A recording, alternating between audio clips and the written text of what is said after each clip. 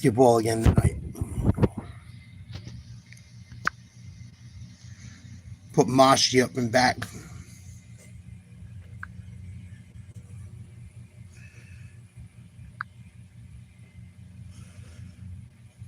There we go. That should work for tonight. Done. Let's get this game started. Please rise and remove your caps. Here to perform the Star-Spangled Banner. Please welcome. Game's ready to get started. I can't play the anthem. They'll copyright strike me.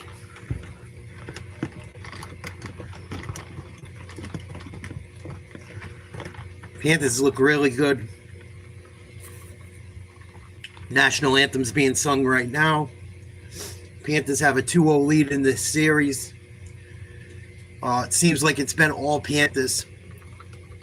I only caught a little bit of the game 2.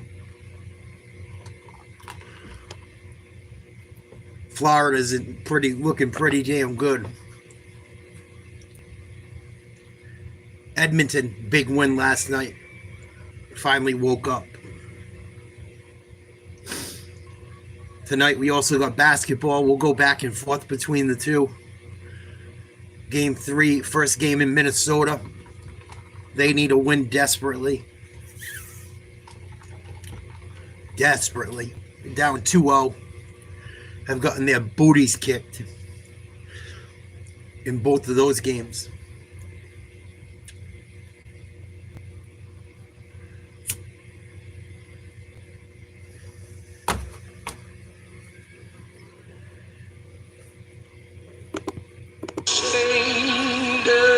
That star-spangled banner, yeah,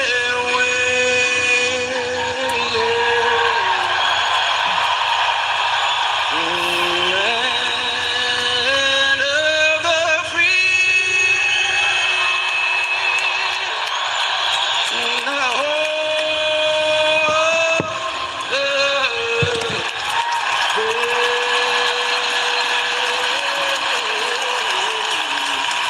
This one's going to be feisty, I guess. There's been some fights in this series. Sunrise, Florida. Goaltending change by Carolina head coach Rod Brindamore. Fyodor Kochetkov came on in relief in game 2. He will make his... Oh, Carolina making a goalie change tonight. That's interesting. They benched the other guy. That could be huge. Goalies are big. We've talked about it a lot here on this channel. Talked about it a lot. Wow. I mean, he gave up, 6 the other night? They got their asses beat pretty bad. I think his name's Cocherton, who's going to stop. To get out of this first 10 minutes, if not the first period, clean with Kochetkov in this, and help Kochetkov play 5-on-5. Don't take any unnecessary Carolina in white, Panthers in red. Game 3 underway. Puck sent in by Seth Jarvis. Nicola. Back for the Panthers. Florida has outscored Carolina 10-2 over the first 2 games. Yeah. Aho sends the puck down. Probably not a bad time for his goalie team. And now it's Sam Bennett. An outstanding game 2. Here's Seth Jones towards the net. Early opportunity for Florida. Now Bennett out in front. Stop by Kochetkov. Florida right away. Darryl Hall moves the puck to center. Here's Jones for the Panthers. Testing out that new goalie right away. For Hagee. Far side for Brad Marchand. Picked off by Taylor Hall. Now Logan Stankoven for Carolina. In with a shot. Gets beat. Oh. Steve pulled out of trouble by Edblad. Stepped in the zone by the Hurricanes. You're Carolina, and you see that adventure right off the bat, off the first shot. You're not turning down any opportunities to fire down Bobrovsky. Forsling Bobrovsky almost let one go between his legs. Orlov paired with Alexander Nikishin playing in his second playoff game. Placing the injured Sean Walker. Florida Panthers offside. And Nikishin, welcome to the conference finals. He's a solid testing him body. right away. He wants to be physical, and you see that right there. Well, early on, Kochetkov tested right off the hop, and then this was a second opportunity for Sam Bennett. This is what I'm talking about, the athleticism. Perhaps that doesn't get to They got to do something. The goals he has the ability to gave make up saves. 10 goals in 2 does games. when it looks like perhaps he's out of position. And Edzo, you would know, as a guy on the bench, when you see a guy make a big-time save, what it can do for the morale on the bench. Get you all lathered up, and you see the way that he's battling. It adds a pep in your step. There's no doubt about it. Vesperi Kotkaniemi on the ice, back in the lineup for Carolina. Was a scratch in game 2. Replaces Jack Roslovic tonight. Turnover almost. Stu Bohlquist in on the Florida side. coughed it up in their own Sam end. Reinhart. Lots of different line combinations for Rod Brindamore. He started that back in game 2 in Carolina, and he continues right where he left off here in game 3. Testikov on the ice here with Kotkaniemi and Blake. Shot by Nice shot, Kotkaniemi. save. Stop by Bobrovsky. Bobrovsky's tough. Pulls the puck ahead. 2 shots for Carolina in this game. Both rebounds. One in front of Bob, the other one in behind. And that was not the case. Game 1, only 1 rebound attempt for Carolina. Looking for more here tonight. Shot by Nikola. Turned aside by Kochetkov. Clear had it knocked away by Kotkaniemi. Brent Burns clears the puck out. Knocked down by Nikola. Florida regains. 2.5 minutes in, first period. Seth Jones with the puck for Florida. Panthers 3-2 on home ice during the playoffs. Hurricanes 3-2 on the road. Kochetkov will cover with Marchand on the doorstep. Edzo made mention about the 2 rebounds that Bobrovsky gave up so far. This one just kind of swiveled off of him. Bit of a shaky beginning to the game for Bobrovsky, and then Edzo here with the second shot. Yeah, I mean, look at that sitting on that bench. Coach is saying, okay, it's not sticking to him like Velcro as we saw. I mean, pretty much from, game 2-ish of the Toronto series all the way through and into that game 7 win. But Carolina, you like the mindset so far, even though those shots are from far out. Continue with that mindset. And the other guys without the puck got to get to that area. Flipped in by Stankoven, chased by Stahl. Bobrovsky with his 3rd shutout of the postseason in game 2. He has allowed only 6 goals over the last 6 games. Stick ahead for Rostarinen. Rostarinen with Lundell and Marchand. Marchand. Puck played by Nikishin. And now it's Markner. Back into Florida end. Played 3.5 minutes, opening period. Marchand gives it away. Shot by Markner, stick to side. Borowski, another rebound. Cleared by Forsling, and the Panthers have iced the puck.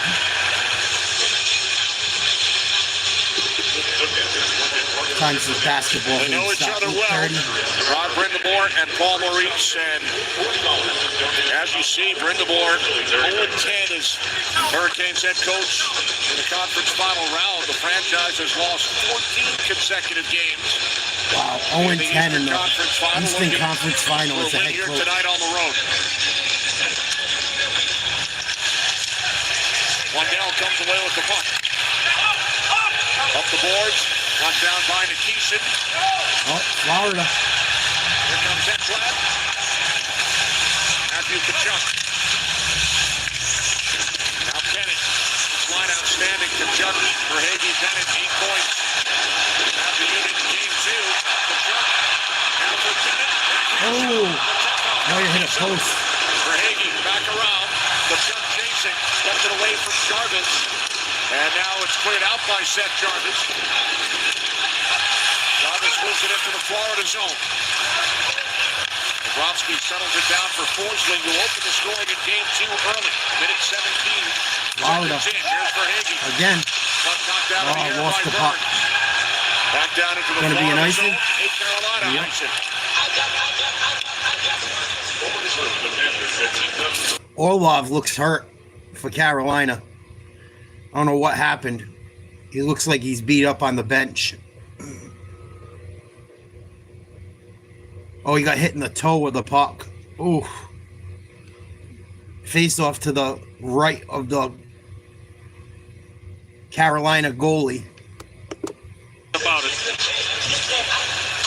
And a tie for the league lead. 9 goals. Won by the Panthers. Here's Nikola. Carries in deep. Nikola. Stopped by Kochetkov. Rodriguez. Oh, nice save. Looking for the puck. Now Barkov with it. Puck sent out by Taylor Out Hall. of the zone. And now it's Boquist replacing Reinhardt on this top unit for Florida. Panthers dumping chase. Barkov calling for the puck. Dumping and chasing. Knocked down by Burns. And now it's Svechnikov. Panthers are winning every puck in the neutral zone. Now Seth Jones backs it up. Every single puck. Carolina without 2 of their regular defensemen tonight in Sean Walker and Dylan Chatfield. Chatfield missing his 4th consecutive game. McKeesson in the lineup, as well as Scott Morrow, who has the puck here, number 56, playing in his 3rd game of the series.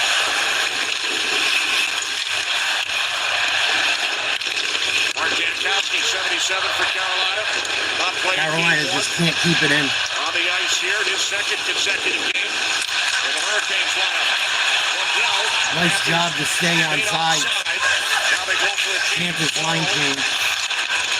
hard around for Jankowski. And now it's Morrow once again. Knocked back the other way by Greer. 2 Hurricanes collide right before the Oh, boost. what a cluster F. Puck off the stick of Martin. Knocked back the other way by Forsland. A hit by Nosek on Martin. The Panthers just seem quicker to every puck. Well, here comes Carolina. Martin plays the puck for Carolina. Back out to the point. Nikishin, and D then to D. Orlov. Back to the other Now it's defenseman. Nikishin once again. Orlov with a drop. Ooh. Blocked by Greer. 98 mile an hour. One timer. Block. 6.5 gone. Opening period. Oh, he hit a post. Borowski with a save. Bobrovsky. Better start for Carolina. Carolina's starting to wake up. In Sunrise. TV timeout. No score. TV timeout. No score. Carolina started to look a little bit better the last minute or two. Basketball game should be getting going soon. NBA Countdown on ABC is presented by Chime, the #1 most loved bank. Minnesota better wake up tonight.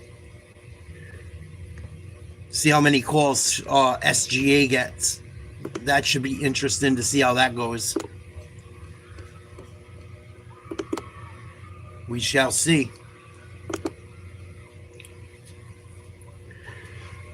Both games tonight, teams need wins, just like last night. When do the Knicks play again? Tomorrow?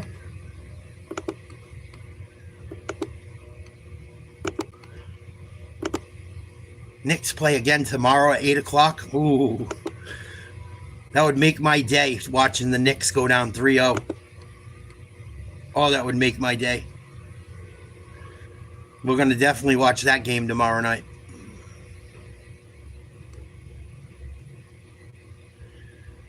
Oh, we definitely watching that one tomorrow night.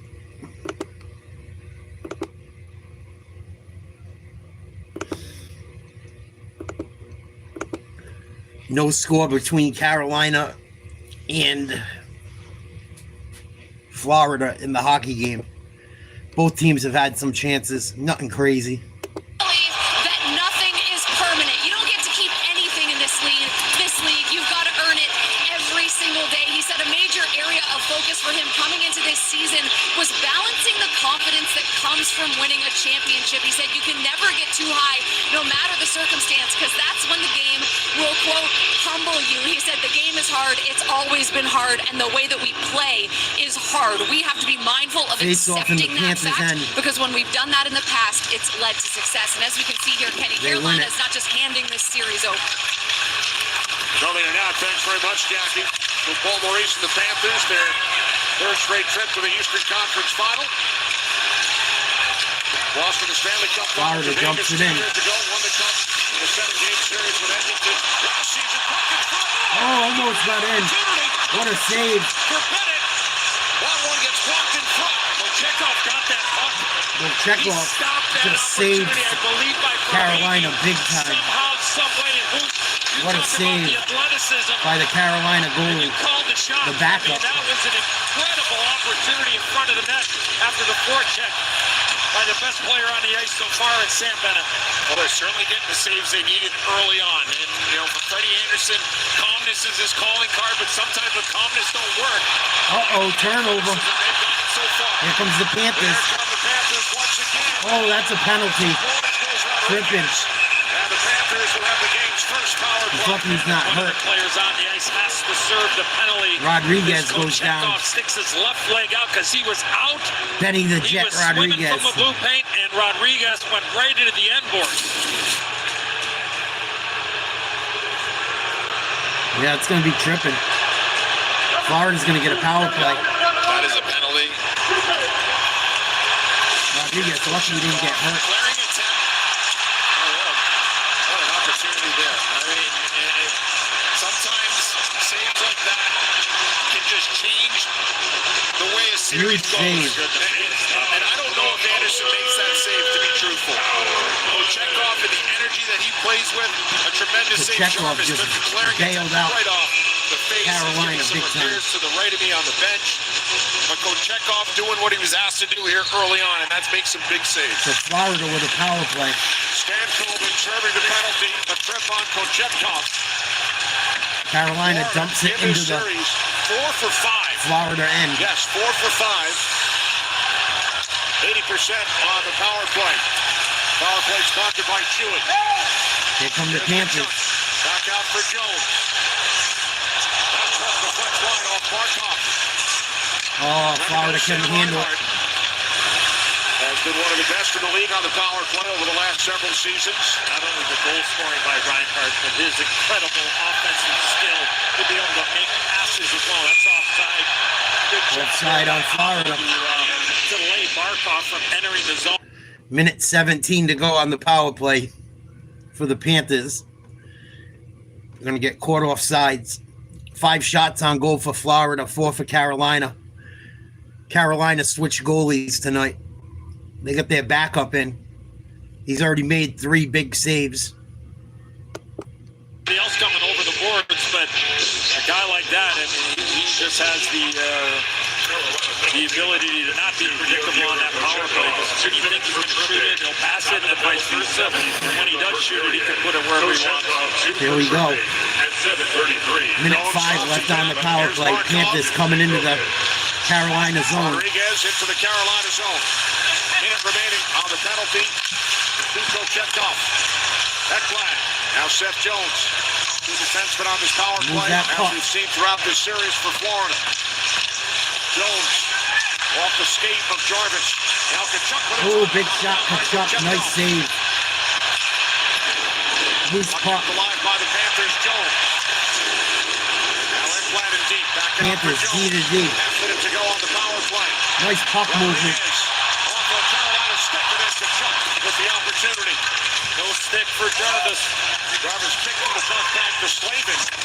And Wow, Carolina's goalie saving them. I think they made the right move, making the one shot on goalie the power slip. play for Florida.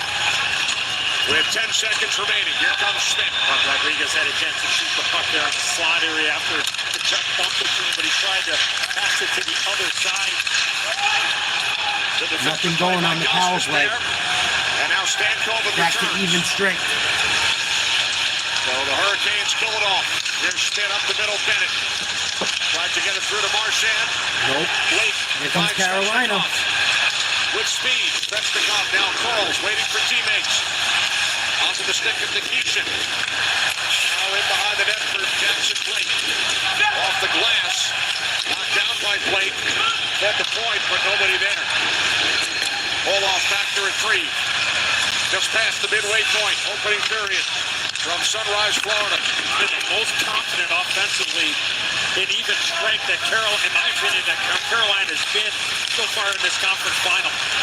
Here's Lostarinen with Boquist. Lostarinen unable to get it through. Boquist keeps it alive for Lundell. Now Lostarinen.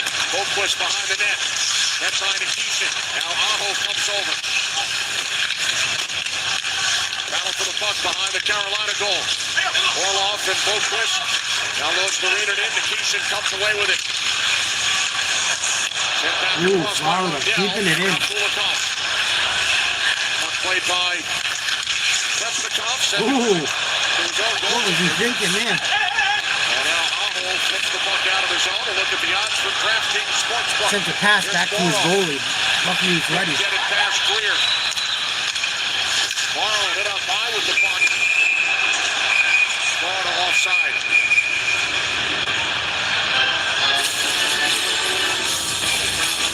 Panthers cannot convert on their power play. We remain scoreless. 11 minutes in. Yeah, Carolina's goalie change looks like it was a smart move. The replacement that's in tonight has looked much better than the guy they had in net. I mean, what else do you do? You're down 2-0. Your goalie's given up 10 goals in 2 games. You got to kind of make a move. Minnesota Timberwolves better make a move tonight as well. They need to win desperately.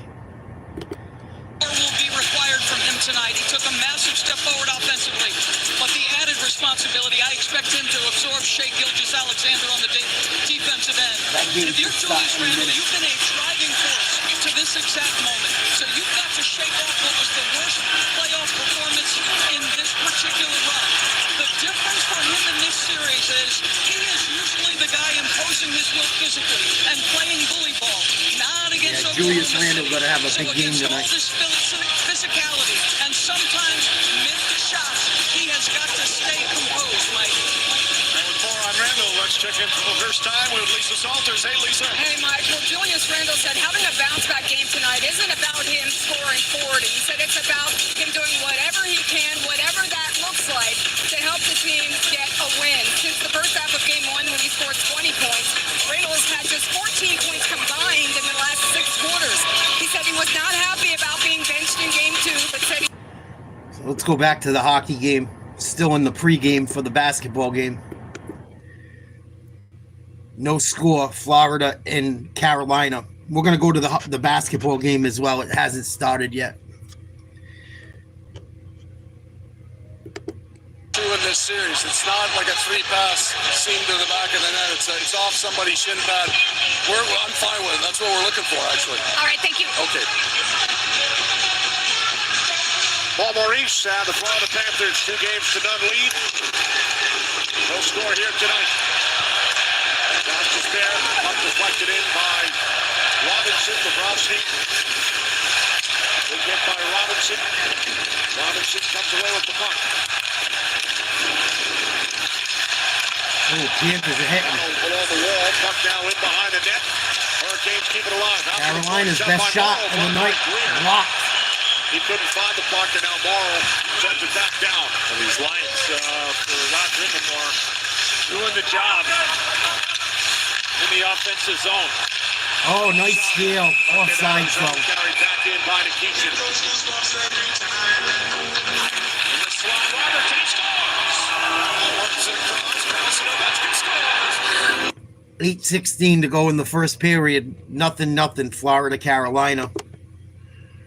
Basketball game's getting ready to get started any minute. Hope everyone's having a good weekend. And he looked like he was ready to engage with anybody. And then as he's skating to the bench, something was said to him, and he had a thing to say back to the Florida bench. So I kind of like his abrasiveness. Oh yeah, big time. It was Orloff that kind of initiated a boost, and then Carolina came out of the zone and can't keep the puck in. he was getting an earful there from the Panther bench. Panthers move into the zone. Oh, there it is. 1-0. Florida. Sloppy play. Plus Carolina another goal.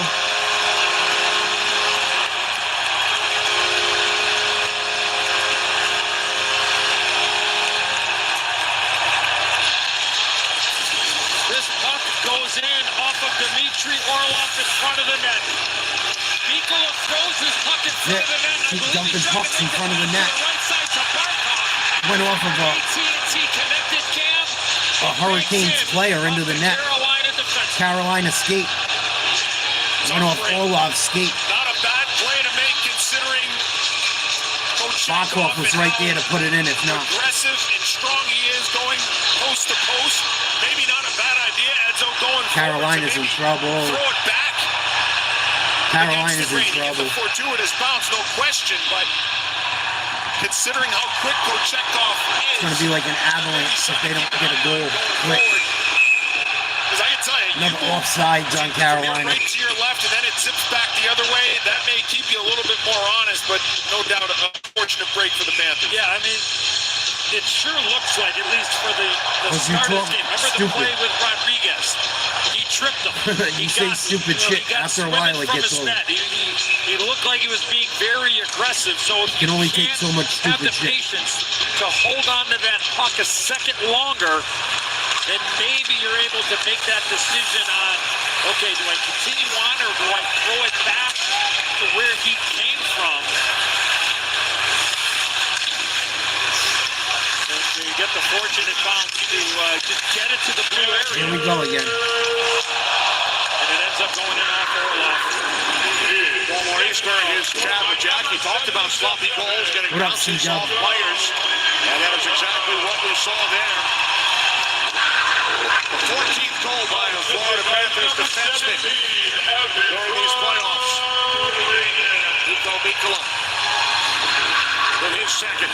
Oh, here comes Florida again. Kachuk works the puck back onto the stick of Jones. 7 minutes remaining, first period. Florida Panthers. How's the family, CW? The game of this series have scored first. Shot by Lodell gets blocked by Morrow. Morrow comes away with the puck. Now Jones settles it down. Jones pressured by Svechnikov on the forecheck. Around for Miko. Excellent. Oh, he takes a hard hit. Glad to hear it. Coach to the Emmy. Healthy scratch in game 2 and Carolina better healthy hitter in respond. game 3. There it is. Come offside. Yes, it was. Another offside score. And Kokiniemi grabs Mikola down below the goal line here, but there you see him sliding all the way over across their bush.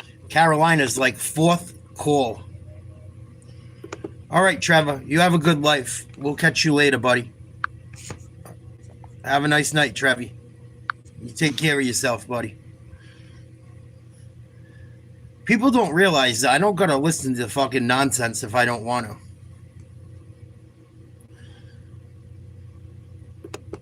Back against the grain. That might keep him Nuts. a little. People get mad because they argue the same shit with me night after night, and I get sick of it, and I block them. Talking about fucking LeBron James and Jordan for the last fucking 10 nights in a row. It's exhausting. And stupid trades that just don't make fucking sense. Anyway.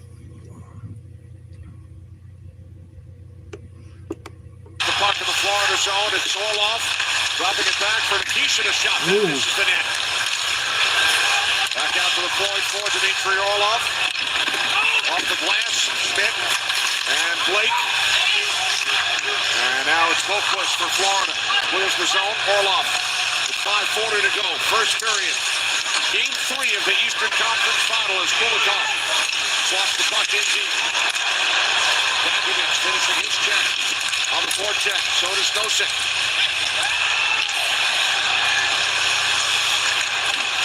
Morrow goes up the middle, knocked down by Dagovich. Florida's hitting them on every play.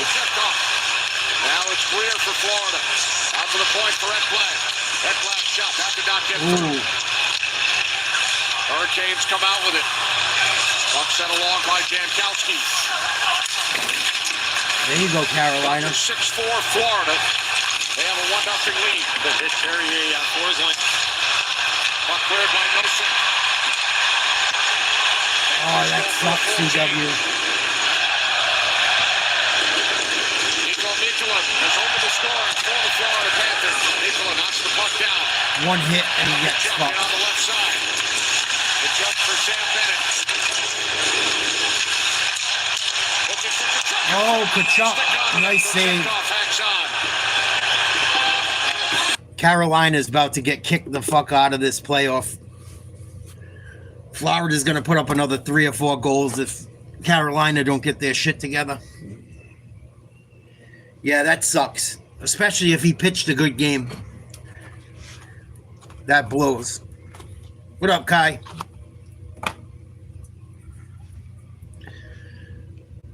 We're going to check out the Oklahoma T-Wolves game as well. T-Wolves better wake up. If SGA starts his flopping shit, I'm not even going to watch it. I can't watch that shit. It drives me crazy. If he starts his flopping shit, getting foul after foul after foul, I'm not even entertaining watching it. But we'll check it out at first. If it's a Knicks Oklahoma City final, it's going to be the worst finals ever. Going to have a bunch of guys fucking jumping around, hitting the floor, pretending they got fouled. But we'll try to watch some of it. Here's the tip-off. They're up 10 to end the first. Minnesota 4-1 in the playoffs. They score about 9 points per game more at home. Meanwhile, Oklahoma City averages 16 points per game less. Come on, Minnesota. On the road in the playoffs. Obviously, a lot of circumstances. Too easy right away. Hartenstein. Alley-oop. With a perfect connection home run to Hartenstein. This has been one of the loudest crowds in the NBA throughout these playoffs. As Anthony Edwards misses his Edwards misses a 3. Hartenstein saves it. OKC did lose 2. Here comes Gilgeous Alexander flipping and flopping already. Hartenstein, that floater. Back-to-back buckets from the big men. 2 plays, 2 assists. You see Shea, you see the roll from Wonder why NBA viewing is down with all the flopping. Puts it inside Gobert, stripped by Holmgren. Turnovers is a story every time you watch OKC. Nice pass. Jalen Williams open 3, can't get it. And Edwards the rebound. Edwards been one of the leading rebounders Nice in the coffee. playoffs. Randall goes right at Jalen Williams. Well defended. Little bit of a bump. Nice shot by Randall. That was a good sign for Minnesota. He loves the spin move, particularly the closer he gets to the rim. He wants to get back to that strong left hand, but that spin is his move. Good defense there from McDaniels. Jalen Williams looking. Picks it out in the corner. Lou Dort. Nope, stepped out of bounds. Out of bounds. So Julius Randle has had a number of different defenders come at him. What up, Jalen Jet Williams Ski? is one of the primary. And you can see, on contact, Jalen Williams doesn't lose any ground or space. So it's the fadeaway that gets Julius the needed separation. And the thing is, if Julius can play both sides tonight, he can't get lost defensively. He's got to come with a great level of intensity. Randall against Stewart down the other end. Backing in. 2 strong pulls right there. Randall, tough shot. He has been not good. Come on, Minnesota. In these playoffs prior to that. Let's fucking go. Gilgeous Alexander to Dort. Dort fires away. That 3-pointer in and out. In and out. Randall with the rebound. Played it all in the 4th quarter. He wasn't happy about it. Talked with Chris Finch. And he's clearly ready to go. Falling away, tries another. This one well short. And well defended by Williams. He had Out an of bounds. outstanding game 1 first quarter. I like this versus the small, the post. Yeah, like a but toothache. this is also fool's gold. You don't want to start playing one-on-one. Miss you like a toothache. Too early against this OKC defense. Gobert with a steal. Edwards goes. Nice play, Edwards. Should have been a foul call. There's a foul as well. And the T-Wolves out there first. Ridiculous.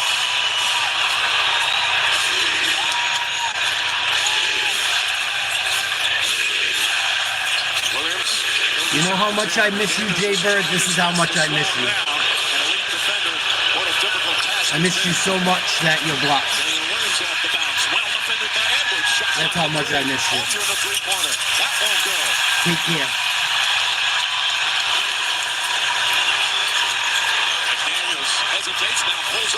Nice. Minnesota starting to wake up. Says he's going to steal some move after guarding SGA this closely. Here we go with the SGA flip-flop. One-on-one with McDaniels. Oh, he gets it to Holmgren. Knocks down the three.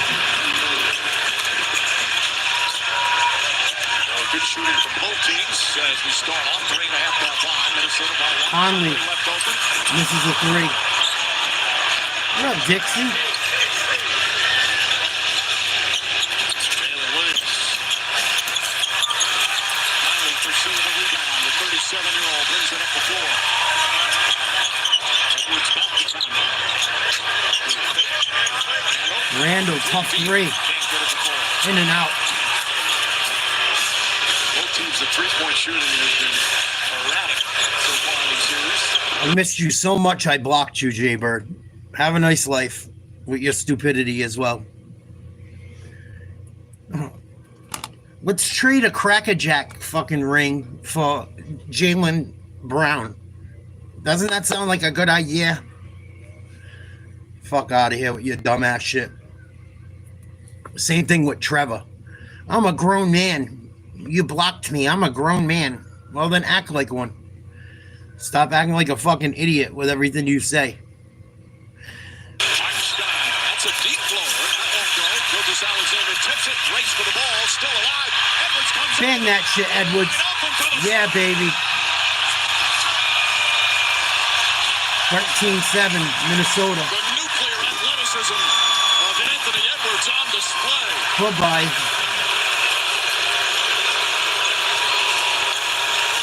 SGA, nice move. Yay, wow, he didn't fall on the ground, flailing. He has not been able to handle Shea once he's that lone man trying to contend with him. Oh, but the intensity from Minnesota is so different. Gobert misses a layup, as usual. Fucking bum. 13-9, Minnesota. Conley's guarding him. Under Hartenstein. Gilgeous Alexander on the drive goes right at Randall. Oh, they didn't call a foul again. He hit the floor. Holy smokes. NBA must have talked to the refs and said, give it a break. Almost on cue there, but Randall somehow pulled it. Oh, good job by Gobert.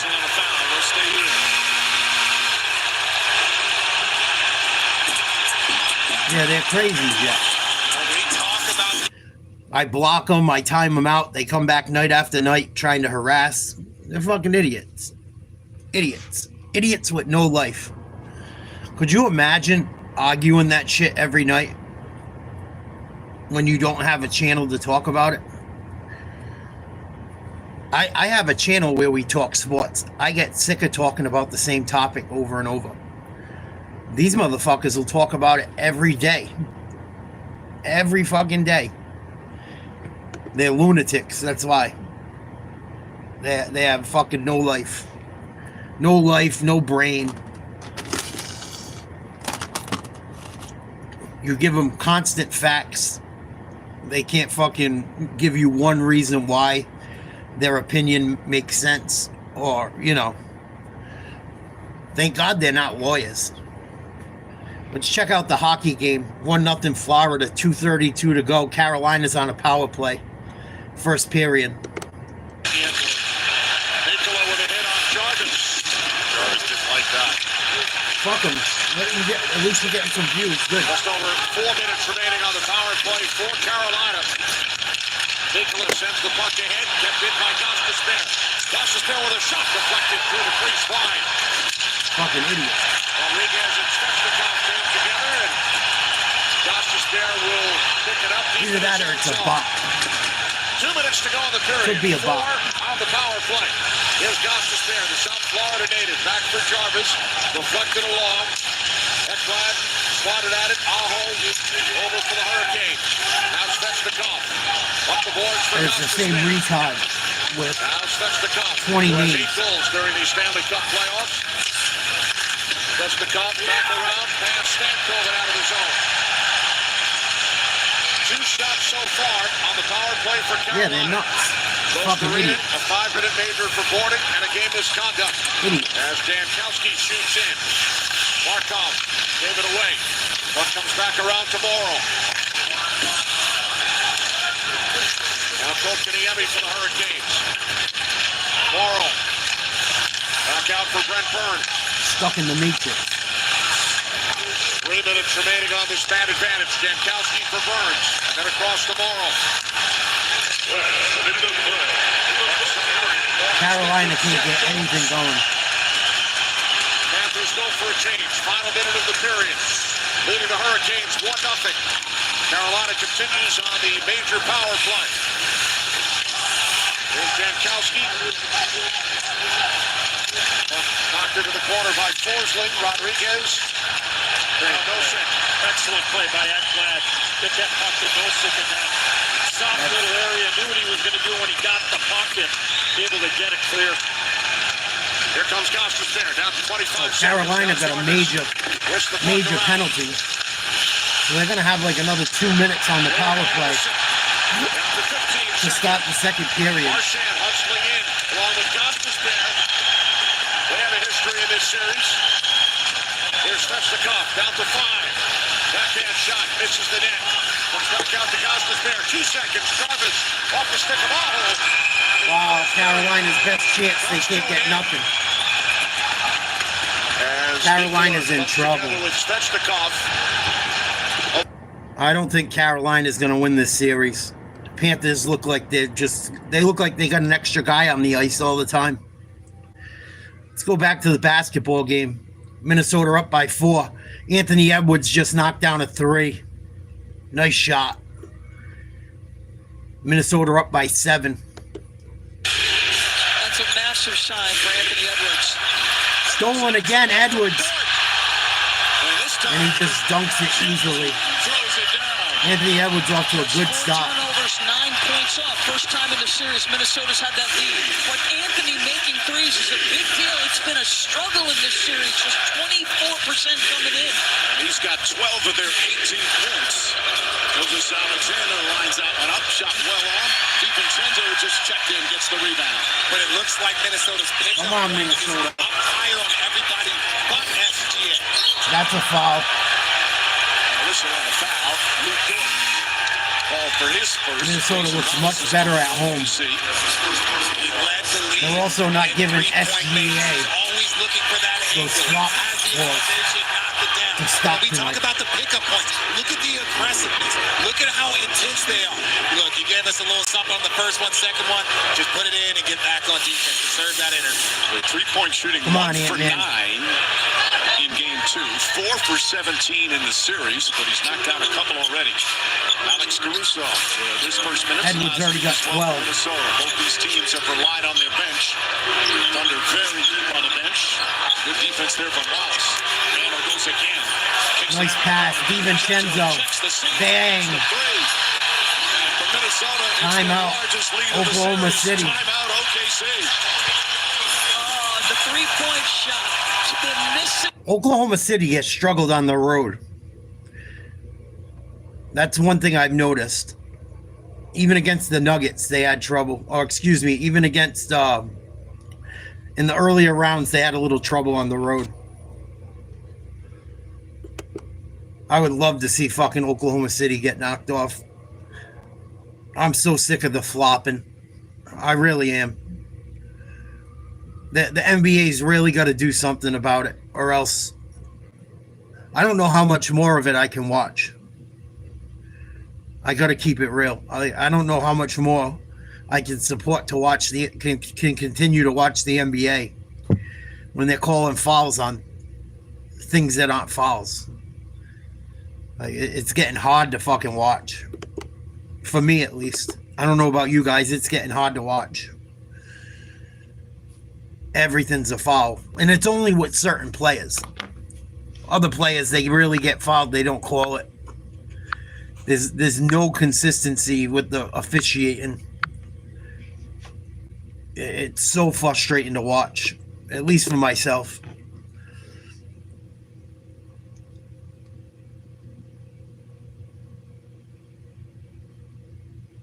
If it continues, I won't be watching like I used to. Between that and then the NBA fans are fucking scumbags. A lot of them. A lot of them. Fucking scumbags. I was looking more into that kid that guy that had garbage thrown on him in New York that had the Pacers jersey in. That dude's a New York City firefighter on top of it. Fucking nuts. The dude's a firefighter. And firefighters, I tip my cap to, if you're in a big city, being a firefighter, I have utmost respect for you. If you're in like a little city, I don't fucking feel the same way. But if you're a New York City firefighter, dude, and you go up into fucking high rises and shit, you're out of your fucking mind, dude. Those people get my respect. It's not like you're in some little town with only fucking little houses and shit. And even then, it's got to be crazy. But to be a firefighter in a big city with legit monstrous buildings, like, they didn't have no fucking respect for the dude. Granted, they didn't know he was a firefighter, but that don't make it right. It just goes to show you don't know who the fuck you're talking to. Or you do something nasty to someone, you don't know fucking anything about them other than they got a jersey on of the team your team's playing, so you want to hate on them. Wild shit. I'm glad that dude got free tickets to Game 4. I hope the fucking Knicks get swept. I really do. The way them motherfuckers acted, being up 3-1 on Boston all beat up, it would make my weekend to see the Knicks get fucking knocked off again tomorrow. Sunday, and the race starts at 9 Eastern on 6 Pacific. See the turnovers for the Thunder. So far in the playoffs, they have 91 less turnovers than their opponents. That's a lot of extra possessions. Not the case in the first 7 minutes here in Game 3. Mason Wallace fakes, drives, throws it up, marched by. Oh, he missed the dunk. And Edwards looks to push. Minnesota would like to quicken pace. Caruso trying to swipe it out of his hands. Naz Reid looking to get on track. Caruso all over him and reaching in and picks up his first. Foul called on OKC. I'm not sure if that was a foul now, it's Caruso, but Wallace with the dime and just not able to finish that. And these are just the plays right here that if you're Minnesota, I don't know if his hand got it, but if you're Minnesota, you got to build off this. OKC does not make a lot of mistakes, but when they do, you have to make them pay. DiVincenzo to Edwards. Randall, pull it. Oh, he made him fall. Missed the three. Gilgeous Alexander the rebound. He's become the villain for tonight. SGA missed again. Edwards with yet another rebound. He's got already 4 of those to go with the 12 points. Mason Wallace trying to defend Randall in the post. He wants the ball. Go after him. Go by him, Anthony. Naz Reid tries a 3. Oh, Naz Reid, big 3. Finally gets one to go. He's been struggling mightily. Minnesota's been struggling from outside. If they get back to the way they usually shoot the ball, I think the Thunder could be in some trouble. Minnesota on 11-0 run in the last 2:38. Caruso has some space. No good. That's going to be a foul on Oklahoma, I hope. Foul against Minnesota. Wow. So Anthony Edwards took a lot of this possession with his dribbling, but again, you were seeing the zone defense. Eventually, this is going to get to Naz. Mike, you mentioned it. It had been abysmal over the last several games for Naz. The 2 prior series, he was near 49% from 3. That is the variance of three-point shooting. And he's an excellent three-point shooter. Just bad timing to go cold like that. Caruso drives, can't finish. Gobert the rebound. Go Minnesota, go. Minnesota's defense much more aggressive here to start in the first quarter of Game 3. Space the floor. They've been a good defensive team all season. And goes out of bounds. Minnesota inbound 13 on the shot clock. But it's Minnesota not up by about how 14. you come out. Is you have to 15. sustain this intensity for 48 minutes. Both games that got 24 to 9, 3:08 to go. in the third quarter. First quarter. Isaiah Joe. Edwards. Edwards at three Short on the three. Grabs it. Notice Alexander going against his cousin. Good D on SGA. Caruso. Stolen. Oh. Deflected out of bounds, but last touch by the T-Wolves. He had an excellent finish. Alexander Walker did in Game 2. But Minnesota cut a 22.4-quarter lead to 10. Gobert helping out defensively. Oh, another steal. Gobert. Driving down the lane and And it's a foul on SGA. watching Rudy Gobert Wow. on the open floor with the hand. Rudy Gobert just took Gilgeous-Alexander's milk money. Great D by the big man. Impressive. He should have slammed it. Big goof. See the deflection, you see the steal, and look, when Rudy gets out there, maybe Shea did him a little bit of a favor there, fouling him. So first free throws of the game with 2:41 left here in this opening period. That was the first foul. Knocks down the first. Alexander. Tonight's playoff schedule brought to you by Progressive. TNT tomorrow night. Knicks and Pacers now in Indianapolis. Pacers 2 road wins, 8 p.m. Eastern time start. And then ESPN Monday will be back here in Minneapolis for Game 4. And start time shortly after 8:30 Eastern. Oh, nice. Edwards with the rebound. 16-point lead, Minnesota.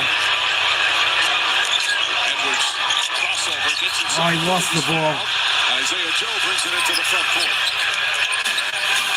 Finds Caruso, who finds Wallace. Wallace off the bounce. Up top, Caruso, open for 3. That's Yeah, too wide open. a quick timeout call by Chris Finch. 25-12 Minnesota, 2:16 to go in the first. Timeout. Timberwolves. Panthers lead the Hurricanes 1-0. We're going to go back to the hockey game when it gets going.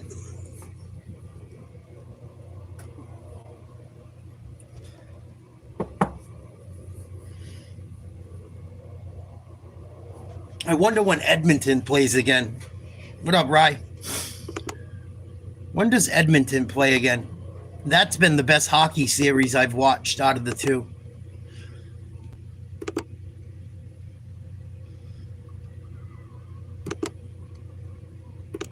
Do they play tomorrow? 3 o'clock tomorrow. Maybe we'll watch that one. Edmonton and Dallas tied 1-1 in the series. Game 3 tomorrow. No UFC tonight. No, I don't think so, Ryan. I don't think so. I don't know why you would trade any of that shit. Plus the money and shit. How's Dallas going to afford anyone else? How's Dallas afford anyone? They already got Kyrie and fucking... They already got Kyrie and they got AD. And all the trades everyone keeps talking about, none of them make sense.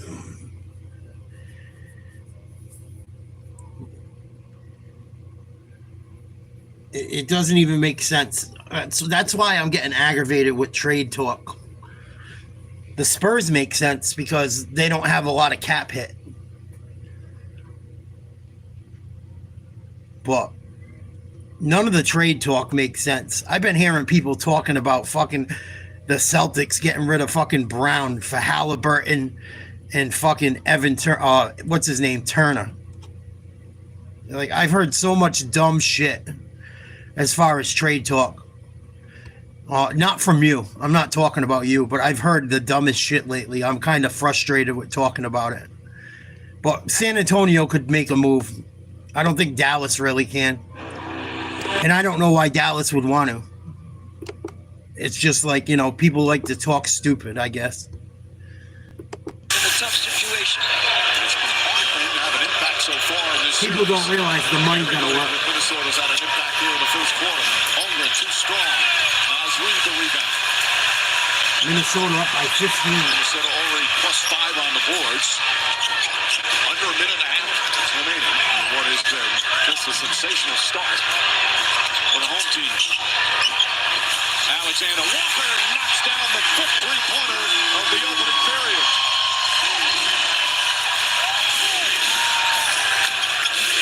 Holmgren goes past Gobert on the flush. Beautiful move from Chet Holmgren. Richard, that's your 7-footer. Yeah, I don't know if Rudy wants that pickup point to be that high on Chet. Turnover that time. Only the second so far from Minnesota. Alexander Walker thought they should have been a foul call. Yeah, we talked about the pickup point. Now, for Rudy, he could move his puppies, but I don't think he wants to be out there going left and right there with Chet Holmgren. SGA just 2 points, 2 assists here in the first. Seen a lot of games trying to get his team involved early. Isaiah Joe posted up. Miles Reed with a rebound.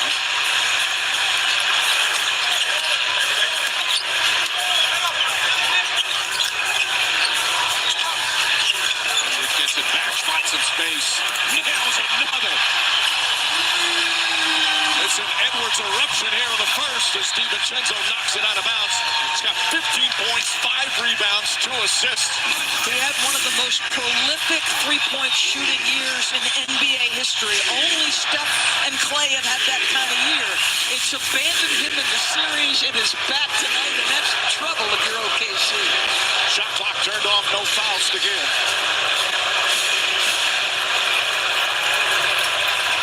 Is that an 8-second violation?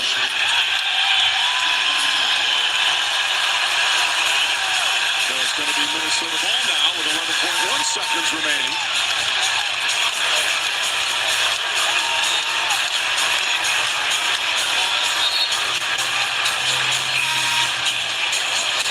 Just lackadaisical bringing the ball up the floor. It's the try and stay calm. Try and stay relaxed. Try and slow yourself, but don't go too slow. Don't start to lose that focus of trying to take those deep breaths. Let me slow down. You still have to keep that intensity. Edwards has it. And no fouls to give for OKC. Edwards a crossover. Splits the defense, falls down, whistle on a foul, and he'll shoot free throws. This is what you wanted from your star player out of the gate when you're down 0-2. Eddie's the rest of it. Well, it's just, you look at this, we all knew this first quarter was going to be big. And these are the fouls that Anthony Edwards would look. He had a prolific three-point shooting, yes. But sometimes in this postseason with a three-point shot, Minnesota running away with this in the first quarter. I love it. Daniels will come in for the final defensive play. Nas Reed will Jalen Williams reports back in for OKC. Come on, Minnesota. Offense, 56%. Oklahoma City ain't that much better than you. He's got 15 points, but it's their defense that has been the catalyst for us. You know, they call the other team handsy. Edwards knocks down the second. 3 seconds, 2. First quarter, Williams coast to coast, misses the Williams misses a layup to end the quarter. What a scrub. Fewest points in a quarter this entire playoff stretch for OKC. And they're down by 20. Anthony Edwards explodes out of the gate. Minnesota up big.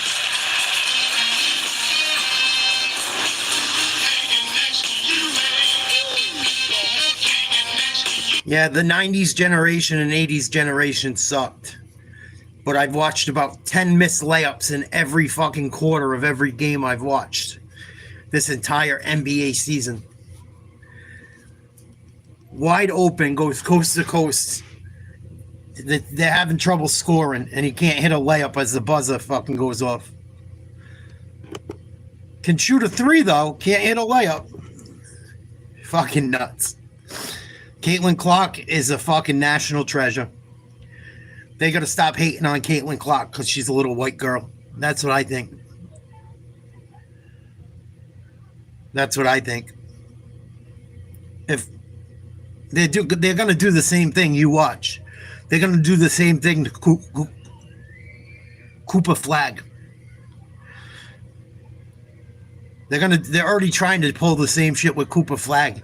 Stephen A. Smith was saying how Cooper Flag is going to benefit from white privilege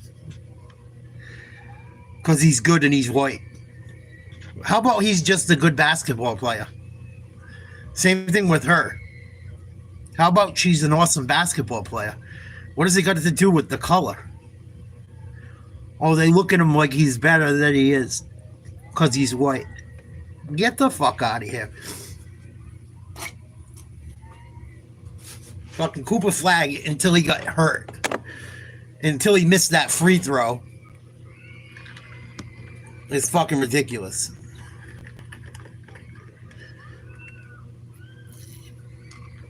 Duke was a minute away from probably winning it all. But Caitlin Clark's a fucking beast. She's an absolute beast.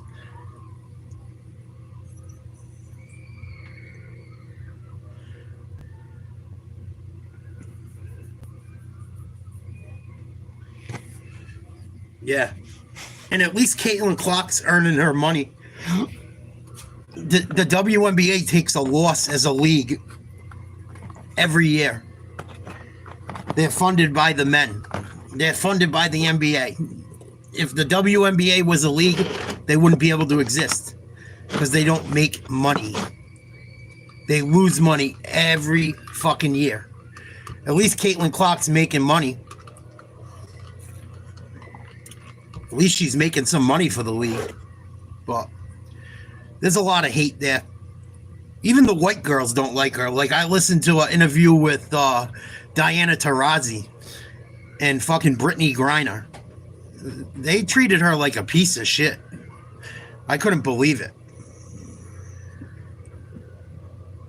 Could not believe it. Like, showed no respect to the girl whatsoever. And I get it. They're veterans and shit.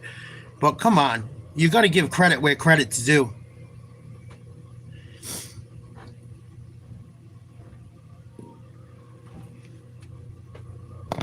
Got to give some credit where credit's due.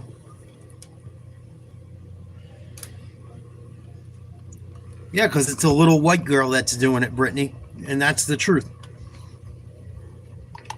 You know, it's some racist shit. People like to call it reverse racism. There's no such thing as reverse racism. It's just racism. They don't like it because she's a little white girl. Plain Jane. She's straight. I'm sure that has something to do with it. She's got a boyfriend that's a nice boy. God forbid she didn't want to be with a guy instead of a girl. If you look at the whole fucking dynamic of it, it's not hard to tell why. If she wasn't white and identified as a dude pretty much, they'd love her.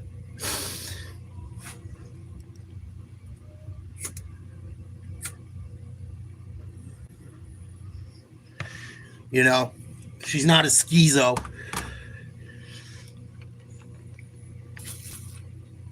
No doubt we should have left Brittany Griner there. Especially because of who we gave up for Brittany Griner. We gave up like a warlord, dude. I don't mean to call you dude. I could, obviously you're a chick, but like, come on. We gave up the Lord of War for Brittany Griner. Fucking, are we out of our minds? But that's Joe Biden for you.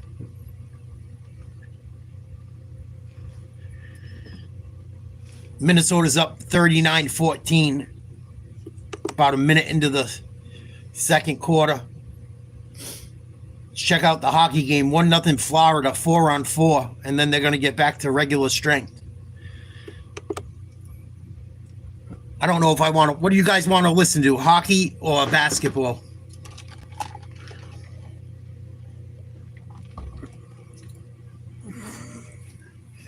I don't watch enough of the women's league to have an opinion, Daryl. I can't judge anyone. I just know I see Caitlin Clark's highlights, or I'll watch like her gameplay where it's just her, like every play she's involved in. She's pretty fucking legit, dude. She shoots pretty decent from the field. I don't know enough about the other girl, to be honest, to make an honest opinion. I don't watch WNBA. I don't support it. I just like Caitlin Clark. You think Caitlin Clark could beat some NBA players one-on-one? You're sadly mistaken. You're very sadly mistaken. There's not a single NBA player she probably could beat. Even like big guys that can't fucking play well away from like out deep would torch her. I'm not trying to shit on women. It's just the fact. She's not beating no men. Same thing with Brittany Griner. They said that shit about Brittany Griner. She ain't beating no dudes. She can't even push back on the block if any guy in the league gets her down there. The men are too strong, too athletic. Caitlin Clark ain't beating anyone. She probably wouldn't even beat a dude in high school that was really good. If it was like a high school player that was like gonna go D1, she probably can't beat them. And it's been proven so many times. I don't want to get into a pissing match about it. It's just it's biology. 10% from the field with 6 turnovers. Jalen Williams and a moving screen. Yeah, if she stays healthy, Darryl. If she can stay healthy, she's very good. Sorry, Mike, this is their 7th turnover. See, his legs are wide and he's leaning with that left knee and left hip. It's an easy call. So can they continue to build on these points off turnovers? They've got 11 thus far in Minnesota. Juju Watkins is very good. Have played well. Wallace, it's right up. She could dominate right now against women. Makes his drive, uses his offhand, can't get to the ball. And Jalen Williams out there connect. Daryl's not smoking crack. Juju Watkins is nasty. Now Randall picks him up. And she's probably a better defender. Wiggins with 8 to shoot. Caruso on the drive. Boy, Shannon is just, he's maniacal out there. Shot won't go, second shot foul. As Jalen Williams, J-Will as they call him, will shoot free throws. Minnesota's up by 21.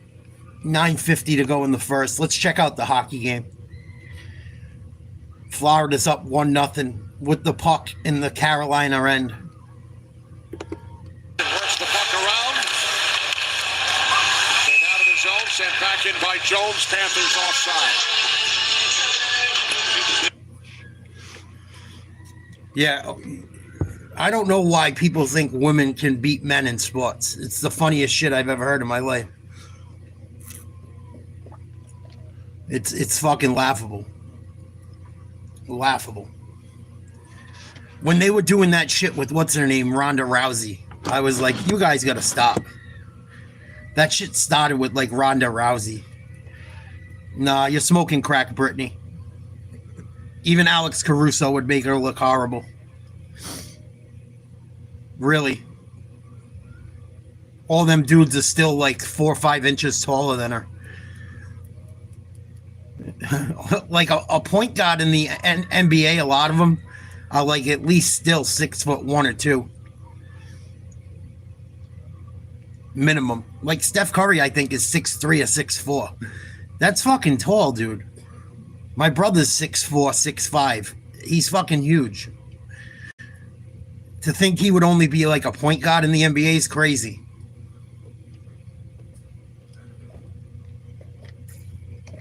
Or he'd be a small shooting guard at 6'5". I look at him like he's Shaq. There's no way a fucking any of those women are hanging with any of them guys. I won't even discuss it any further.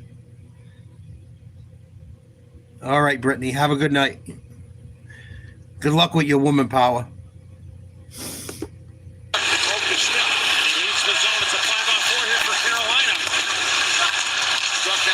To the zone with a new stick. Nikishin in behind the net. Bennett moves the puck up the boards. Nikishin still with it. Now sending it back out for Martin. Long shift in the Florida zone. Long change in the second period. And in 45-second shift here for Ekblad and Forsling. There is Stamkos turned aside by Bobrovsky. Nice save, Bobrovsky. That was the first out of the period for Carolina. Took nearly 7 minutes. Now Bennett controls for Florida. Finally clears the zone. 2-minute shift here for those guys. Picked up by Kachuk with that new stick. What a play, Kachuk.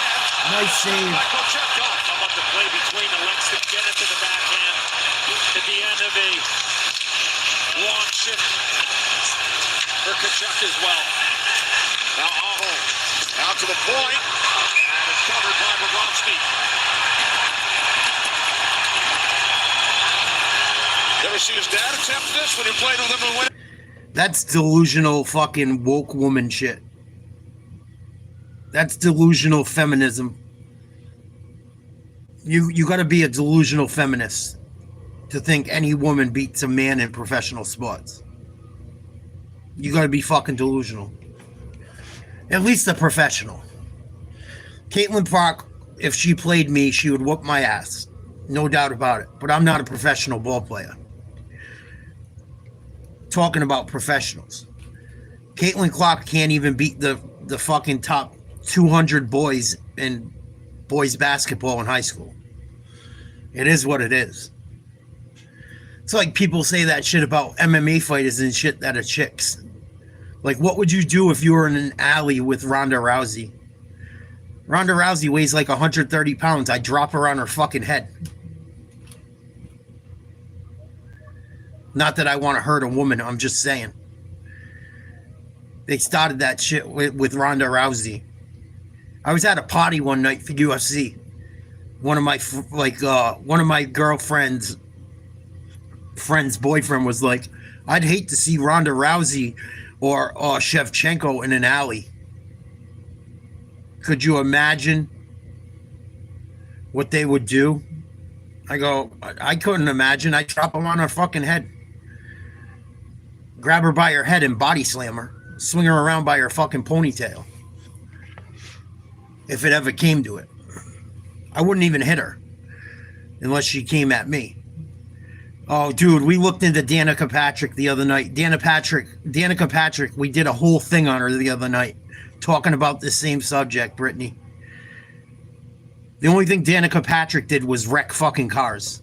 Stop it. I can't even play Danica Patrick videos because I got copyright struck on them all. I had to delete the whole segment. Stop it. Danica Patrick never finished better than like fucking 20th. She was fucking trash. Stop it. Stop it. And racing isn't even a fucking real sport. There's nothing athletic about it. Really.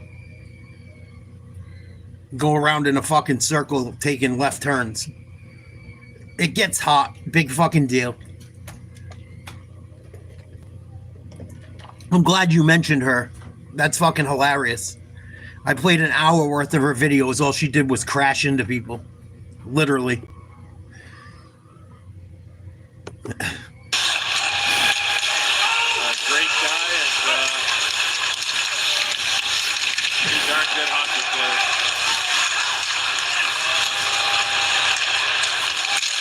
Her name shouldn't be Danica. Her name should be Crash or Boom. She was fucking horrible. Not a bad-looking woman, but terrible racer. Terrible. Terrible. Oh, here comes Florida. Oh, missed the shot. Slap shot from close range. Side of Kochetkov. Now Schmidt over to Kulikov.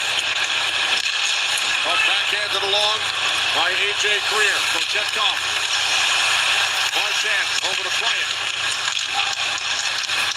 There's Marchand centering pass. Blocked off by a diving Slavin. Danica Patrick did it. Did she? With Schmidt.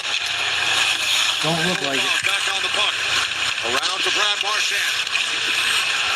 Into the Carolina zone. Morrow is on it for the Hurricanes. Now Coach Kaniemi. For Goffsberg. In Goffsberg played in the Junior Panthers program as a youngster here in South Florida. Saved by Bobrovsky on a long shot from the right point. Oh, you got a liquor license? You got a liquor license, Brittany? I didn't know you had a liquor license. That explains it all. That explains everything.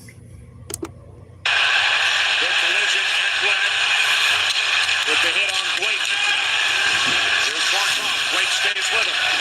Out to the point. Forsling lines and fires. That deflects wide. Okay, Emmy and Ekblad came together. Puck comes out of his zone. Sent back along by Forsling. Emmy stayed with that puck. Made sure it got out of the zone after the physical play you mentioned, Kenny, on Ekblad. Long pass up the left. Yeah, you got a liquor license. You got a girlfriend. You liquor, right? You got a liquor license.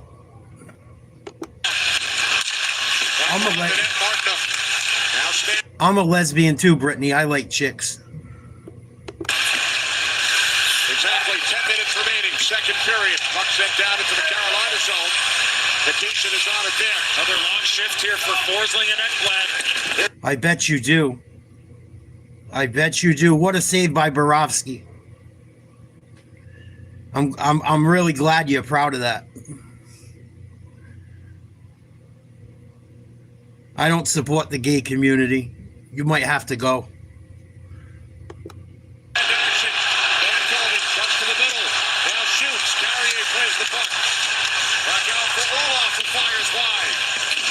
In with the skate by Jankowski. Wolof in behind the net. Carrier pressed to the boards by Jones. Bennett comes in. Fucking weirdo. Puck is pinned behind the Florida goal. Knocked to the boards by Marchand. You still held up by Slavin. Bennett over to help. Dan Bennett. His pass picked off by Slavin. Jankowski into the Florida end. Jankowski cross-ice Robinson. Robinson folded by Jones. Here comes Kachuk. Here comes the Panthers. Nice save. Oh, here we go. Curricular activity. Following a save by Pyotr Kochetkov. Boy, a couple of chances at either end. Carter Verhage grazes.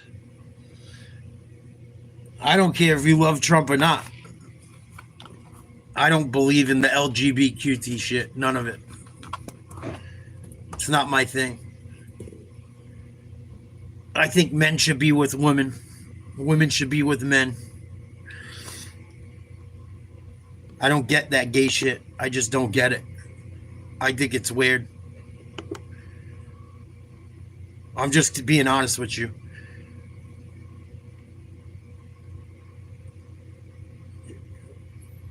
You didn't choose to be that way?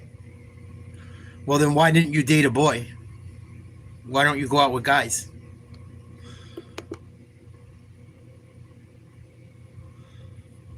Why don't you go out with guys instead of girls? It's a choice, right? Everything's a choice.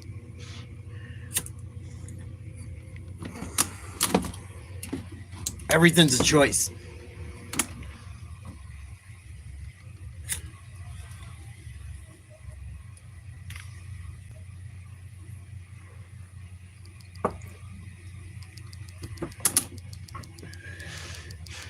That's a choice, though.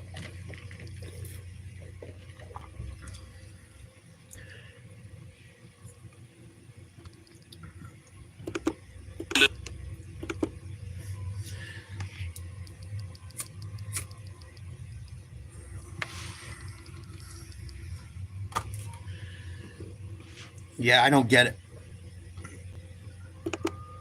I don't get it. I don't support it. I'm a Christian, man. I don't know what to tell you. I was taught since I was a little kid that shit was wrong.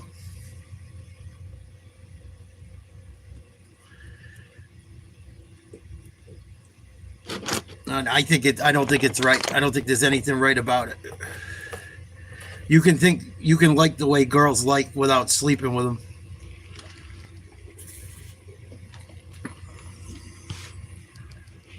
Have you ever read your Bible?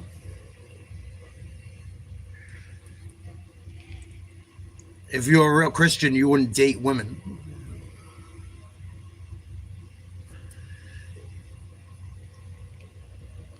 Right?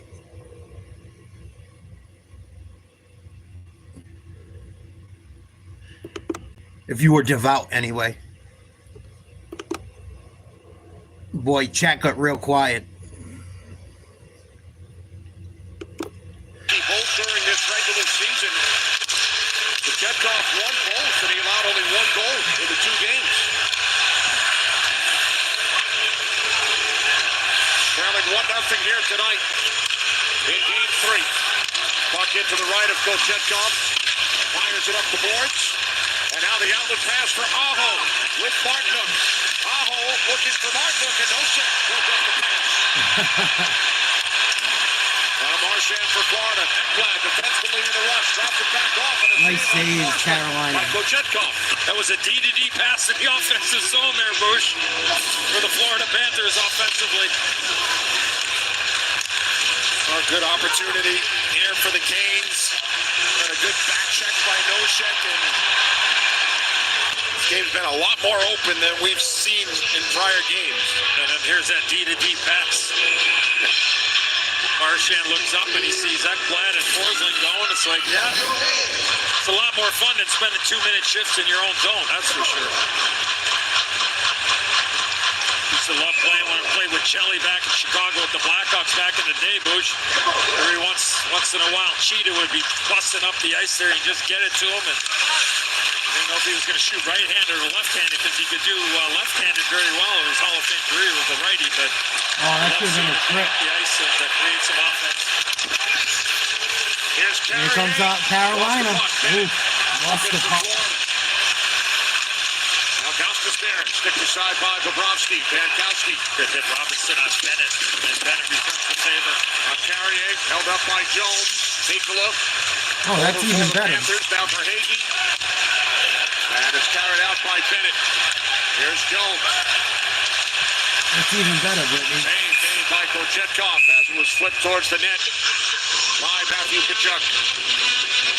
Well, tomorrow afternoon, a quick turnaround for Game 3 in Edmonton. The Dallas Stars and the Edmonton Oilers in Edmonton on ABC at 3 Eastern. And we'll be right back here on Monday night. The Canes and Panthers for Game 4. And Tuesday on ESPN 8 Eastern. Game 4 in Edmonton. Be interesting, Bush, to see the recovery time and how that all plays out very early. Sure, you go every way possible. Most people that live those type of lifestyles, there's nothing they won't do. I find it disgusting. I don't think it's normal. I don't think there's anything good about it. I think it's the type of shit that's ruining the world. And I choose to stay away from that shit. So I wish you the best of luck.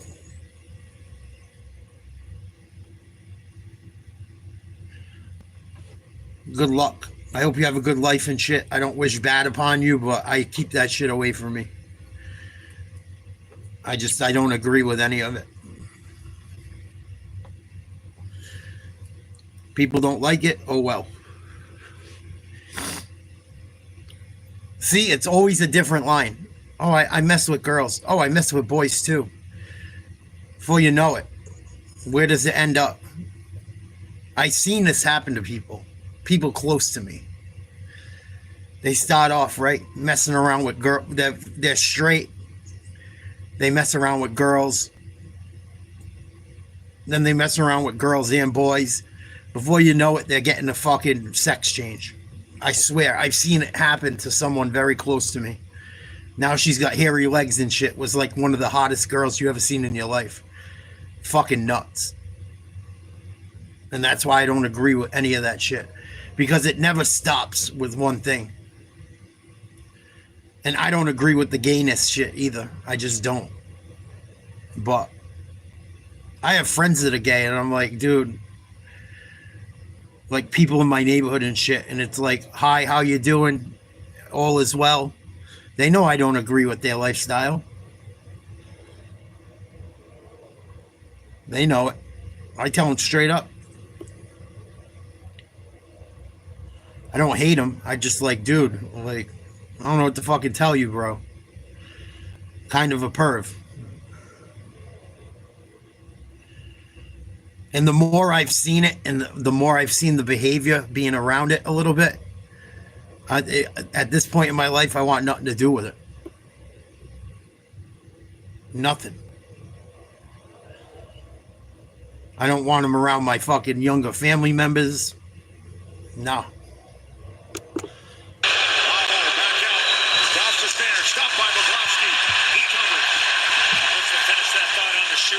Want to keep the goaltender honest, keep him in his net a little bit longer when you shoot the puck around, because he's anticipating the reads there. I'm saying for Bobrovsky here, a little bit of traffic in front, able to stop that and cover up the rebound. Then there on the entry, Jones just that long reach, boy, that comes in awfully handy and plays on rushes like that. Jones has been outstanding throughout these playoffs, leads the Panthers in ice time. Acquired prior to the deadline by Joe Zito from the Chicago Blackhawks. Here's Brent Burns. Now Kotkaniemi. Power play continues for Carolina. Morrow with it. Near side for Stan Colvin. Half minute to go on the penalty. Back out for Burns. A shot. Score! Big goal, Carolina. The Carolina Hurricanes tie it on the power play. Burns with the shot. Stankoven the finish. Wow. Big goal. Before game 2, Rod Brindamore talked about getting inside and getting second chance opportunities. Haven't seen it all that much in this series, but look at two white jerseys right around. Minnesota's beating Oklahoma City 60-32. We're going to stay with the hockey game. Minnesota's up by 28. It's right before the half. Gilgeous-Alexander only has 2 points. The NBA must have said, stop calling all those fucking ticky-tack fouls.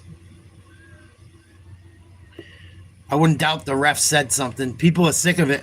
I've seen a lot of people speaking about it on YouTube. How they're so sick of the fucking NBA's flop calls with Brunson and SGA. SGA knows he's not getting the calls tonight. He's passing the ball in every situation. Exactly, Jet. I just don't agree with it because it never ends. Like, first of all, I don't agree with the gay shit, regardless. And it never just ends with gay. Especially nowadays. It always gets pushed further and further down the line. And then they force it down people's, like, I said I don't agree with it, right? If I owned a business and didn't want to deal with people like that girl I talked about last night that does weddings, she won't do gay weddings.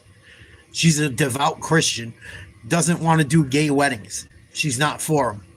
She thinks marriage is between man and woman. And I agree with her. They're trying to shut down her fucking business. They find her $10,000 and want to throw her in jail and are forcing her to try and do gay fucking speaking out for gay people, like being an advocate for it. Why? It's against her religious beliefs. Why should she have to support that shit? She didn't. And look it, do what you want. It's your fucking life. But it doesn't mean I have to support it. And no one should have to support that shit if they're not into it. Why do you gotta ram shit down people's throats that aren't into it?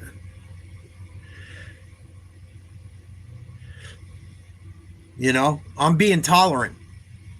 Have a nice life. I'm gonna leave you alone. You leave me alone. That's being tolerant, right? I don't want to hurt you. I just don't want to bother with you. That's tolerance. Being tolerant to something you don't agree with means just going your own way. Doesn't mean you got to accept it.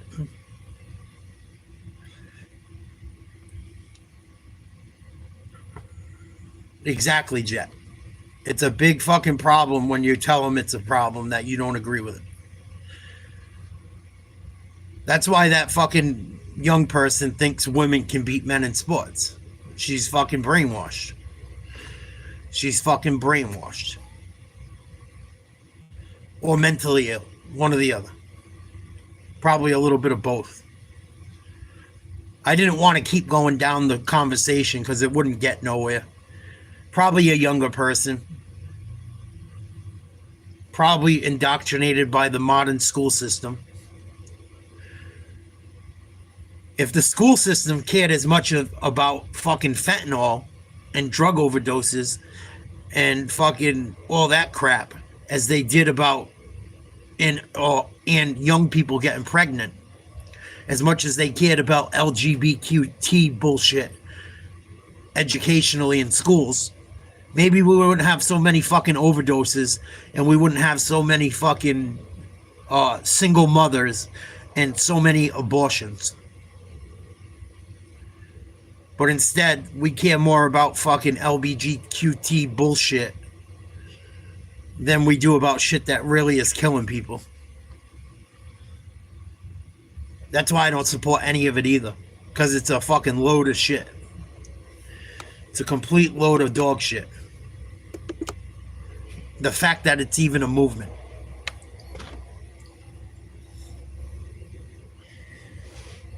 You talk to like an OG gay person, they don't rock with that shit. The OG gays aren't the ones fucking pulling this shit. It's the fucking younger people. You got guys walking through cities with their fucking ding-dongs hanging out and shit, dressed in bondage gear with fucking ball gags. Walking through the city on a Saturday morning having a fucking LGBTQ parade while people are out there with their fucking kids. It's ridiculous. Fucking ridiculous.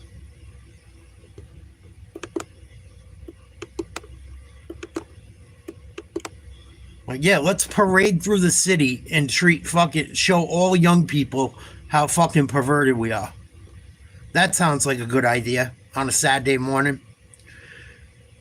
Let's have a fucking LGBTQ convention walking down the city in fucking bondage and ball gags with our ding-dongs hanging out and our privates hanging out and talk about cutting off our private parts and our boobies. That's what our children need. That's what we should bring awareness to. Get the fuck out of here. You're a nut. Stay the fuck away from me.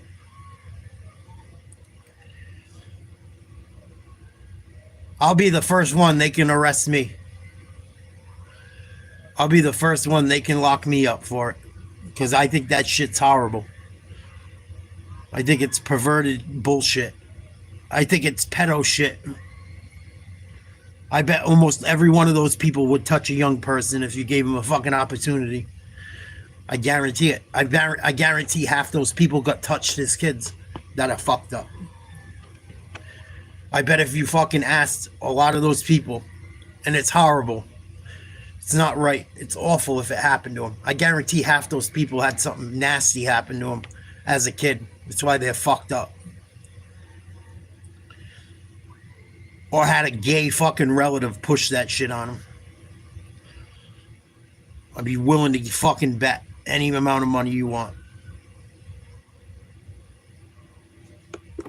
Nikishin lines it around for Stankovic. Picked off in center by Barkov.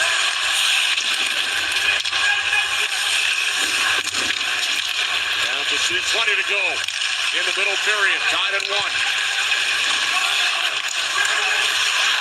Instead of the Eastern Conference Final just 2 years ago, the Panthers sweep all 4 games decided by 1 goal.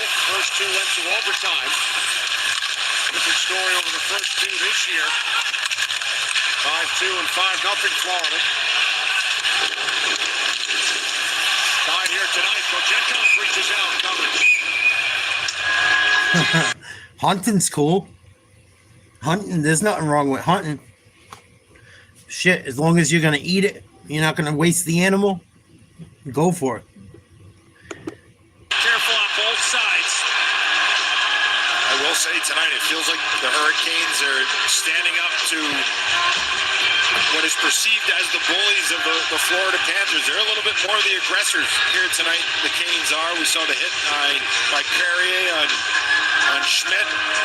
But just a different feel here at ice level as far as the Canes are concerned. I think a big reason for that change has been the play of Pyotr Kochetkov. They needed some saves in this series, particularly early on in games. Kochetkov provided that. They may be unconventional at times, it's not but bad. one thing that's not... Some of it's good. I mean, it depends how you cook it. Like anything else. If you cook it right, it's good. I like black bear too. I've eaten black bear a few times. Very good. At least the bears I ate. All the bears I've eaten are from Maine. And I think I've eaten it. I think I've eaten a few bears that ate blueberries. Call me crazy. One of the bears I ate was delicious, and it was harvested near a blueberry farm. And it was fucking the best, dude. It was sweet. I ate the back straps with teriyaki on the grill. Oh, it was so fucking good.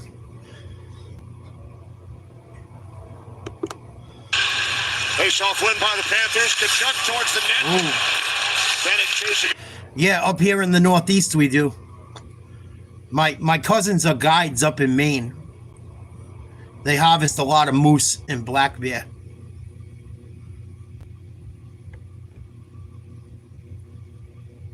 But yeah, delicious. I heard if you get ones that eat a lot of fish, they can smell fishy and taste fishy when you eat them as well. I've never had a fishy one, but I've heard stories about people having fishy bear. In Alaska a lot it happens.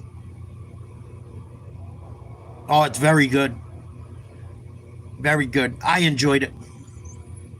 And I'm not into like gamey meat usually. I thought it was pretty good. Oh, the Panthers get tripped. Looks like there's going to be a penalty and a power play for Florida. Kachuk line.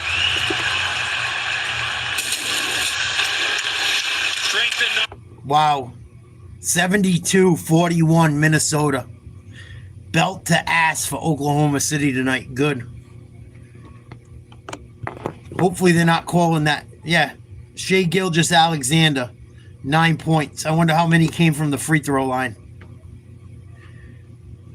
Probably fucking 80%.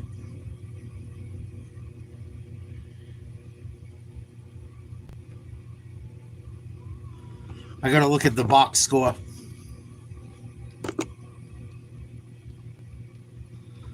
Box score. Oh, he only made it to the line once. Wow. Good. Good. Stop giving that motherfucker a foul call for everything. Yeah, a kid the guy that coaches the Celtics played for West Virginia. He grew up very close to home for me. Joe Mazzulla, the coach of the Celtics. He was a Mountaineer. They made it to like the Elite 8 or Final 4 when he was a senior. He was a very good basketball player. Youngest coach ever to win an NBA championship.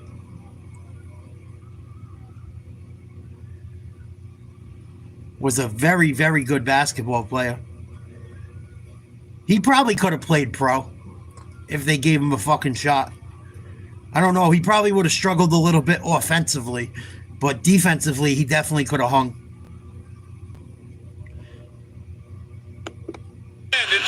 is Florida.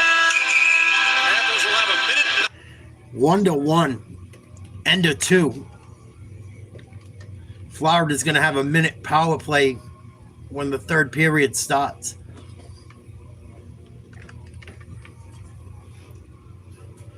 I thought the Mountaineers got screwed this year, JoJo, in basketball. I thought they should have gotten to the tournament. I thought they got fucked. They should have definitely got in over Carolina. They had a better year.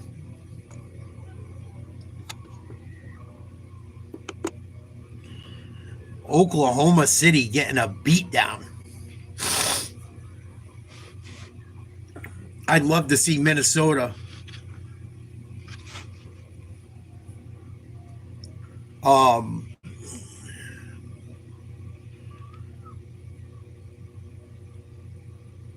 tie this series up 2-2. You know who I like that used to play for West Virginia football? I don't know how old you are, JoJo. Steve Slayton. He was a running back there when Geno Smith was their quarterback. He was a fucking beast, dude. He had a pretty good start to his NFL career, and then he got injured. And he was never right again. And between getting injured and he played for the Texans. He was playing really well. He got hurt. And Adrian Foster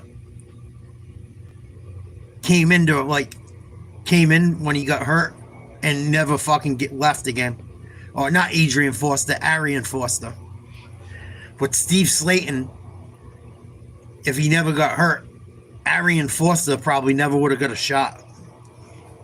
Steve Slayton was fucking good, man. Geno Smith was good in college, too. It didn't translate to the NFL. I think the Raiders are going to be fucking wishing they never signed him. I really do.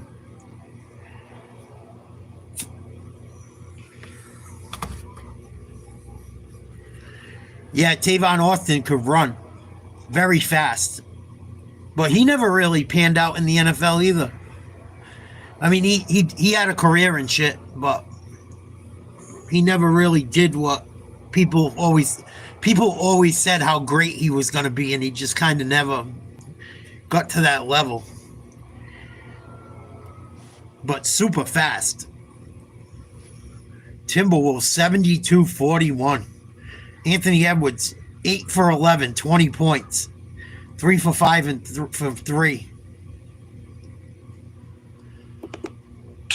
That's been the difference here. And by the way, they got Terrence Shannon Jr. 4 minutes, 9 points. Oh, that was special. A huge spark when Anthony Edwards was on the bench here, perfect. It was, but I thought their defense overall. The Thunder got 41 points, and I called out Rudy Gobert. He responded. The way he heads those steals, getting out transition, I thought he set the tone defensively on how he was going to guard the bigger role and how physical they were going to play tonight. First of all, I don't recognize either of these teams. I don't know. I'm confused. What in the Freaky Friday is going on? Listen, Minnesota has a formula now. Now they know they can. I was worried they didn't think they could. Now they know they can. 3-point shooting, knocking down shots, and not putting it on. Yeah, I don't like the Longhorns either, JoJo. I've ran into a lot of Texas sport fans doing YouTube. I don't like many of them, man. They're fucking kind of cocky. Between Cowboys fans, Texans fans, Dallas sport fans, a lot of Dallas sport fans are fucking, they're brutal. I've been dealing with one recently. I just had to block him. Every night he wants to argue with me about fucking Texas bullshit. Yeah, thank you. Yeah, exactly. He's telling me Archie Manning's fucking better than Tom Brady already. One of the dudes. Fucking nuts.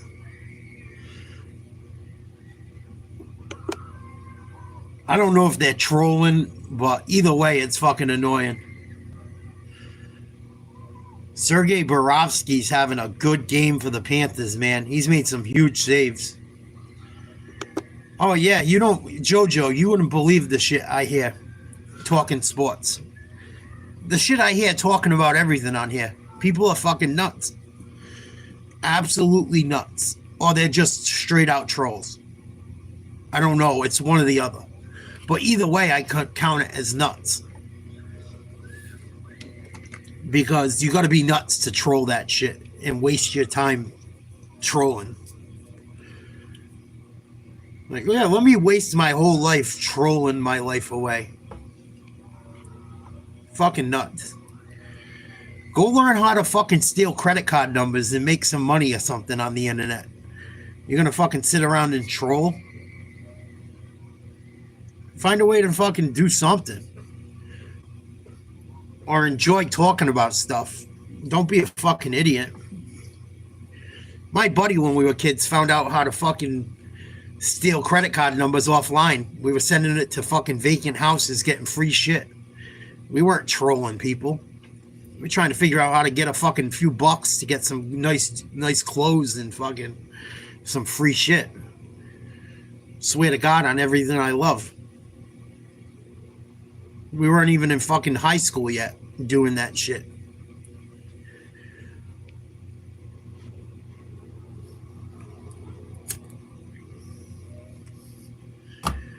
Fucking do something productive.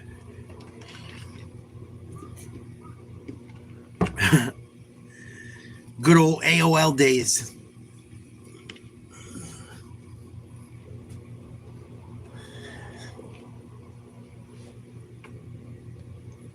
These kids nowadays, they rather sit around and fucking troll and talk like retards in skibbity toilet. We were in fucking like 7th, 8th grade learning how to fucking steal shit. Because our parents weren't going to fucking buy it for us. I'm not saying it's fucking right or wrong. It just shows the difference in mentality. And I swear to God on everything I love, that shit really happened.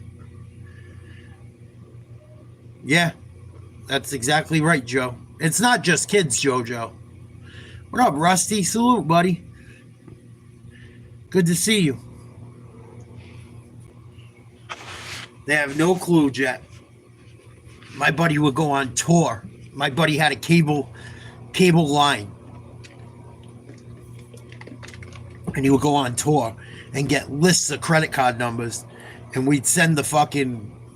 Whenever there was a vacant house around us, we'd send the fucking boxes over there and give one of the young kids like $5 or $10 that were younger than us to go grab the packages. I got more fucking CDs and clothes and sneakers and fucking... It was all credit card fraud.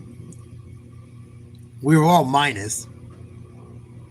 I can't get in trouble for it anymore. It was fucking 30 years ago. What are you going to do? Throw me in jail now? Good luck proving that case. But that's the type of shit we did on the internet. These fucking idiots nowadays, they rather run around trolling and fucking...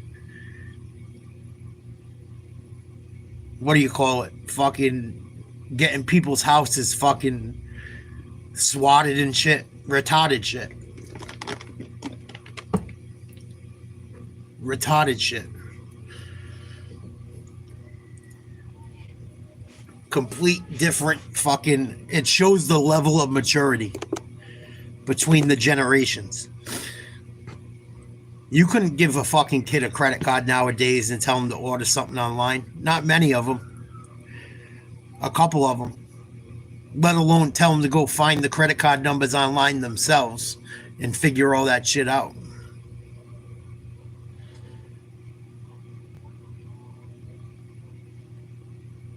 It should, Jet.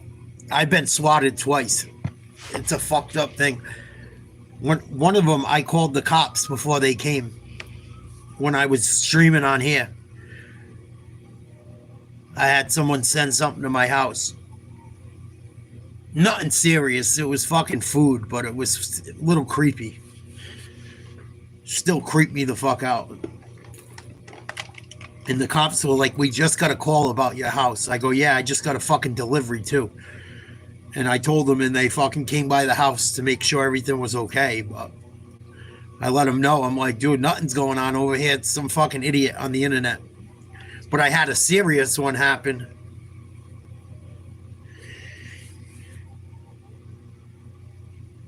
I had a serious one happen with my ex's son playing video games online. And he got our fucking house swatted. I don't know what he did to fucking piss someone off online to do that, but he did something. Unless he beat someone in a fucking video game and they got that mad while they were talking shit. But yeah, fucking 10 SWAT team members kicking in my fucking door almost. With 2 little kids and a fucking me and my girl and the 2 boys sitting down to eat dinner. I was fucking ripped. And they found the kid. He was in like Australia. And he got in trouble and shit, but they didn't put him in jail or nothing. They contacted the family, which obviously ain't gonna do nothing. If the kid's on the computer doing that shit, I'm sure it's happened before. Some little douchebag in fucking Australia. Fucking nuts. It's only become cool recently. Like, even when we were younger, we would do certain shit. Prank call a business or something here and there. Ding dong ditch. Little shit like that. But, like, when you do it one time, or, like, it gets old quick. By, like, the 3rd or 4th phone call, it really ain't funny no more. It's like, all right, we're done. Like, wouldn't be, like, hours on hours on hours of it.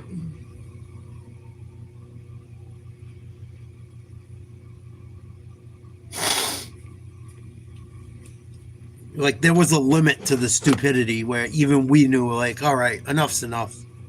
You call a Chinese restaurant, talk like you're Chinese and fuck with them a few times. We wouldn't even order food and fuck with people. Like, we didn't do that, even that. It would just be like doing jerky boy shit. Hello, I'm Frank Rizzo. Hang up on him and shit. Stupid shit like that. Nothing like nowadays. Nothing like nowadays.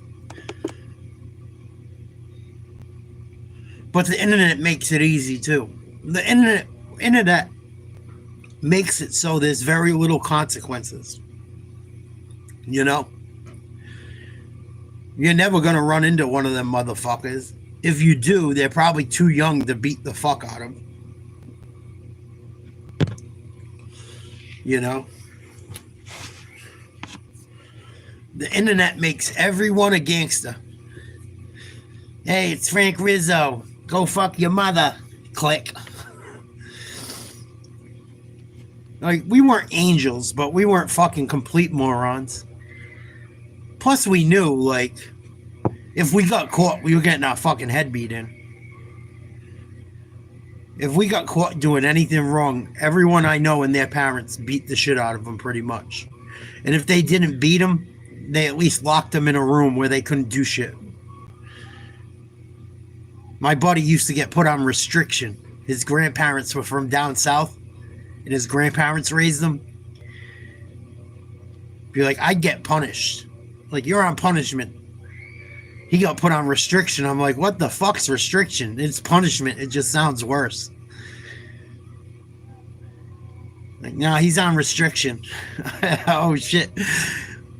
I heard of being punished, but being on restriction sounds like it's fucking way worse. That too, Rusty. Your neighbors could beat the fuck out of you as well.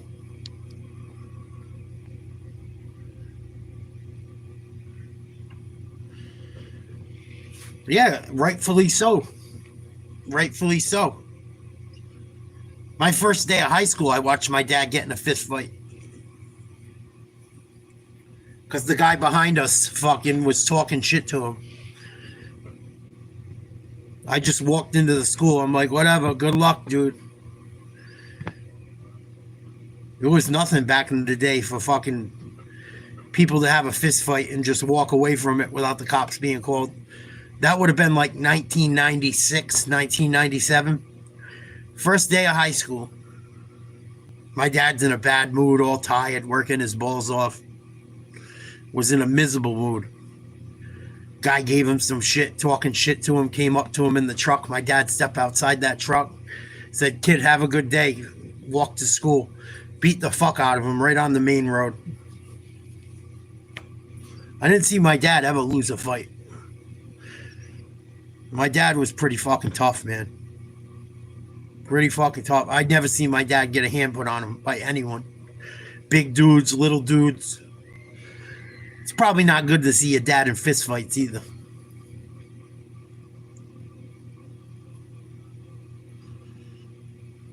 But it's the way it fucking was. And people back in the day, they wouldn't call the cops. They don't want to get involved in that shit. You fucking crazy? It got nothing to do with me.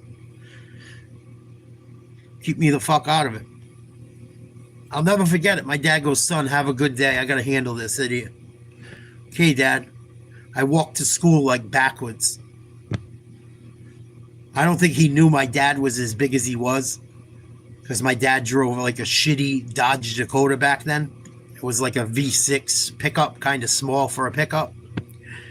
My dad got out of the truck. I think he fucking was surprised. It wasn't a big dude. I think he thought because my dad had a smaller pickup, he was a little guy. He was fucking sadly mistaken. Did not go well for the other dude at all.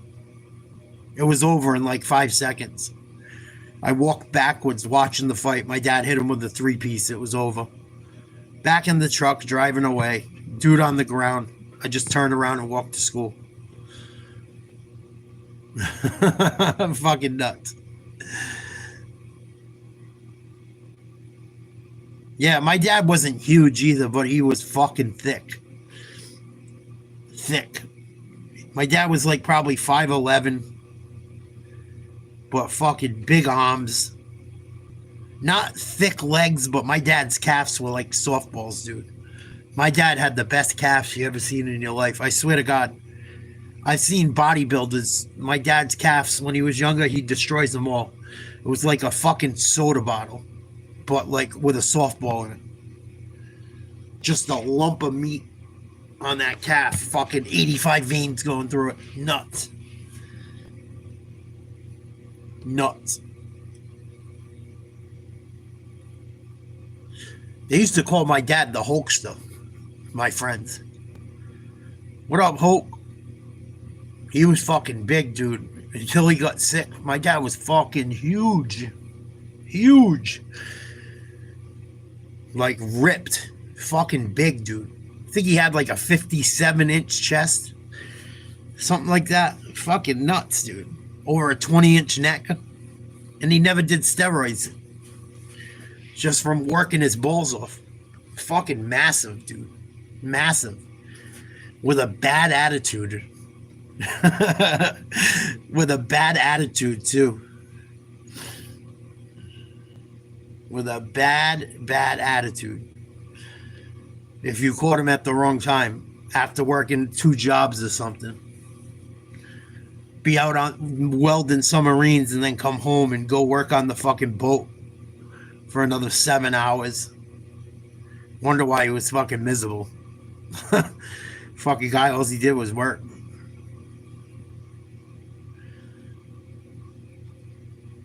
Here we go. Start of the third period. 1-1. Stick, because if that was able to be connected there, Florida would have had a golden opportunity. Oh, yeah. Same here, Mark. I don't remember how many times I came home with my shit, like, fucking packed. Yeah, you should get the fuck out of here. Just nasty. Probably from just being exhausted, honestly. Just fucking killing himself so his family could survive. Now that I look back at it.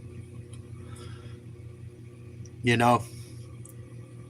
Looking back at it, I can see why he was. In certain ways. It's a lot of fucking pressure. A lot of fucking pressure.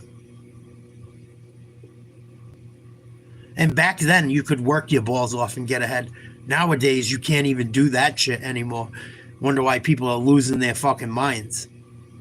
At least he hustled his ass off into building a good life. Nowadays, Christ, you can fucking kill yourself and still get nowhere.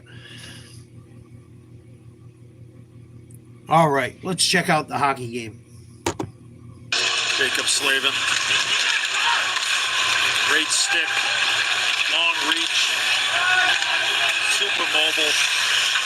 And the fans outside of North Carolina were unaware. They certainly learned during the Four Nations back in February. They're going to learn at the Olympics too next year. Yes. Penalty expires.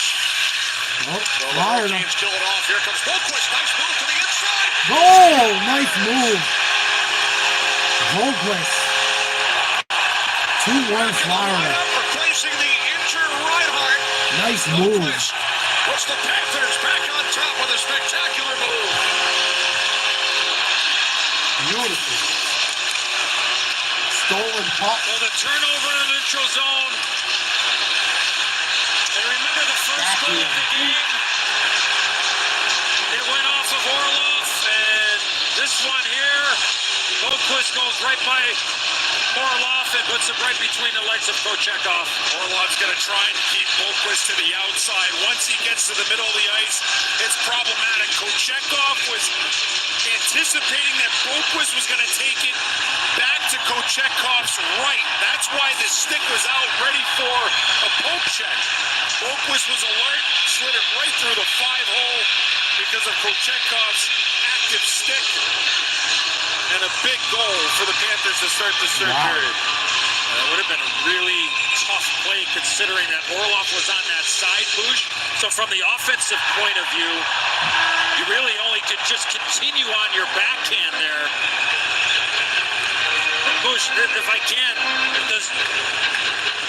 besides Kochekov obviously concentrated on the puck carrier, does he know that he has some help coming from a side or the other on that type of player? Or is it too quick? It would be in his peripheral, but I don't think it's on the fore of his mind. I think he's thinking, he's reading that he's going to maybe take it back to his forehand, and that's why he was ready with the stick. Is that more of a, I don't know what other way to say it, but is that more of a guess that that's what he was going to do? Minnesota still rolling over OKC. 77-52.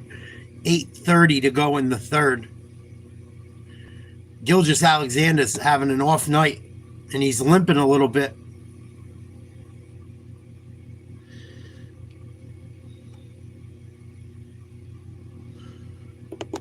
Getting back out and a save by Bobrovsky. Breakdown to cover Just there. for Florida there. As Svechnikov was all by himself right in front of Bobrovsky.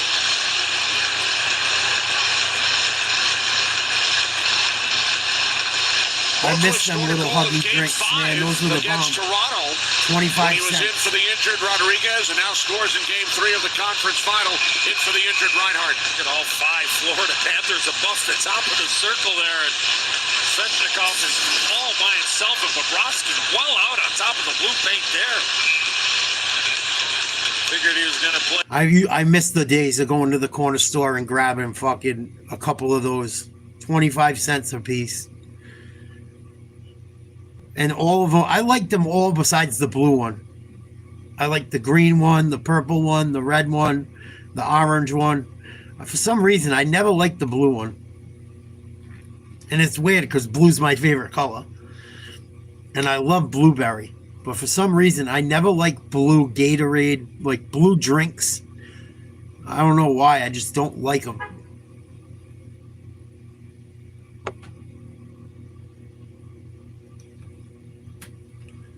But yeah, those little fucking barrels were good, man.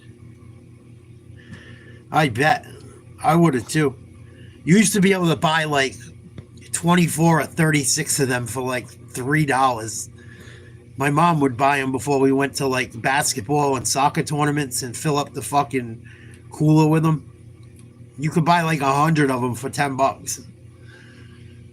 I'm sure they weren't the best thing for you, but All they were was pretty much fucking Kool-Aid.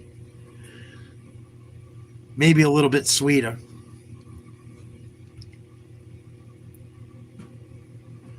Uh-oh, loose puck. Bodies flying.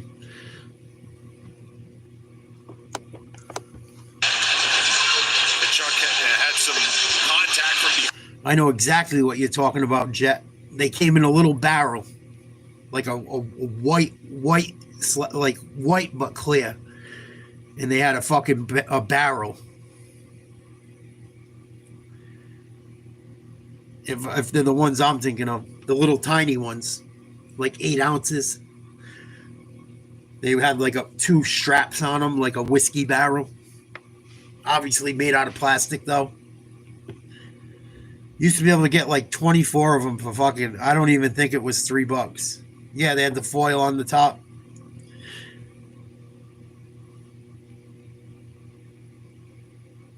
You can still find them at some convenience stores around my way, believe it or not. I don't know what they cost. Yep, little huggies. Ice after it hits Kachuk's stick, then his body, it gets pushed in, off the skate, it's on the ice. And there it doesn't look like he gets anywhere near that line. No goal. Just making sure. Good help there from the Carolina skaters in the blue paint. Yeah, I don't know. I don't really go shopping. I order my mom orders everything online, so it saves so much time doing it too. It's like fucking worth it to not have to deal with fucking idiots. I don't like being in crowded places unless I'm at like a ball game. Like, I don't like going to fucking malls anymore.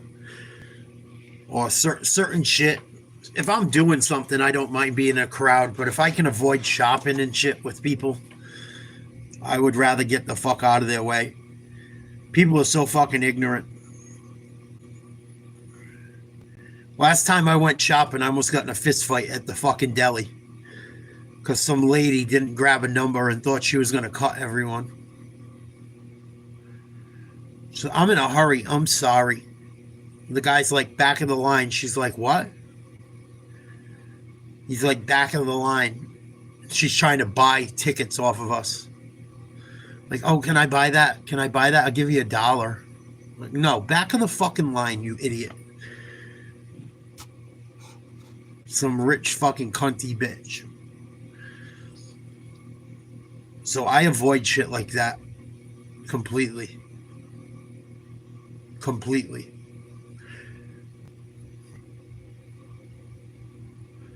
That's why I don't go to bars too. You'll be sitting there waiting to get a drink and fucking some idiot gonna try to cut in front of you, get the bartender's attention somewhere else. Like, just people are so fucking ignorant and rude. And everyone thinks they should come first. That's really why I avoid going out a lot. As far as certain things. Certain things.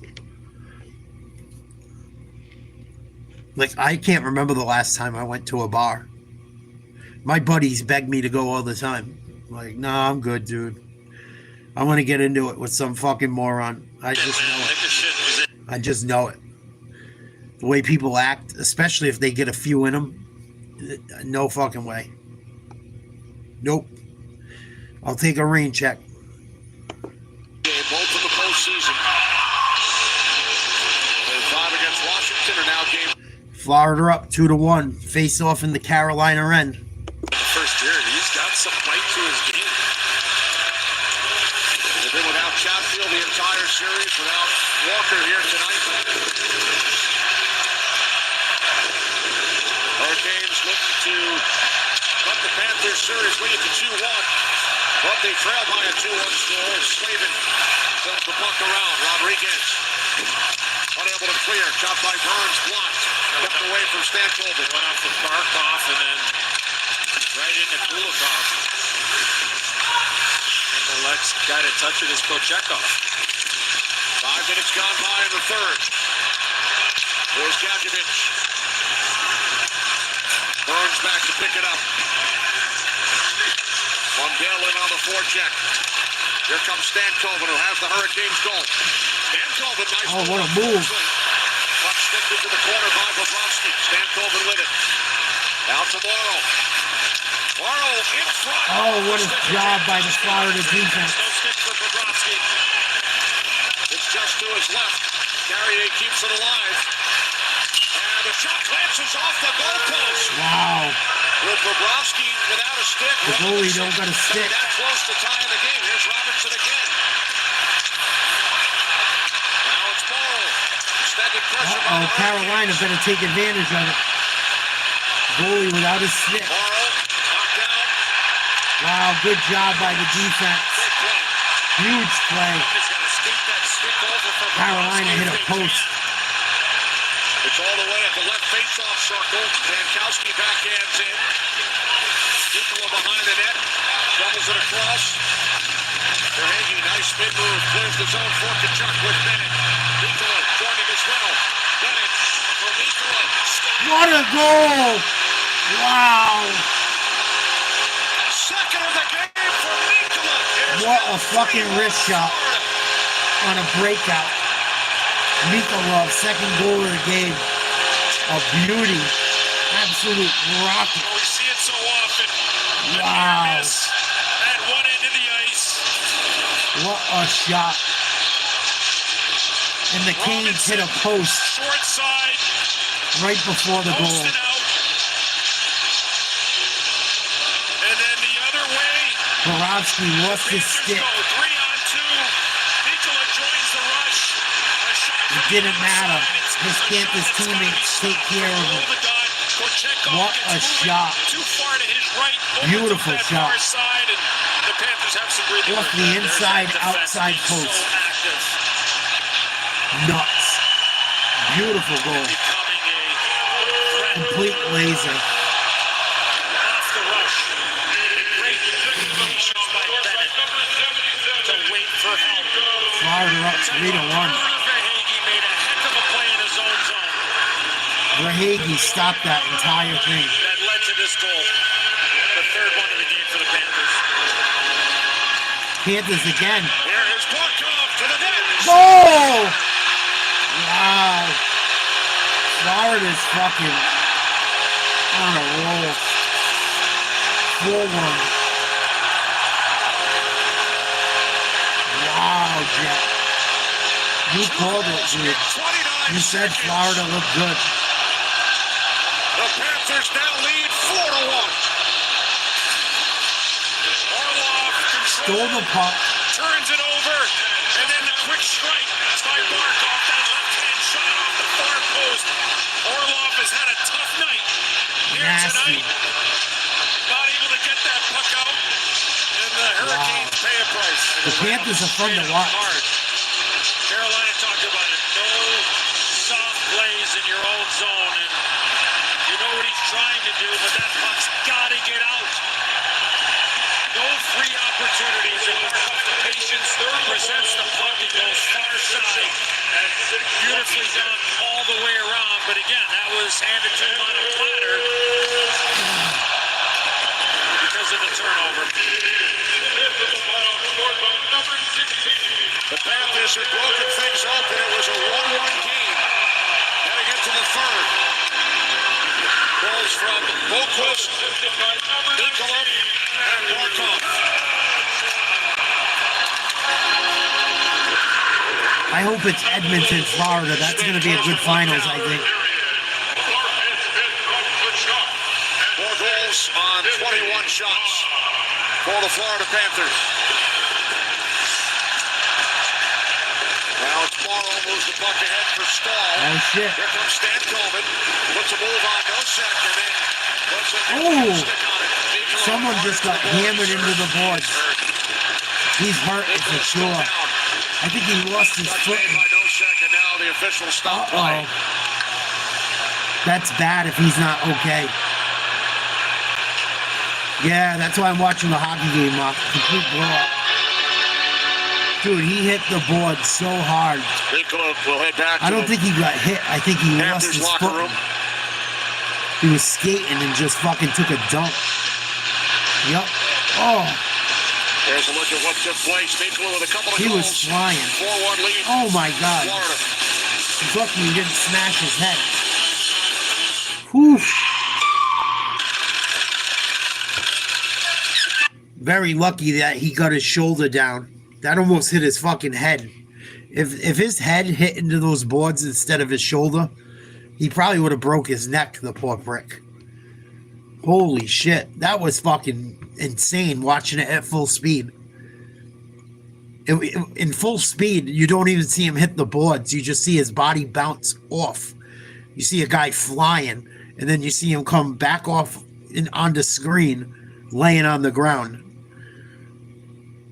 Like, the slow-mo doesn't do it justice. That was fucking nuts.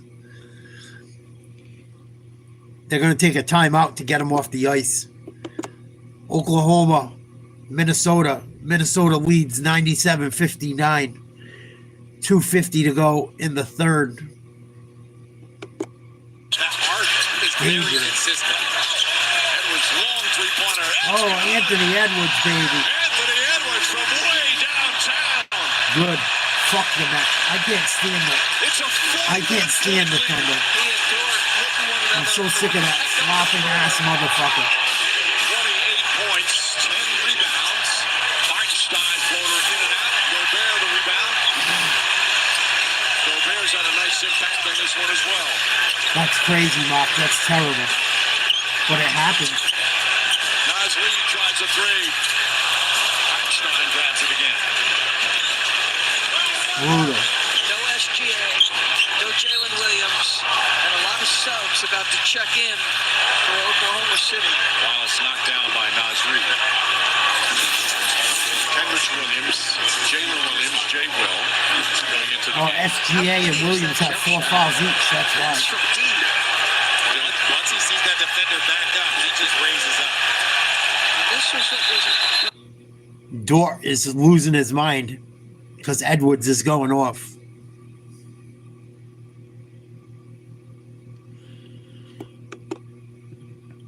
Let's go back to the hockey game. Florida up 4-1. 11:30 to go in the third. Damn, both games turned into blowouts. Son of a bitch. Although this game isn't over. Crazy shit happens in hockey. But I don't think Florida is going to allow it to happen. And now Ekblad missing the net. Verhaeghe off the glass. Slavin moves it up the board. Ekblad steps up. Now the long outlet pass. Aho with Jarvis. No chance there. Forsling was right in his back pocket. Something like that happened to a dude that played at one of the greatest hockey schools in America that's in Rhode Island. I think his name was... What the fuck was his name? Barad. It's in Rhode Island. He played at this place called Mount St. Charles. It's a private prep school. They won like fucking, I want to say 18 or 20 state championships in a row. And they're always like the best team in the country pretty much every year for hockey. Up until probably 10 years ago, they're just the best hockey team you can play for pretty much. They call them Mount St. Charles, and they are fucking... I think his name was Brian Barad. He made it to the NHL and something happened to him. I think he almost lost an eye or something. Same fucking thing, like a puck hit him or something happened to him. Not nearly as bad, but yeah, that statement definitely rings true. Oh, man. Barkov just put one in. Again. Redirected off a Hurricanes play. A 5-1 Florida. Oh, that's a great movie. That's a true story too, Kai. That's a true story. That's about the 1980 or 1981 USA Olympics team that beat USSR. I believe that's who they played, right? Russia, USSR, whatever the fuck you want to call them. I think it was the USSR technically. And they were a bunch of nobodies, bunch of college kids. Because the NHL guys weren't, the American NHL guys weren't allowed to play. But the foreigners pros got to play. Oh, that's a real story, dude. You didn't know that? That's not fiction. That's a real story. That's the shit that makes sports great. Yeah, that's a real story, dude. Mike, what's his name? I think he was from New York. Scored the game-winning goal. Mike something. Another goal, Brad Marchand. Boy, I wish we could get guys that played like that in Boston. My boy, Marshy. The guy behind me, right there, with another goal. I hope they win a ring this year for him. I hate to watch him play for anyone other than the Bruins. It breaks my heart to watch him play for another team. But if he wins a ring, I can accept it, I guess. What a fucking finish on that one. Almost an impossible angle. Yeah, Mike Mill something. I think it was a guy with an Italian last name that scored the game winner in that game.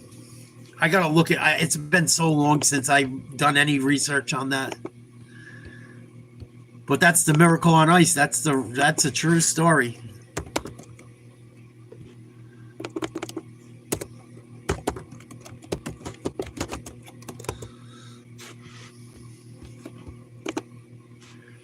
Yep, and the best part is they played in Lake Placid, New York when it happened. Like it was on American fucking soil. And I think a New Yorker got the game winner, if I'm not mistaken. Soviet Union entered the Lake Placid Games as a heavy favorite. They won 4 consecutive gold medals dating back to the 64 games. In the 4 Olympics, following their 1960 bronze medal finish, they had gone 27 wins, 1 loss, and 1 tie, and outscored their opponents 175-44. In head-to-head matchups against the U.S., the cumulative score over that period was 28-7. The Soviet team had not lost a game in Olympic play since 1968. What was his fucking name? Mike Eruzione. That was his name. It just hit me out of nowhere. Mike Eruzione. Yep, Al Michaels called that game. Correct. The average of the U.S. team was 21 years old, making it the youngest team in U.S. history to play in the Olympics. A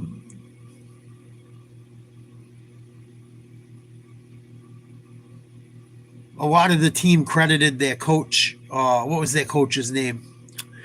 I know a little bit about it. I got to read a little bit to remember some of it. Herb Brooks was a very good coach. He knew how to push his guys. I watched a whole fucking documentary on it. Not just that movie. But Herb Brooks knew how to push that team right to their breaking point and then stop. Yeah, they fucking hated him. Hated him. Yep, Herb Brooks.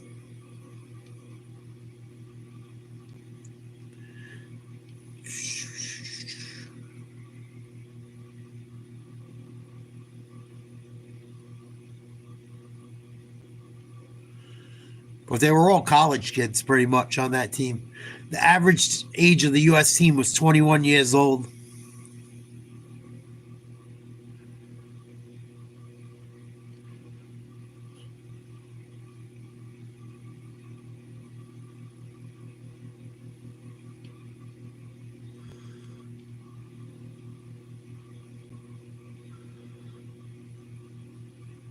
But yeah, Mike Eruzione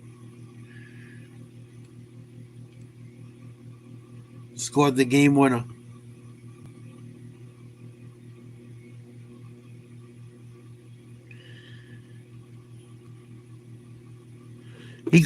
Al Michaels got Sportcaster of the Year in 1980 for covering that event. Spent 26 more years covering sports. Al Michaels is fucking good. He's one of the only guys worth a fuck. He still does play-by-play like he should. Actually talking about the game, not just fucking talking about bullshit. But yeah. Great movie. True story. True story.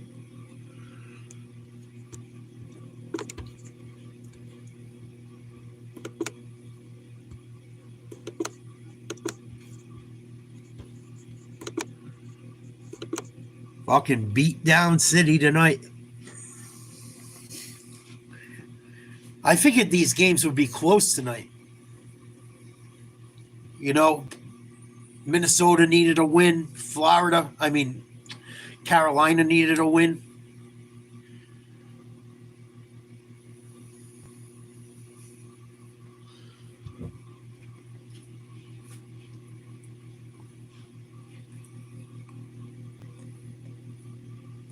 I think Carolina shot their load. I think Carolina gave it all they had against Washington, probably. Probably hurt them. I think it took everything they had to beat Washington. I think that's kind of what the Knicks are going through a little bit right now, too. The Knicks had to give all they had to get through Boston.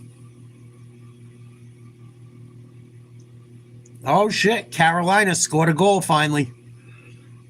Second one of the night.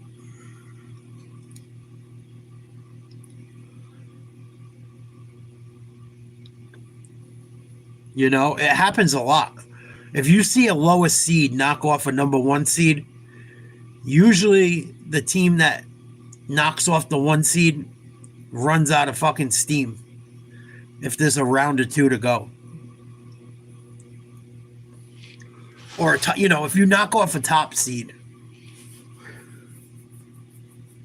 I can't say that much about the Pacers because I thought Boston was really the one seed. Even though the Cavaliers had a couple more wins, everyone knows Boston was a better team than them. I think that's why the Knicks are struggling.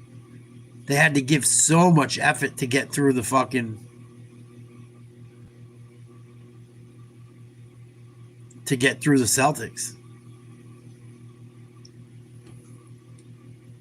Even though they were beat up by the end of it. We keep saying how tired Brunson looks. I know I'm not the only one. I've been saying it. Jet's been saying it. He's starting to look fucking beat down. Karl Anthony Towns scored 20 points last night, and he was negative 20. Because he's fucking worn out.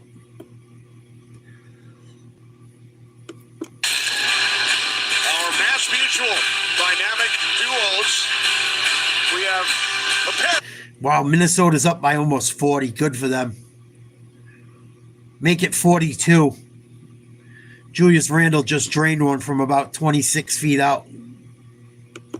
Both listed by 31. Down to 8 minutes remaining. Could have had a couple extra S's there, and I think we would have got it without using those crayons there, Bush, and scratching out duels.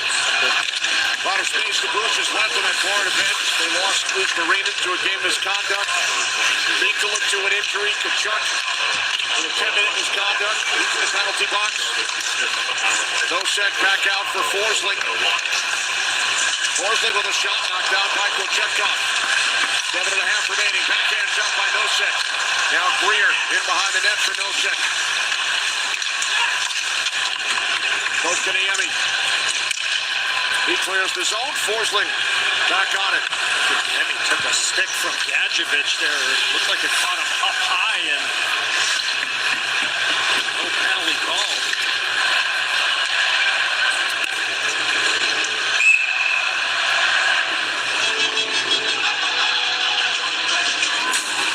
You want something bad enough, you gotta go take it. Come on, baby. Come on, boys. Come on, boys. Blaze on front. They score. Panthers. Get some. Get some. Game 4. The Eastern Conference Final continues Monday on TNT.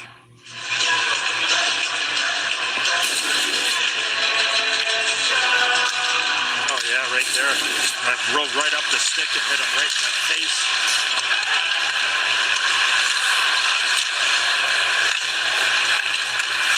Jordan Stahl met by Seth Jones.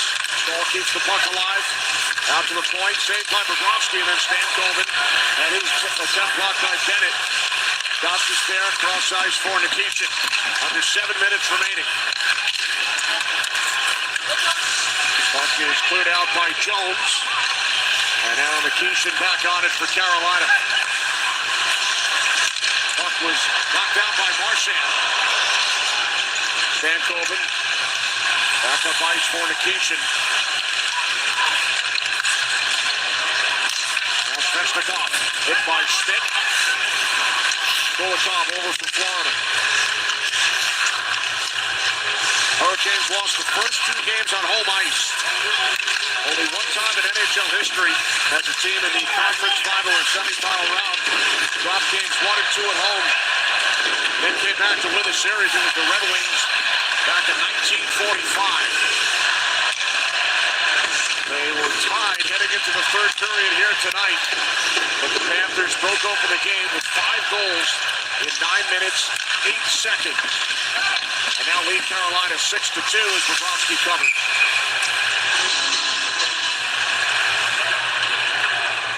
Panthers 5 minutes, 41 seconds away from taking a commanding 3-0 lead in this series.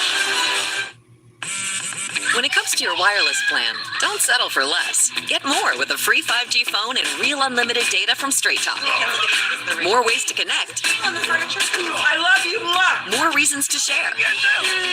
And when you spend less with Straight Talk, you can get more moments to yourself by getting something for them. This is so much fun. Switch to Straight Talk and get a free 5G phone on us, on America's most reliable 5G network.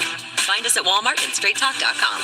Congratulations. Thank you so much. That's why we do it, Marcy. It really makes all the effort worth it. Gathering the most in-depth info, making a clean new homes.com that improves home shopping, creating a better way for people to find the perfect home to build their lives. Are you okay? No, it's a dust-based allergy. Oh, there's another one. That's why we do it, isn't it? Got a lot of dust in your... So dusty. Yeah. Ding dong. Homes.com. We've done your homework. New Chipotle Honey Chicken brings a hint of pure honey and seared smoked peppers with fresh chicken hot off the grill. For Chipotle heat with a touch of sweet and a perfectly balanced sauce. Chipotle Honey Chicken takes heat and sweet to a whole new level. Anyway, safe drivers save money with Snapshot since they're not stuck paying for bad drivers' mistakes. Hang on, I love this part. Have you seen the dancing parakeet? Oh, I'll send it to you. Janice, green light, let's go. Janice, it's so funny. And the light's red. You lied to me. I'll pay the price because I love you. I would do it all over again.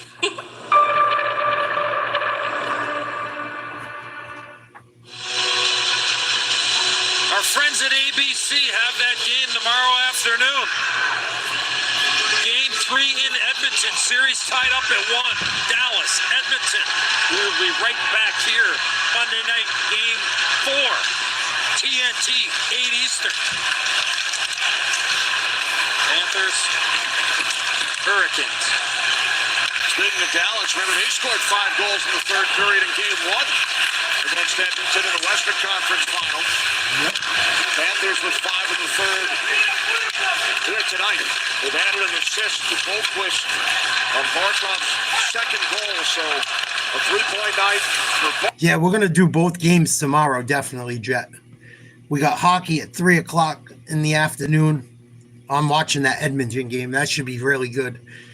And then we got Knicks, I think, at 8 o'clock against Indiana. Check for your time. That's all Eastern times, as far as I know. But I think we're going to cover both games. Tied at 1 through 40. I'll hang out and watch them, whatever you want to call it. The Panthers with that goal from Boquist early in the third. Then Mikula, Barkov, and Marchand. 5 third period goals.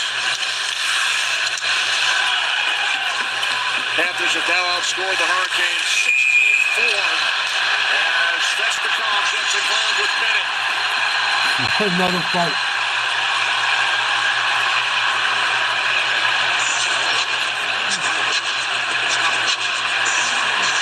Extra shot there from Sam Bennett. He had the glove. It looked like he was grabbing the shield, and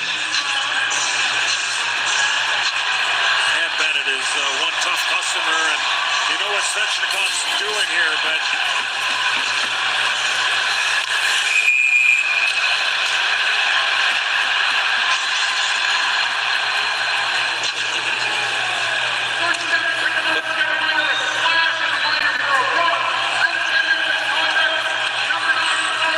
It's crazy too because Kachuk got kicked out of Bennett this took a game. run at Svechnikov, and Svechnikov gave him a shot, and that's when they came together. He got him actually up high. I want to go back to the third goal of the game by Mikko Mikkola. There's Carter Verhaeghe. Look at what he's doing. He's looking to see where the pressure is, and watch what he does to create this chance, this odd-man situation. Quick little move around Hall. Beautiful bounce pass, and then you know what? The rest is history. He doesn't get a point on the play, Boosh. But you talk about making a play in your own zone under pressure. That was beautifully done by Carter Verhaeghe. And that right there, I mean, is the difference between what we've seen from Florida and what we've seen from Carolina in this series so far. That pressure has stifled Carolina in those situations, yet Verhaeghe in that play, little shoulder check, spin off, and away they go. Still think you need a save from your goaltender on that rush. I mean, it's a shot from the outside. That would certainly seem to take the wind out of the sails for the Hurricanes tonight. Power play for Florida. Svechnikov was called for the extra minor. And Greer's hurt. He left the ice. And more extracurricular. Yeah, it doesn't look like this is the last of it, as Greer is shaking up on that bench. He collides with Stahl in the neutral zone, and he ended up taking the worst of it. Jordan Stahl is a large human. Heavy collision, but that one certainly... Greer got right off the ice after that.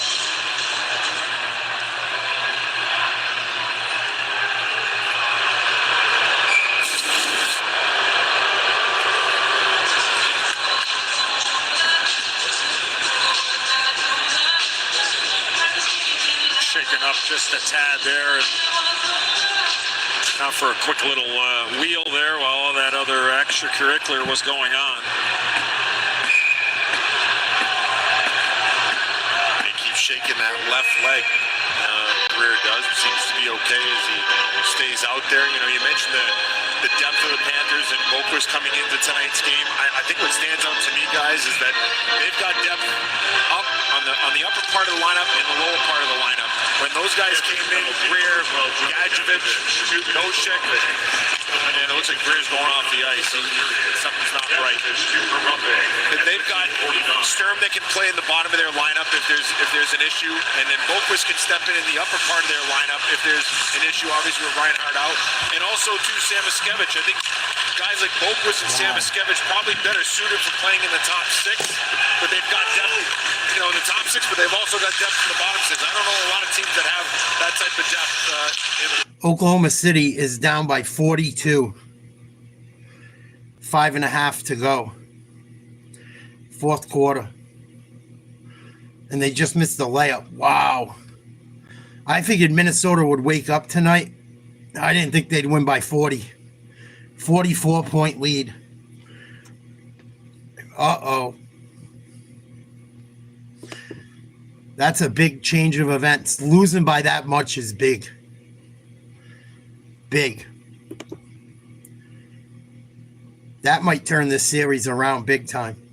Obviously, if Minnesota plays the way they're capable of, they should win a lot of games against this Thunder team. Shit. Beating a team by 44 is fucking a big deal. Big, big deal. I don't know. I don't know. Evelyn Wood. I think that's some research, Bruce.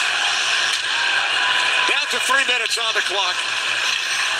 4 skaters aside. There it is, Eddie. Oh, there it is. Okay, 1+ assist. So Verhaeghe, nothing yet there, right? So he's 3 for 4 right now for Busy Bets.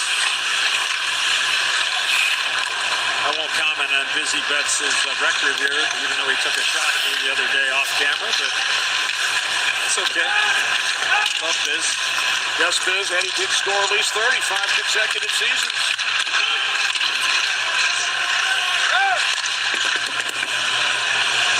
With a high of 42. That's it. Go! First penalty expired, and now Gadjevich out of the box. Just over 2 minutes remaining. Still Rod Brindamore, Eddie. What's going through your mind over these next couple of days? Rod Brindamore's going to lose his job. For Carolina, Ken?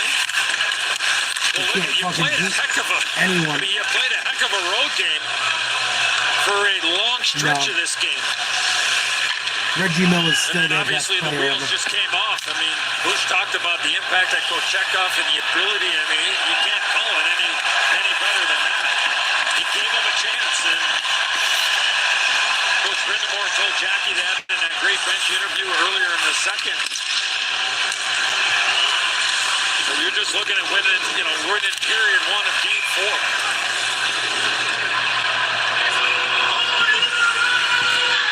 Down for a minute. If Reggie Miller played now, Reggie Miller would fucking light it up too. He's another guy. If he played in this era, probably drops fucking 30 a game. This stuff works. All I know is when the great Al Michaels chimes in, and you get the emojis after Evelyn Wood there, Bush, you know. That's royalty, so No doubt thanks a about lot it, to the Jeff. legend. After Al joined the right, exactly. with Biz the other night. I think he might have helped him with his Busy Bets maybe tonight, because it looks like Bush, 3 for 4. I mean, that's good. That's a good start. Hurricanes made a miracle to win this one. That is, I think a couple of them, Kenny. There's Carrier. Shot was blocked. Jankowski fires the puck around. Final minute. Third period here in Sunrise. The Florida Panthers are going to take a 3-0 lead. With their 7th win in the last 8 games. Florida's just throwing lead. Heroes throughout the lineup. Nico at 2 goals. Fulquist, 3 points. Barkov, 3 points. Rodriguez, 2 more assists. Kachuk, a couple of assists. Puck just out of the reach of Martin. Held in by Nikishin. Down to 15 seconds.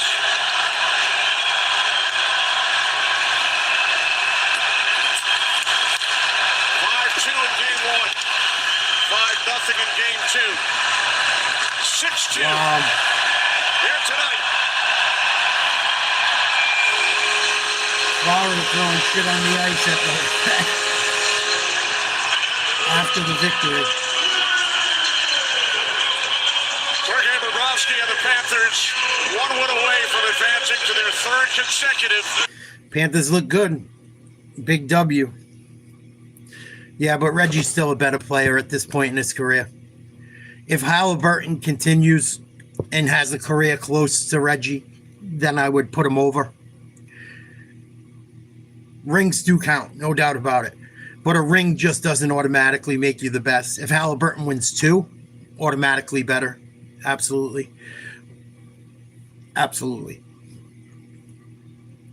But Reggie Miller was fucking... Reggie Miller didn't have half the help Halliburton has either. Reggie Miller really didn't have help until late in his career, other than Rick Smits.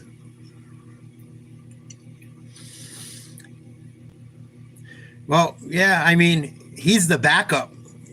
Kochekov's the backup. He didn't play the first 2 games. They put him in tonight figuring maybe things would go differently. He didn't start game 1 and game 2. But he didn't look good tonight. He made some very good saves in the first period, but the Panthers didn't really get, none of their goals were really cheap. I think the Panthers are just fucking picking them apart. Some nasty, nasty wrist shots from all over the place. I don't think it would matter who's in net with the looks they've been getting.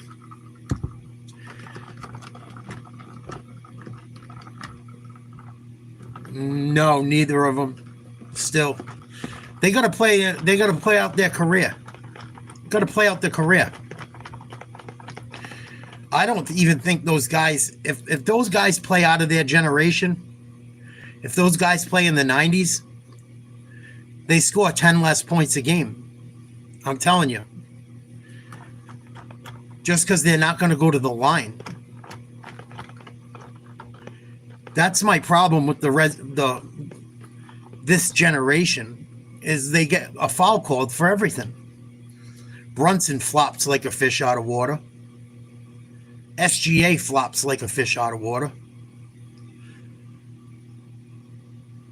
They're the two most notorious players for that shit in the league. So, in my opinion, they lose credibility. It's just my opinion, but I don't respect it. I think it's the lamest way to play. And I get it. Drawing fouls is smart. But faking like you got fouled is a completely different thing. I don't mind if they draw fouls. If they draw contact, if they cause contact, that's fine. So many times there's no contact and they fall and fucking act like they got mugged. And it drives me nuts. Drives me absolutely insane, JoJo. If it's them two in the final, I probably won't even watch. I guarantee the NBA's ratings go through the tube, down the tubes. You're already going to have one of them in the finals no matter what, more than likely. I really hope it's Minnesota, Indiana, but I don't think the NBA is going to allow that.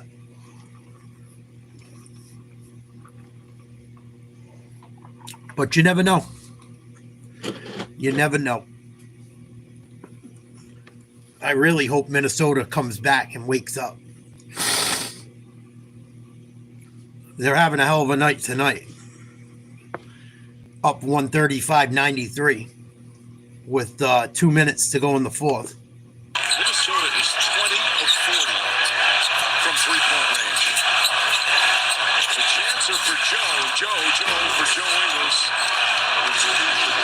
Well, even if he doesn't stop game 4, they're going to put in the other guy that gave up 10 goals in 2 games. So it's not going to matter who they stop. It's not going to matter who they stop if the Panthers keep getting looks like they have. You know what I mean? It ain't going to matter who the fuck they stop if the Panthers are going to be able to walk in on the goal like they have. And then the shots they've taken have been incredible shots. They have had some good looks, but the shots they've taken are fucking lasers. All of them upper 90s and shit.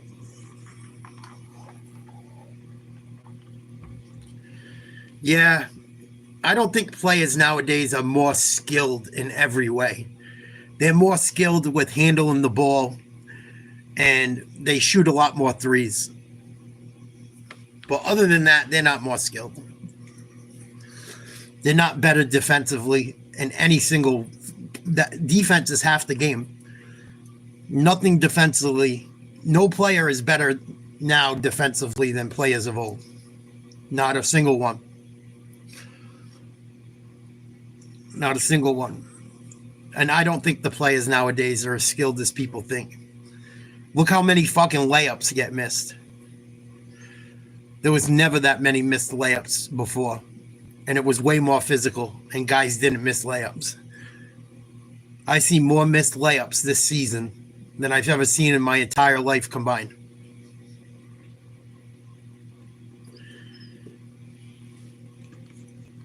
So... And then the rebounding is horrible nowadays. Horrible. So I would say they're better ball handlers nowadays. They're also allowed to take more steps. Back in the day, everything these guys do would be a travel. Just about. It's a whole different league. It's totally different. The rules are different. If them older guys got to play nowadays, they would fucking light it up. I know none of you young people like to believe me, but it's true. Most points in franchise playoff history. Timberwolves, 143.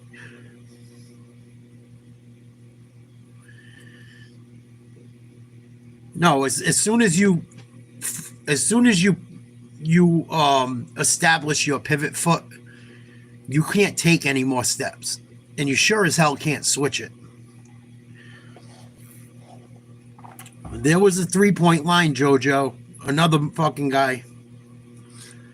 When did you guys think the 3-point line started? The 3-point line has been around since like the 80s, if not the late 70s. You're like the third person younger that thinks there was no 3-point line when Jordan played. You're fucking nuts. Larry Bird lived from like knocked down threes like crazy. Like, when did you think the 3-point line came about?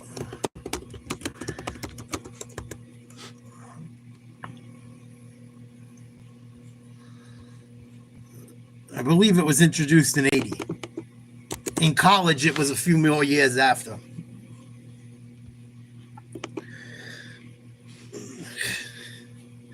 And the 3-point line used to be deeper back in the day.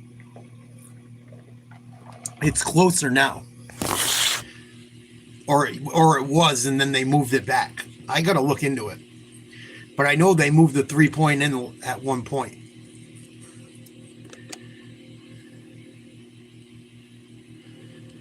But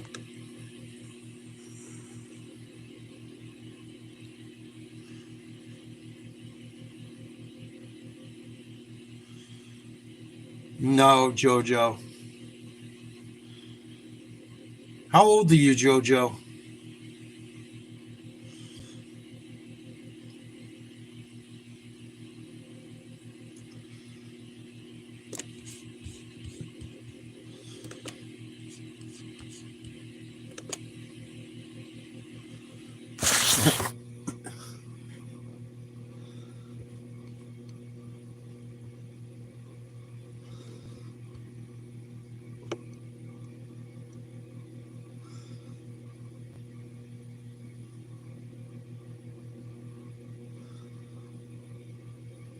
You didn't pay much attention back then? I think you're young. I think you're full of shit.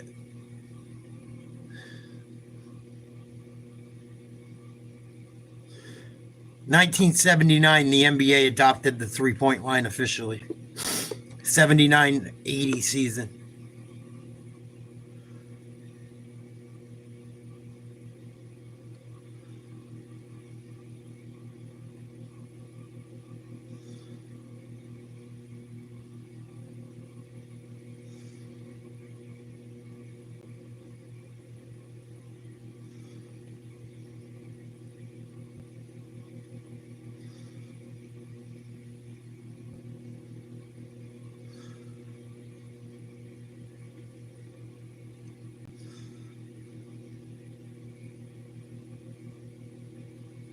And they've moved the line around a lot throughout the years.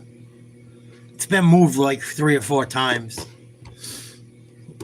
It was deeper, then it came back in closer, and then they made it deep once again. Should just leave it the fuck alone.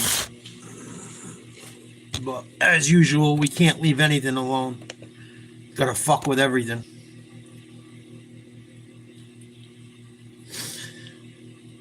Yeah, so like you probably don't know much about the old shit. That's why it's hard to have a conversation with people that don't know what the fuck they're talking about, with all due respect. That's why everyone thinks nowadays LeBron's the GOAT, and he's not. But a lot of people don't know shit about what happened before him. They just like to say, oh, LeBron's the GOAT because that's all I ever saw. Or Curry's the GOAT because that's all I ever saw. They fail to recognize the shit that existed before. Which is sad. It's a sad fucking thing. In my opinion.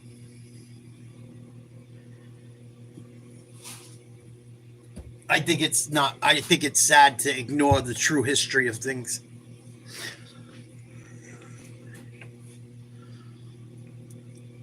I think it's lazy. You know how lazy you got to be to just be like, LeBron's the GOAT. And you don't know shit about shit because you never looked into it. And I've been having this conversation with people like every night lately. I'm not doing it again tonight. Ain't happening. Ain't happening. That fucking conversation is so overdone. That conversation shouldn't even be a conversation, quite frankly. It's the dumbest question in sports. You know? It's the dumbest conversation you could have in sports. In my opinion.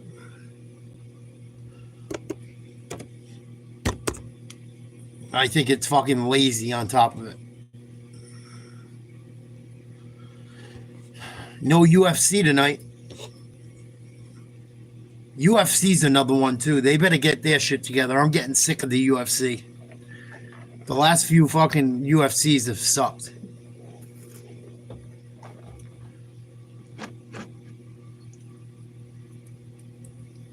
That fight night last weekend sucked too. I'm glad I didn't even watch much of it.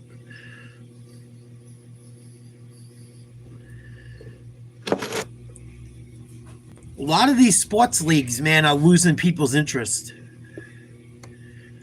They're starting to lose people's interest, I've noticed.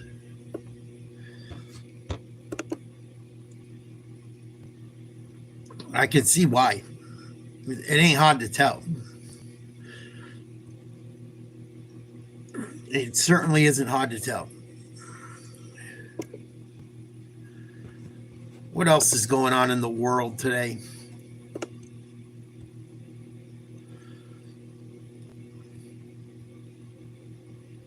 I didn't see much going on. Yeah, it's only going to grow for a little bit. It's only because of Caitlin Clark. It's not growing as a whole. It's just her fucking fan base and shit. Which she deserves credit. She's legit. She's legit. Yeah, absolutely, Kai. The way the officiating is, the culture of sports, the toxicity of it is getting bad. I mean, I came on here starting to talk sports, getting away from politics. Talking sports is just as bad. Actually, talking about almost anything is impossible anymore.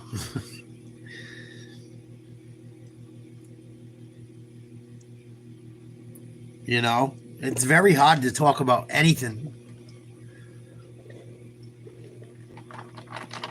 You know? And I don't mind see, my whole thing is I love to debate people. I love debating. But when I try to engage with these people and have a debate, they can't bring any facts. Exactly, Jet. I give them facts. I play videos. I show my end of the proof. They give me nothing. They don't give me a video like, hey, check out this video. Maybe it'll change your idea. Give me some statistics. They don't give me shit. They don't give me shit. Just like when I defend Trump. They don't give me shit. They just say he's racist, he's a rapist, and he's Hitler. Like, that's the three things. Nothing policy.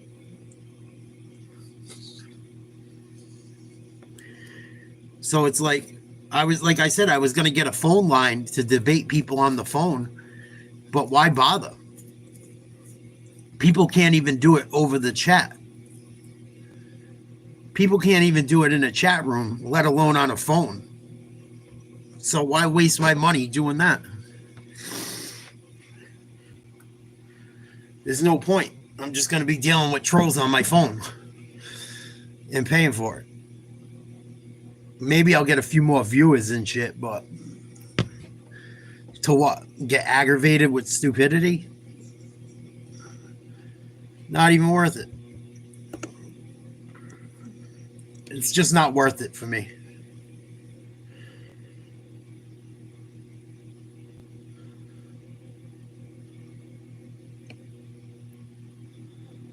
But we'll be back at it tomorrow. I think that's all I got for tonight. We could talk about some stuff if you guys want to for a few minutes, but not too much going on that I know of.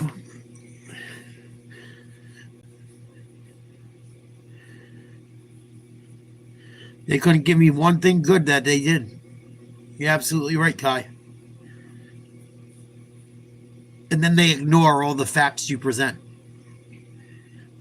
My favorite one is when the feminists come out.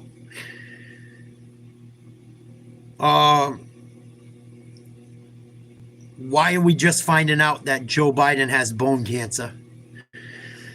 I think that whole shit was hidden. I wish I could say I felt bad for the guy. Maybe a little bit of me does. I really can't stand Joe Biden. I would never hurt him or anything. But, like, I don't really feel bad. I know it makes me sound like a horrible person, but he fucking destroyed our country, dude. Letting all those illegals in. You know how much money that cost Americans? And there's Americans that need help. He gave a middle finger to our veterans and our people that are poor to help poor people from outside the country. People are working their ass off to survive, and we're giving everything away to people that aren't even from here. It's hard to have empathy for him. And then, like, you look at the Lake and Riley shit and all the women that, and kids and people that were hurt and the kids that are missing. There's still like 300,000 kids. We don't know where the fuck they are.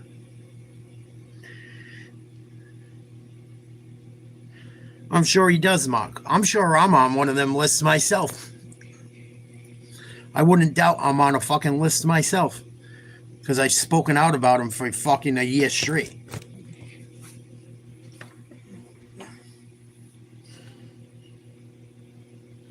I'm pretty sure that's why my YouTube channel gets zero traction anymore.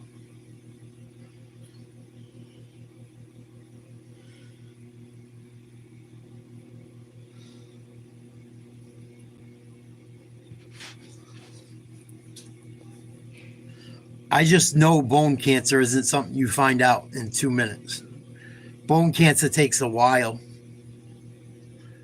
He was the president of the United States.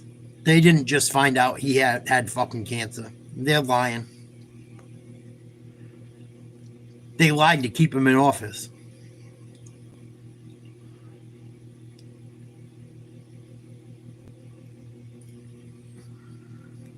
Cancer's a shitty way to die, too. It's a horrible fucking way to die. But I just can't stand Joe fucking Biden. I can't. That guy's been a liar his entire life. Look at the shit his son did. And look at the shit Fauci did. And he pardons him. Lets him get away with it. Pardons his entire family. Joe Biden funded that war. There wouldn't have been a war in Ukraine. There wouldn't have been a war if fucking Biden didn't fund it. And I'm not saying fucking, I don't know enough about it really. None of us know. But like, you think fucking these other countries have people they got to worry about too. Like, what do you do if you're Russia? Let your people get fucking bombed and bombed and bombed and bombed as well? I don't think there's anyone ever right in war. Neither side. Including the United States. I watch a lot of Sean Ryan. Almost every soldier he talks to, he asks them if they made a difference, if they feel like they made a difference. Almost every single one of them said they made no difference. The same shit's still going on today.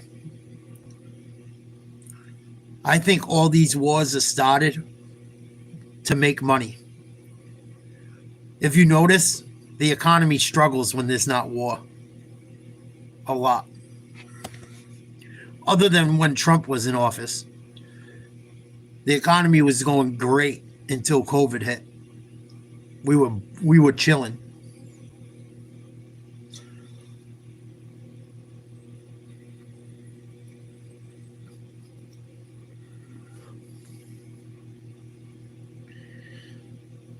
Yeah, absolutely, Kai. And it doesn't take a genius to see it.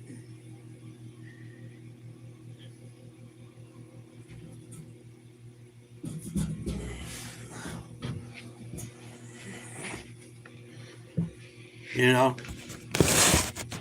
Could you imagine, right? Like, let's just, like, look at some shit. Let's look at things objectively, right? Joe Biden says you ain't black if you don't vote for him. What would they say about Donald Trump if Donald Trump ever said you ain't black if you don't vote for him? That's right, Kai. I was just thinking that as you said it. George Carlin called all that shit. Every last bit of it. I'd love to play some footage, but every time I play George Carlin, I have a copyright issue. And George Carlin was a lefty. But back then, the left wasn't where it is nowadays. That's the thing people don't realize either. The left shifted so far. Like, Democrats went so far left wing, they're not even fucking Democrat anymore. They're Marxist.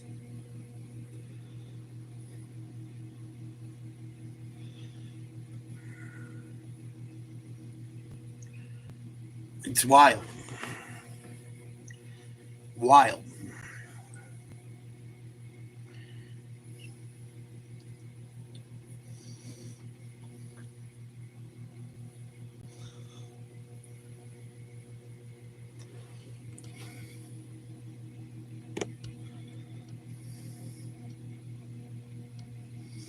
Also, I seen something about Robert De Niro's fucking kid. Does Robert De Niro have a fucking trans kid? If I'm not mistaken, one of Robert De Niro's kids went off the other day.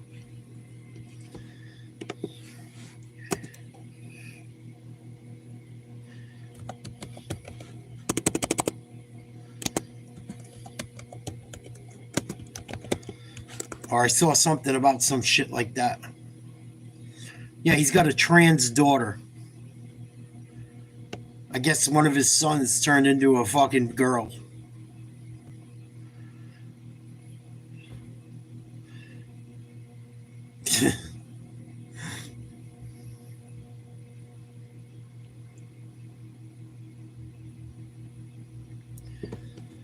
Yeah, the Patriot twins talked about it. Let's check this out. We'll watch a few videos before we call it a night.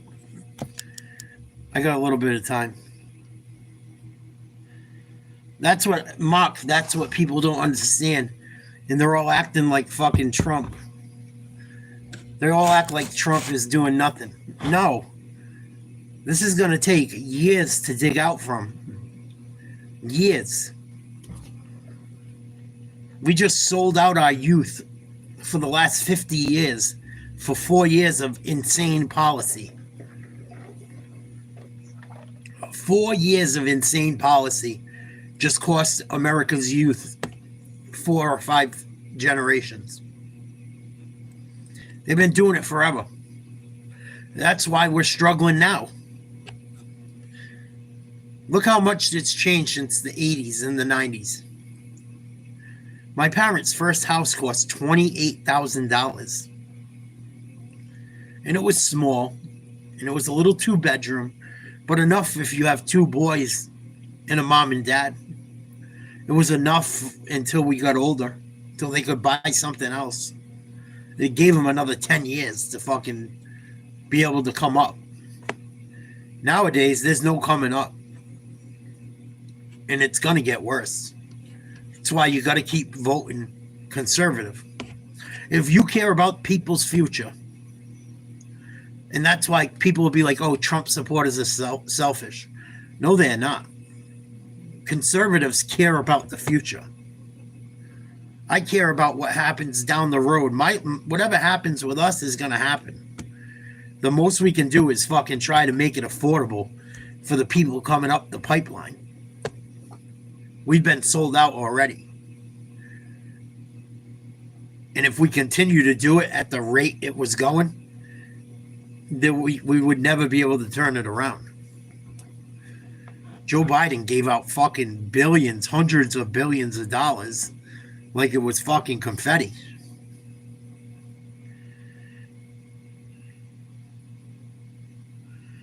That's crazy, Mark. I remember when I started driving. Who was it? It was either Clinton or Bush. The second Bush. It was $1 something. It was like $1.69. It was up there even back then. I would kill for $1.69. Matter of fact, when Trump was in office, right before COVID hit, gas was down to $1.69 again. And I was like, this is incredible. Like, wow, things are starting to turn around. Gas is down to where it was when I was a fucking kid. First time I ever seen it in my life. It's never happened again. Well, although gas is coming down again. Gas is going down about 20 cents where I live. And it'll go up another nickel here and there, but it's not up to where it was under Biden. But yeah, let's check out Robert De Niro's son coming out as trans. Fucking joke. You can't fix stupid.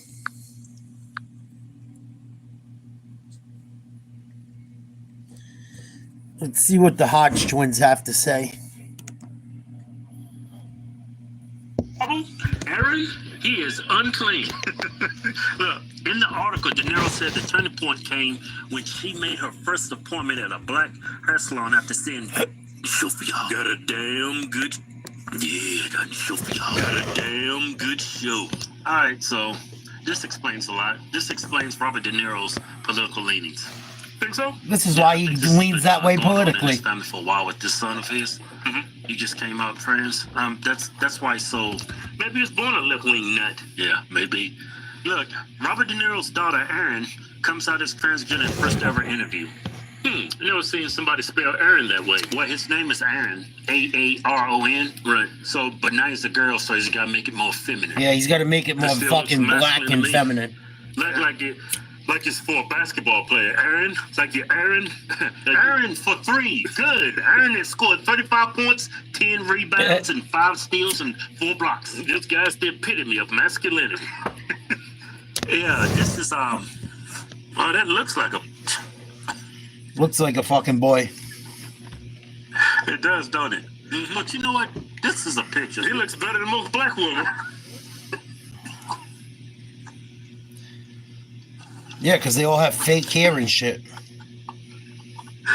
Man, yeah, I did not know he's half black. Because Robert De Niro's of course he's half black. His wife's black. He came out.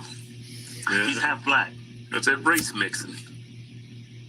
He don't look like me. He look more like a Mexican, doesn't he? Yeah, it looks Mexican a little bit. Has some great eyes. Look, At 29, Aaron De Niro's coming out as trans woman and discussing the surprise. 29? Yeah. At 29 coming out. You don't look 29. Fuck out of here. I thought it was gonna be like 23 or something. At 29, you're gonna come out. See, this is you got some miles on. Wow, yeah. 29 and you're doing this? Yeah. It's because you've been conditioned to think this is cool. Yeah. This is the exactly. This is a fad. I can do this too. You're doing this at 29 years old coming out. I'm trans. I'm over the hill, but I'm trans. Fucking nuts. Coming out at 30 years old is trans. Get the fuck out of here, you lying bitch. 29? Well, that population of people is skyrocketing. It's because people that's coming out doing this. Look at Dylan Mulvaney. This dude's rich and famous now. Mm-hmm. Yeah, it's very profitable. Right doing now, it to get rich, exactly. It's profitable to come out as trans. It's profitable. Look at Caitlyn Jenner got Woman of the Year. Yeah, they got a lot of these trans people winning beauty pageants. Winning Woman of the Year awards. Yeah, let me read this. At 29, Aaron De Niro is coming out as trans woman discussing surprising motivation that led her to follow through with her gender journey, which included beginning hormone therapy last November. Speaking candidly with them in his first ever interview, the movie star's daughter, whom he shares with ex Tukey Smith. Tukey. Her name was Tukey. Yeah. That sounds like a black chick. That sounds like a Negro. Shared. Here, meet my wife, Tukey. Tukey. Right. Look, Tukey. Tukey Smith. Sounds like a running back for the New York Giants. Who the fuck would name their daughter Tukey? Tukey. Only Robert De Niro would marry a broad named Tukey. Fucking Tukey. Tukey Smith. Yo, go holler at Tukey. Tell him I need a dub. You fucking kidding me? Ugh.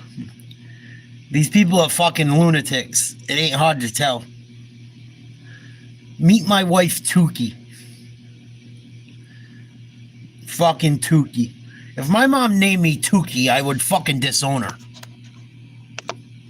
Tukey Smith up the middle for 5 yards. Right? Sounds like a fucking NFL running back, Tukey Smith. De Niro's kid's mother. That fucking... he had this tranny baby with. Her name's Tukey fucking Smith. Sounds like a fullback. Just like the fucking Hodge twin said, that's the perfect analogy. Hand off for Tukey Smith for 5 yards. Or a fucking nose guard. Tukey Smith was a bad motherfucker. Fuck. Fucking Tukey Smith sounds scarier than Vince Wilfork. Unfucking real. Fucking hood. What kind of hood rat name is Tukey for a girl? Let's keep it real. Fucking Tukey. Wonder why people are sick of that ghetto shit. Fucking Tukey. Should have just fucking called him Dookie. 5. Tukey for 3. All right, Tukey for 3. Going deep. He's going deep. He's going deep. And Tukey's got it at the end zone. Touchdown, Tukey.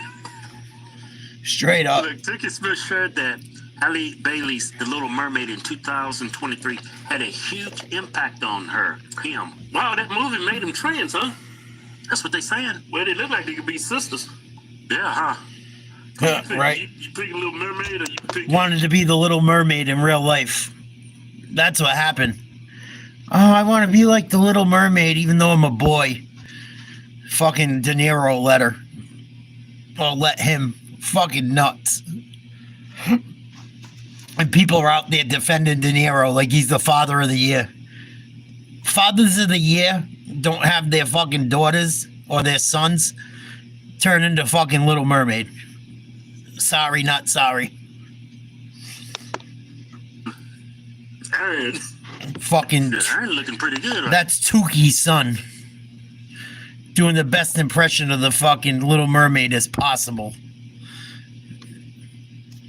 Only Robert De Niro would marry a fucking woman named Tukey.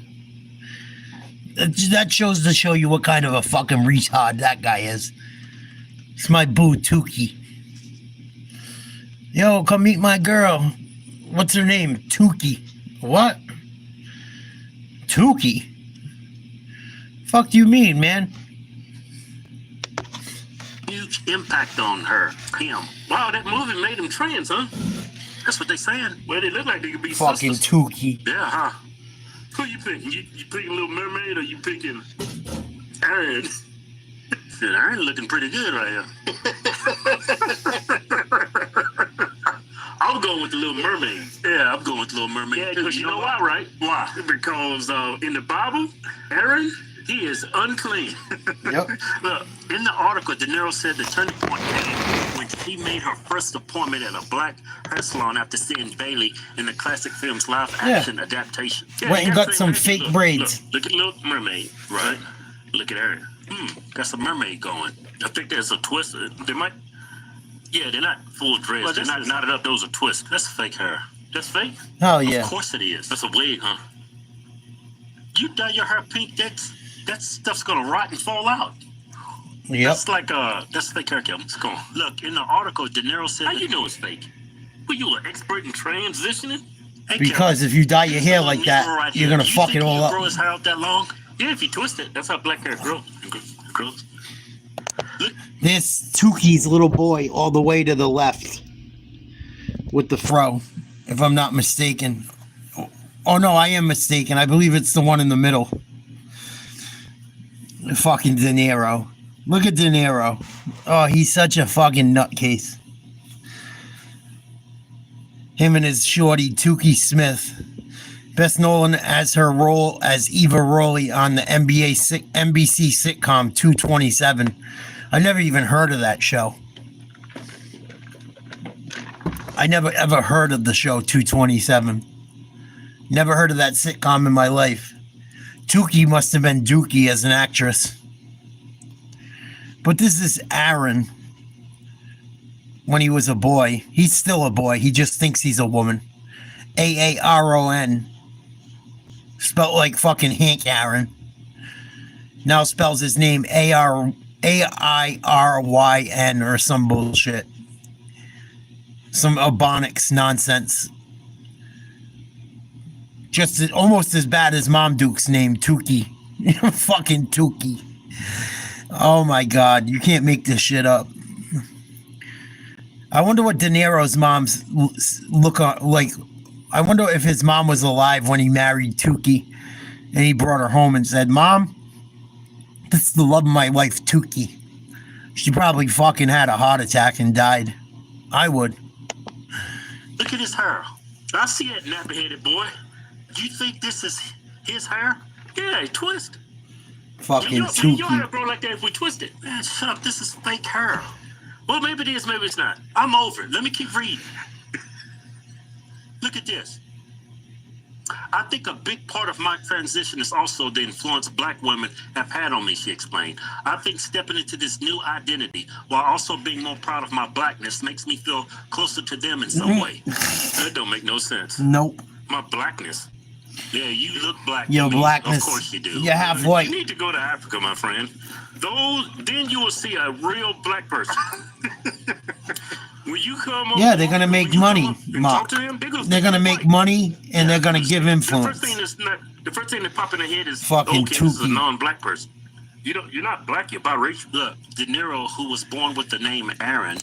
And why do they call everyone that's biracial just black? Can someone explain that to me? Like Obama, the first black president, he's half white. There's so many people out there that are like half white. And they like, oh, black. They're not white, they're black. It's fucking nuts. Like, teaching people to hate the other 50% of their fucking ethnicity is not right. Like, I guarantee most of these people that are half white and half black that get brainwashed like this, they don't look at themselves as white. They're just black. Fucking nuts. Nuts. And then they get shit on by some black people saying that they're half white. Like, it's fucking nuts. Nuts. But they're riding with the blackness, but they get shit on for acting like they're totally black when they're half white. Fucking riding for a cause that won't ride for them. Fucking nuts. Sure that being a trans woman means being honest and open, especially in public spaces like social media. Seeing so many before her succeed only added to her desire to come out. You see that? Seeing so many before her succeed only added to her desire to come out. He has been conditioned to think this is normal. That's why he's doing this at the age of 29. Yeah, that's the only reason. Thank you. Great point by the Hodge twins. Expounding on what I said earlier tonight to that lesbian Brittany that was in here.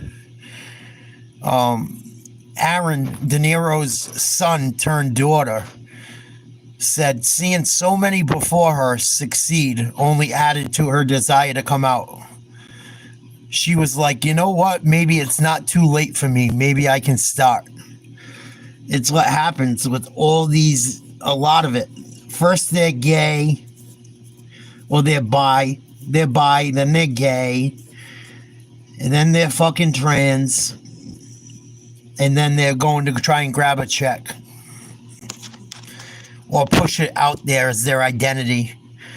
And everyone's too afraid to deal with this shit and say they don't agree with it. That these people just get pass after pass, luxury after luxury. They treat them like they're fucking royalty, which is insane. They end up getting treated fucking better than the average human being for being fucked up. It's nuts. It's nuts. That's why they get at these young people early at life that are struggling with making friends. Like, oh, I'm so fucking brave. I came out as fucking trans. Oh my God, I'm so brave. They give them more credit than a fucking soldier. It's fucking nuts. This is the world we live in. Fucking nuts. And that, he said in his own words, seeing so many before her succeed only added to her desire to come out. That's why. Like I said, Caitlyn Jenner, Dylan Mulvaney. Yeah. I'm like, you know what? Maybe it's not too late for me. Maybe I can start. She shared. This sounds like an experiment. But he's definitely batting for the other team. He's glowing right now. Every time I've seen a man that glows like that in the face, he bats for the other team. Well, that's because he's on the therapy. Oh, you think so? He's taking estrogen. What did you say when he had the fro? He looks sweet, right? And the thing is everyone goes, I'm so sick of hearing I'm born that way. Oh, I'm born that way. I'm born that way. I'm born that way. They're feeding you fucking estrogen. They're feeding these people estrogen or fucking testosterone. Absolutely, you choose that shit. You choose to get injections. You choose to fucking not be what you are. They go, oh, I'm just trying to be who I am. You're not trying to be who you are. If you were trying to be who you are, you would be your genuine self, the way you were fucking created by God.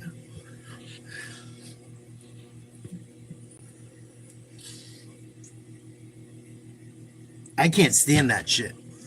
I can't. I would never hurt him. I would never bother him. But the whole shit is fucking disgusting. These kids are being fucking groomed like a motherfucker. Wait 20, 30 years down the line. The problems this shit causes with people. There's already studies coming out of young people that are detransitioning, that speak about how their parents were lied to and how they were lied to and how the doctors told their parents they were going to fucking die if they didn't give them a sex change and shit. Well, they're like 14, 13, 15. It's fucking nuts.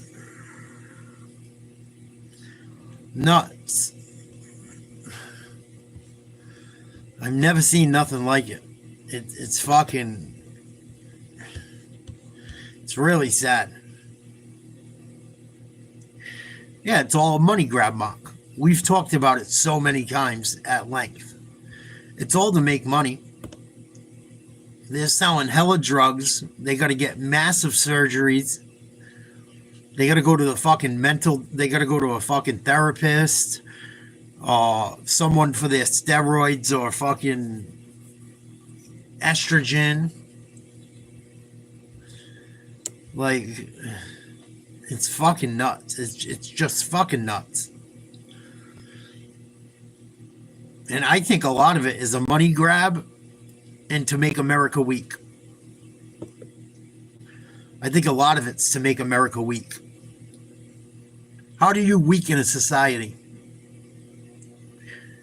Make their boys think they're girls and make their boys make their boys think they're girls and make their girls think they're boys?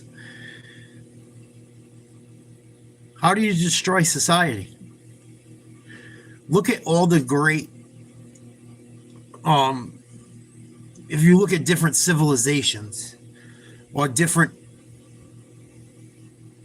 countries in different areas of the world, every one of them met their downfall when this shit started to happen.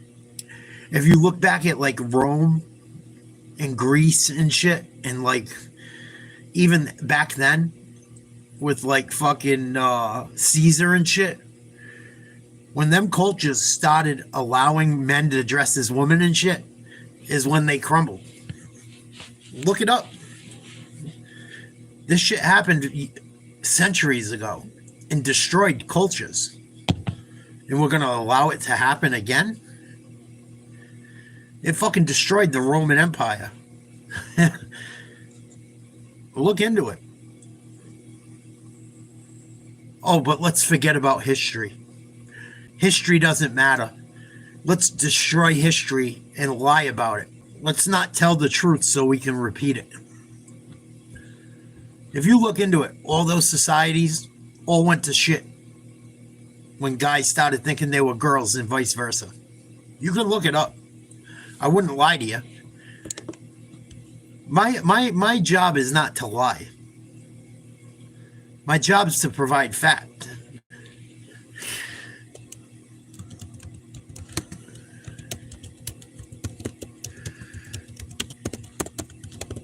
Look at Sodom and Gomorrah.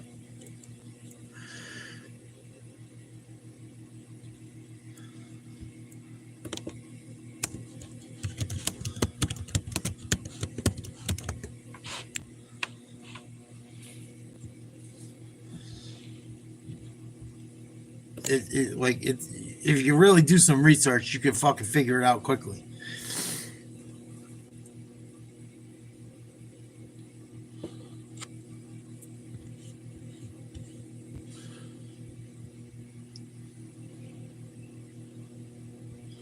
I believe there might have even been a Roman leader that was trans towards the end of their empire as well.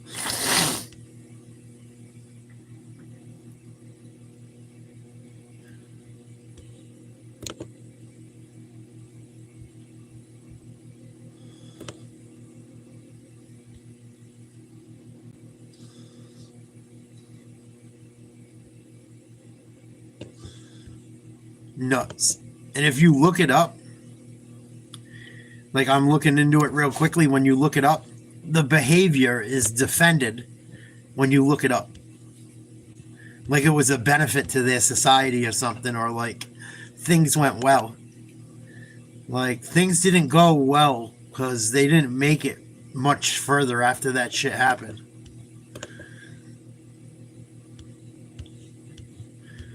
Oh shit, Snowdub put out a new Celebrity Meltdown.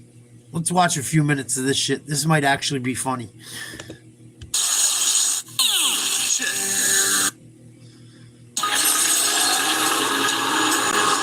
What up, Kenny? Welcome back to the Jolly's Rants. I'm John the Patriotic Fubbit, and here's your rant. And today, we've got more Celebrity Meltdowns. Oh, yeah. Oh, boy. These Hollywood elite, they think they're... Why? Because since like 1999 or something like Yeah, Obi, we got her into our first Celebrity Meltdown. All right, first one up to bat, and we got ourselves a winner here, folks. That's right, Moby. Who's Moby? Oh, Moby? Well, he's the worst. If you weren't around in the 90s, you probably have no idea, so I'm pretty sure he hasn't had it. That's why Eminem used to make fun of Moby.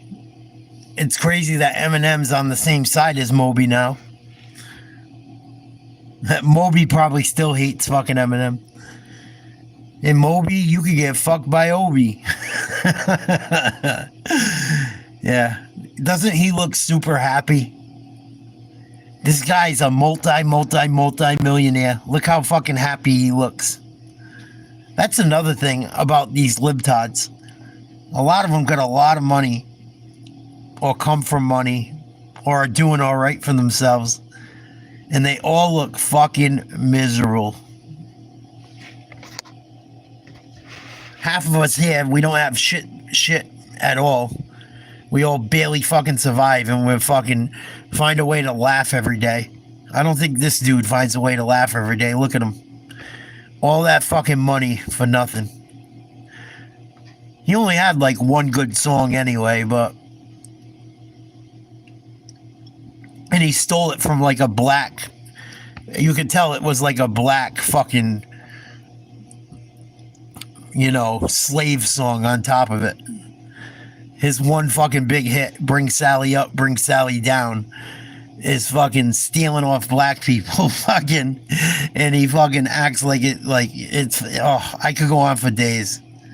I wish I could play the song, because it's actually, I used to listen to the song, we listened to it at Jiu-Jitsu, warming up.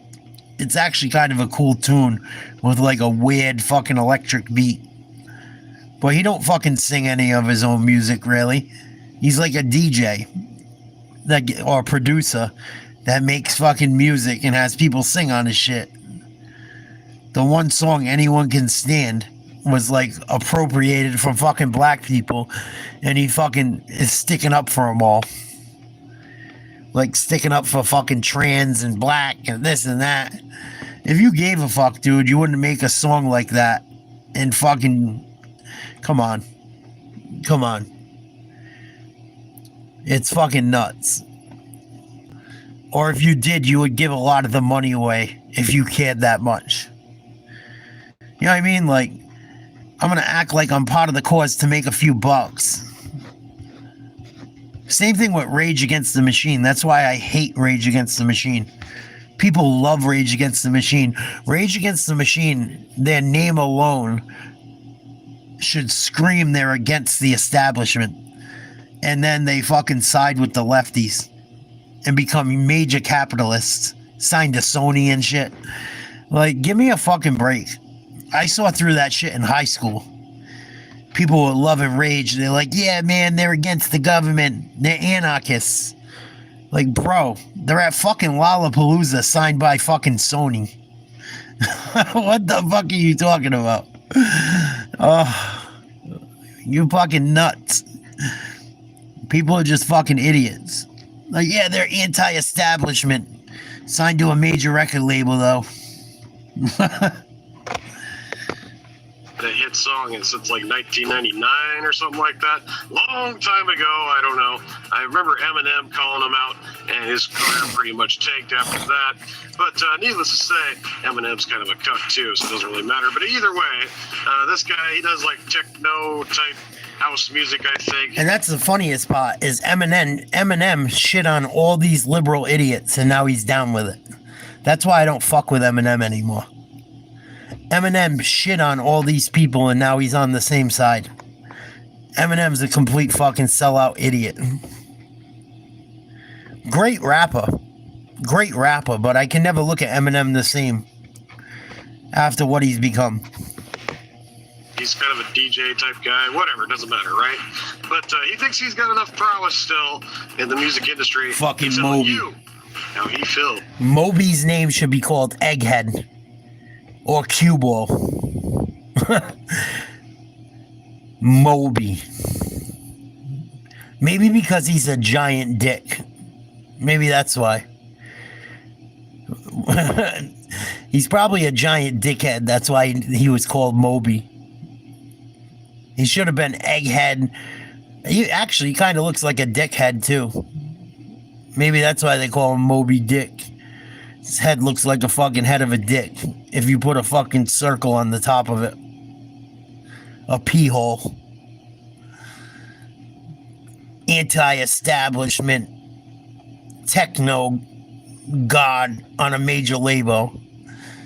Fucking, these guys are all anti-establishment, or claim they are, and they ride with the Democratic Party. Fucking hilarious. Just like Rage Against the Machine, too. Fuck them. They're the fucking worst out of all of them. It's about your way of voting. Let's hear them out.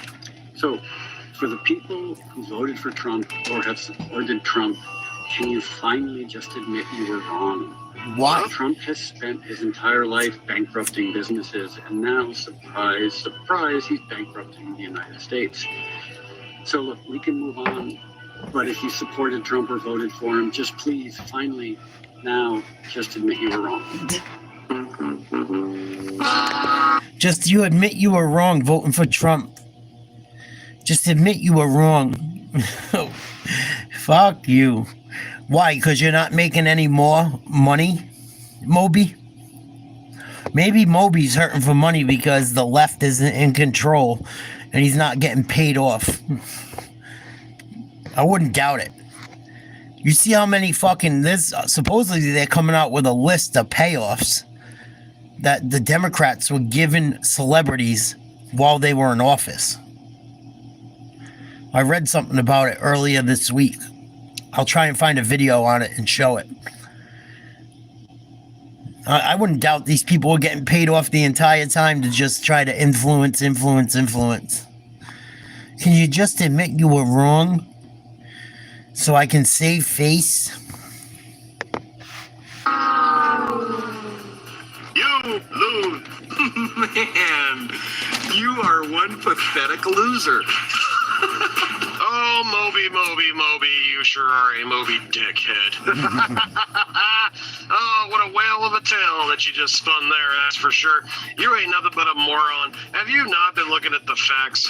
Trump is bringing back jobs like never before. He's getting trillions upon trillions of money invested right here in the United States by foreign governments all around the world, but you didn't catch that news flash, did you, asshat? No, in fact, you want to sit here and spew your rhetoric and cry because, oh, that Trumpster's so bad and I hate him so much. You sorry ass mofo. I can't believe this, guys. Where does this guy get off? He comes out of left field, ain't heard from you in, 2 decades? And all of a sudden, you think you got some kind of say where you can tell us how to feel and try to tell us that we need to admit we were wrong? Oh, you suck. And in fact, this is exactly what we voted for. Trump is all about promises made, promises filled, and last I heard, he just passed the bill for no taxes on tips, which is going to be a big deal for a lot of people working out there, especially in the service industry. But you're such a dumbass that you don't even mention that. No, just tell me you're wrong. Just go ahead and admit it. It'll be okay. Fuck you. We ain't admitting shit. In fact, I would vote for him a third time if it was possible. Maybe it will be. We'll see. Either way, Moby, you're a dumbass. Your music sucks, and you haven't made a hit record, and I don't know, since before the millennia. So on that note, it's time for you and your skinny bald ass to tuck and roll. All right, next one on the chopping block, we got the boss. Oh, Bruce Springsteen. Here we go. Oh, boy. I'd love to revoke that song, Born in the USA, because this guy is nothing but anti-USA, and here he is again. Another lying motherfucker. Fucking, can you believe this is the same guy that made the song Born in the USA? Another idiot I can't stand. Can you believe that shit? Bruce Springsteen sung Born in the USA the way he acts? Anyone that supports this moron needs their head checked. I never really was big into Bruce Springsteen. I could tell he was full of shit. He always seemed fake to me, even when I was a little kid. Like, I'd see how he would act, and then he did that song for that movie Philadelphia, and I saw an interview how he really was. I was like, oh, this dude's the biggest fucking... I knew as a kid the guy was a fucking liar. You could fucking tell. And at one of his concerts, pissing off anybody who doesn't agree with him. What a dumb moron. Talk about alienating any of your fan base. I can't believe people actually come out to see this dipshit anymore. But Bruce Springsteen here, he wants to tell you all about how Trump is bad right in the middle of his concert. Fuck doing his songs, what people paid to come see. No, let me sit here and preach to you. My God. Let's go ahead and roll some of this clip. I don't want to play all of it because it's 3 minutes of drab bullshit, but we'll get the gist. Go ahead and roll the clip. Dreams, but things are happening right now that are altering the very nature of our country's democracy, and they're too important to ignore. So,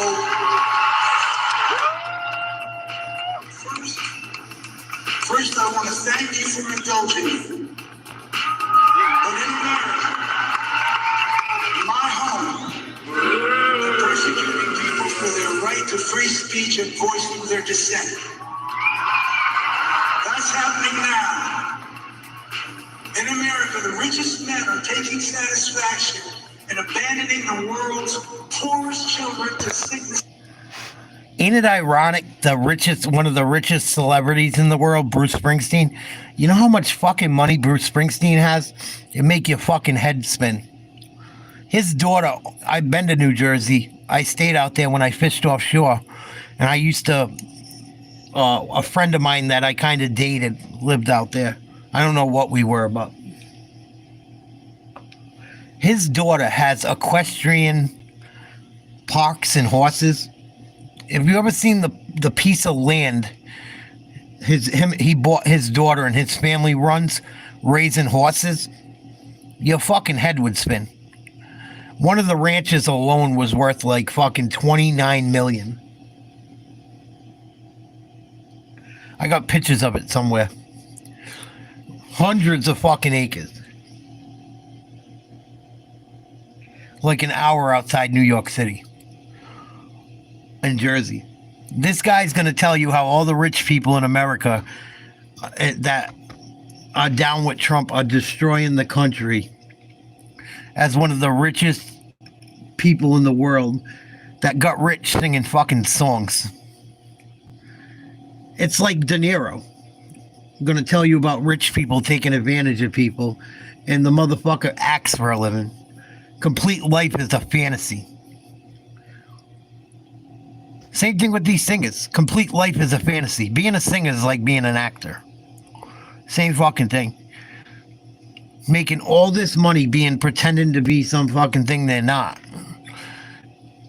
More fucking well off than all of us. Worth more money than the politicians that are fighting for us. And large. Never talk about the fucking amount of money the Democratic Party has.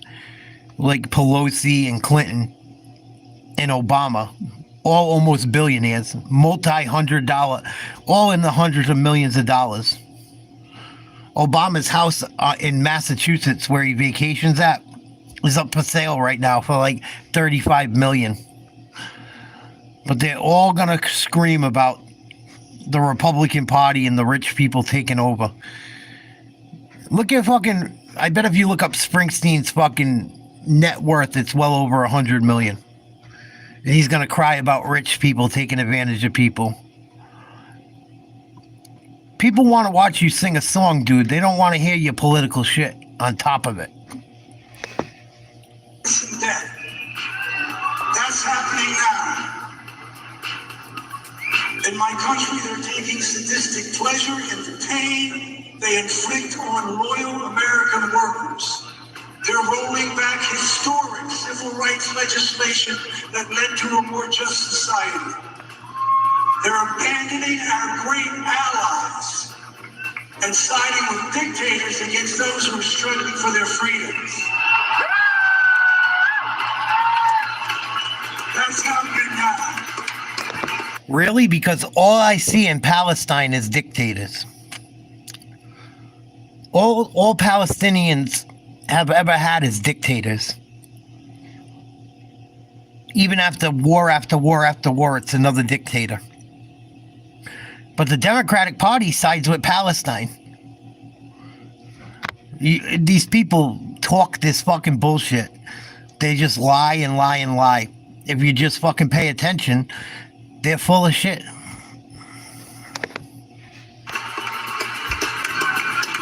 are defunding American universities that won't bow down to their ideological demands.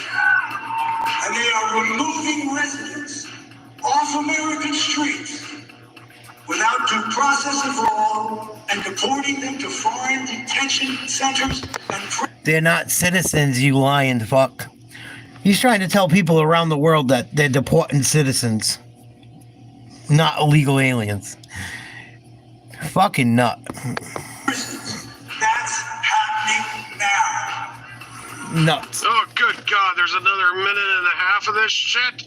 I can't do it, guys. I can't put you through this. This is too much. He just goes on and on and on with all your favorite CNN talking points. Blah, blah, this, that, this. Of course he does. He doesn't mention nothing about MS-13 and all the gang members from Venezuela and, you know, these asshat immigrants. And who have Laken already been Riley. deported at least once, sometimes twice, sometimes thrice. For every time they come through the United States, break the fucking law, get deported, and then they come right back over the border again to repeat the process. But no, he doesn't mention none of that. He just sits there and cries and pisses and moans. Oh yes, we're siding with dictators and all our allies are turning against us. Blah blah blah. From what I've seen, Trump ain't doing nothing but wheeling and dealing, asshat. In fact, he's been going around the world making all these world leaders bend a fucking knee. That's right. And because of all your bullshit here, you forgot to mention one thing. Trump is all about America first. He doesn't care about all these other people around the world because they got their own problems just like we got ours. And it's about goddamn time we start taking care of our country instead of going around the world pouring out millions and billions of dollars of our hard-earned tax money to other foreign nations for their fucking problems when we ain't even addressing our own. Correct. I'm tired of this bullshit. And I'm tired of dipshits like you thinking you got some kind of say. Bruce Springsteen, you haven't been fucking relevant since the 80s. Hell, you ain't put out a good song since the 80s. But here you are, 45 fucking years later, talking like you got some kind of objective. And everybody needs to listen to the boss because he knows what's best. Well, you know what, asshole? Fuck you. Fuck your concert. Fuck all your bullshit. We're tired of it, man. We ain't taking it no more. Even though you were born in the USA, you sure act like an enemy of the American people. And on that note, it's time for you to take that guitar, stick it right up your ass, and tuck and roll, boss.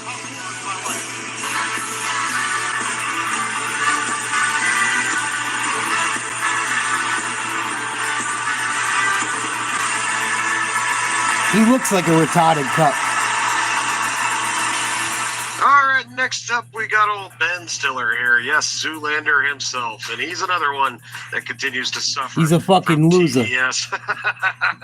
Obama was horrible. On some crazy podcast, spitting more rhetoric because he has no idea what the fuck he's talking about. But let's go ahead and let him cook and make an ass out of himself as he once again stuffs his foot in his mouth. Go ahead and roll the clip. Yeah, I think we probably.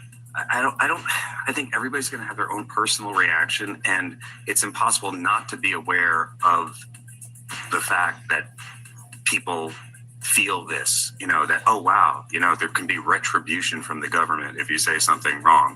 And that's really scary. So just to even be thinking that way is, but, you know, of course, I'm Oh, hold up, Ben. I got to stop you right there, buddy. Are you talking about when the Democrats were in charge? Yeah. And we weren't allowed to talk about the 2020 election and the surge of votes that happened in the middle of the night? Yeah, I personally had a live stream shut down for questioning that stuff. Or are you possibly talking about when the Democrats tried to silence us when we started talking about the old jabby jab and how we weren't exactly trusting of the government and some of the bullshit? In fact, people were literally losing their channels on YouTube. People were being silenced. Doctors were being silenced. People were losing their fucking jobs over that shit. Now, that somebody who is adamant about I had a free subscriber speech since I fucking movement started in the Second talking about Amendment, this of course, shit. and that is President Trump. He wants us to be able to say whatever the fuck we want. You're such a moron. Have you been on Facebook lately? Ran by Democrats and what's his name, Zuckerberg, and those assholes over there for a long time were silencing people. YouTube silences people. Twitter was silencing people back in the Dorsey days until Elon took it over and let us have free speech back again. Oh, you are such a moron. Is this opposite day? Oh, fuck. All right, let's let him continue. Good. I'm aware of it. I think everybody's aware of it. And certain people are just naturally more outspoken and always have been. And I've sort of had my own path with it. But right now, I think it's definitely a thing that people feel. And in a way, for me, it makes me think about it even more about, well, what do I really want to say and how do I really feel about something? And I think for artists in times like these, that their creative energy really goes into expressing what they feel and Yeah, because nothing can tell you how real people feel more than an artist worth hundreds of millions of dollars. That's what makes me fucking know these people are all full of shit. Yeah, nobody can tell you how life is more than someone worth hundreds of millions. These celebrities worth all this money. They really know what's going on. They feel it like we feel it. They don't feel a fucking thing. These people don't got to worry about a fucking thing in the world for the next 5 generations. Why do you think that the fucking Democrats get these people to talk for them? They're loaded. They have influence. And you get young and stupid people, whether they're young or stupid, not always young. They're either young and stupid or stupid.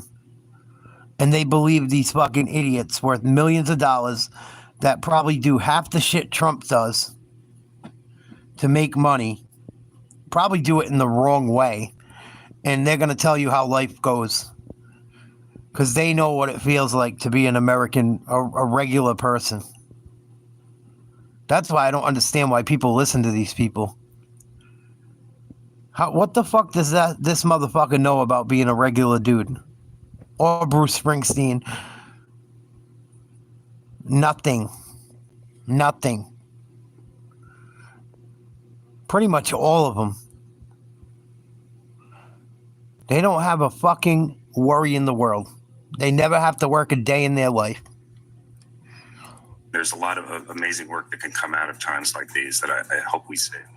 I kind of feel like we didn't get that in the first Trump. I don't know why. It's not that there wasn't great art in the first Trump, but it wasn't like during that 4 years you look back on that and feel about it the way that you might about the civil rights movement, or right, like all this like amazing like kind of music and movies. Why do you think that is? Maybe the first time around. And they're trying to say that art has gotten so much better lately. I haven't seen a good movie since I don't know when. The last good movie I saw was fucking Green Book. And I think Trump was in office when Green Book came out. That's like the last real good movie I saw. Honestly. Green Book. And it involved a gay fucking black dude, believe it or not. But it was a good movie. I can't remember the last good movie I seen before that. The Exorcist movie I saw recently was pretty fucking scary, though. I try not to watch movies like that, but my ex was begging me to watch it with her, and we watched that the last Exorcist movie that came out with the two little girls was pretty fucking fucked up and scary. It was fucking scary. I haven't been scared from a movie in a while since that one. Before that one or after it. Not that I watch a lot of them, but I saw The Exorcist as a little kid. Nothing else is really scary anymore. And I don't really like the gory shit. It's just blood for blood. I don't know. I saw The Exorcist when I was like fucking 8 years old. So it's hard to get really fucking scared after that. It was more about Trump, and then this time around, it's more about the realization that our country is really deeply divided. And it's, for me, it's less about the fact that he won by a majority and that many, many, many people are, willing to go down that road. And what is that? So that's actually something that it's always, I think, been about. And that divide is something that I think, you have to sort of wrestle with and acknowledge and figure out and look at your own point of view in that too, and your own prejudice towards people who don't have the same point of view as you. But I also feel like there's a reality to the to where we are, and you don't live in it. Figure out how to go forward, and you don't live in it, and don't live in it. When the line is being crossed, which it seems like it's being crossed. I mean, January 6th, violent offenders being pardoned. That's a line. Nuts. Jerry Stiller must want to bitch slap him so bad. Introducing the all-new Chevy Equinox, starting at under $30,000, and the all-electric Equinox EV. You lose. Hey, moron! Look at me! I'm the waterboard, My God, Ben, are you actually serious with this crap? Once again, they got to bring up January 6th. He made sure to mention that right at the end, didn't he there, folks? Oh, yeah, of course he did. And how dare most of the American people go down this path? What path, Ben? He don't know shit about shit. Free speech. And he comes from rich parents. Jerry Stiller was his father. His father was rich. This dude, all he knows is being fucking rich his whole life. And then they're going to blame Trump for being rich. At least Trump was involved in a real fucking thing. In real estate. You're involved in fucking acting. Being a fucking retard. You got paid to be a retard. And put cum in your fucking hair. In a movie. I'm sure you must be so fucking proud of yourself. Ben Stiller's big break was when he put fucking cum in his head. Let's not forget. His big break was zippering his pants and his fucking balls in his fucking pants and fucking that movie with Cameron Diaz, Something About Mary. Dude's been a fucking idiot his whole life. And then played fucking The Second Amendment, the path of taking care of America first. Then he played De Niro's fucking son-in-law in Meet the Fockers. First, the path of trying to... Maybe that shit was real life. What the fuck? Let's not forget, De Niro and him made that movie. Probably his biggest movie ever. Ben Stiller's not a good actor. He fucking sucks, dude. He's in the dumbest, funny movies ever. Like, I don't even think he's acting. I think he's probably just plays himself and they let him run around set and zip his dick up in his pants and fucking act like a moron. He probably got caught jerking off and it came out looking like that and they made it into a real life fucking movie. I don't know, rise up the Americans, give them more money in their pockets so they can live a better life instead of our fucking tax money going overseas. Paying for wars that we're not involved in and bullshit like that. What part don't you understand? Oh, these people, so entitled, so pampered. I'm surprised. Yeah, Tropic Thunder was all right. I watched it once. Watching it once was enough for me. But he wasn't even what made Tropic Thunder good. The other dudes made Tropic Thunder, not this fucking idiot. take 2 minutes to call in his personal chef for a little snacky snack in between his fucking bullshit rhetoric that he continued to spew through this whole interview. But enjoying his movies and taking his word for what's going on in the real world. You guys, we live in the real world. This motherfucker don't live in the real world. And people take his word for everything that's going on. Like it's really fucking happening. Yeah, let me listen to the actor. The guy that plays pretend every day of his fucking life. That's rich as a motherfucker.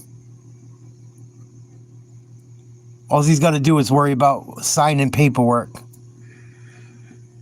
that his fucking agent gives him. That's all these people do. Then they go act like fucking retards on a camera and get paid. They don't live no real life shit. Especially this dude. His daddy was an actor. It's not like he came from the fucking bottom. His dad was making money on fucking Seinfeld and was in a bunch of shit long before that.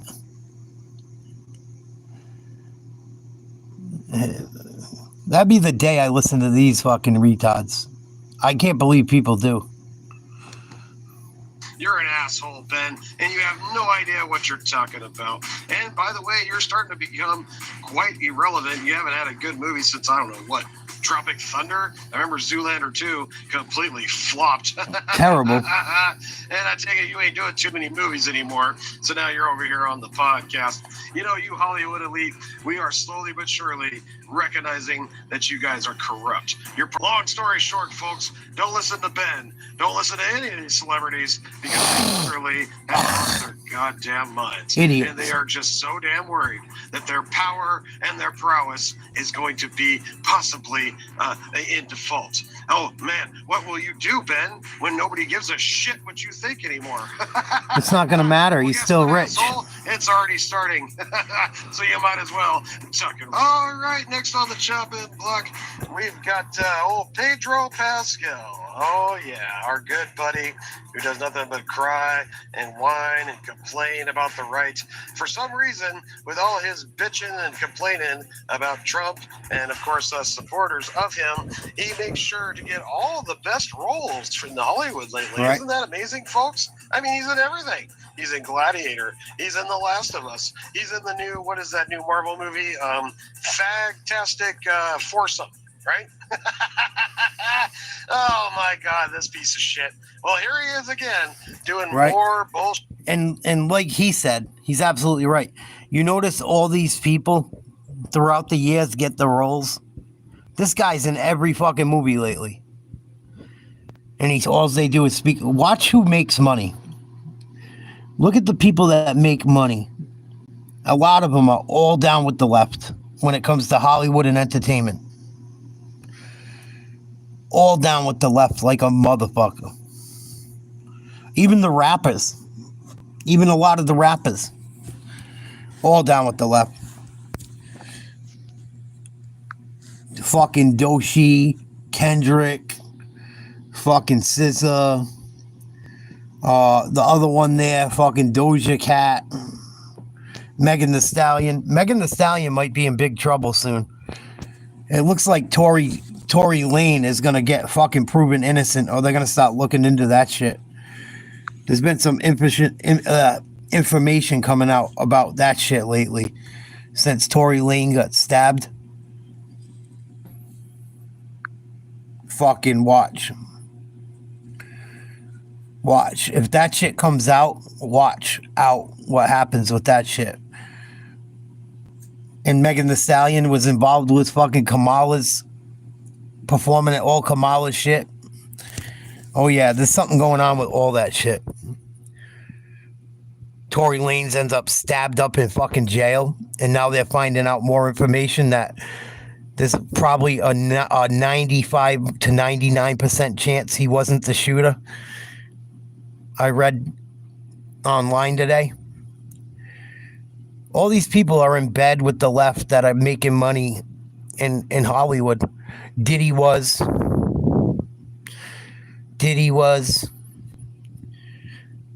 Oh yeah, what a coincidence. Bullshit rhetoric, spewing more crybaby tactics, trying to convince the American people that he knows best for you, and you need to listen to Mr. Pedro. Oh my God. Let's go ahead and roll the clip so we can laugh at this asshat. Hit it. I want people to be safe and to be protected, and I want. And his name's Pedro. What a coincidence. It's probably not even his real name. People in Hollywood don't use their real names. They just give him the name Pedro. That's the name he picked when he went to Hollywood. Those people don't use their real fucking names. You really think those people use their real fucking names? You're out of your mind. It's not their real fucking name. Just about anyone. You're rappers, you're this, you're that. It's not their real names. They do it to push agendas.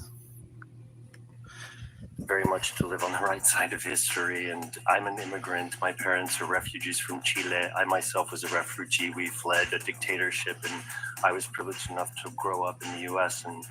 and there you go. After asylum in Denmark, and if it weren't for that, I don't know what would have happened to us. And so I stand by those protections always. Once again, old Pedro is vouching for the illegal immigrants. But of course, we got nothing against asylum seekers. People that are actually trying to escape being persecuted and even murdered. Oh, he acts in Star Wars? There you go. There you go. Star Wars is... I won't even watch Star Wars. God bless you.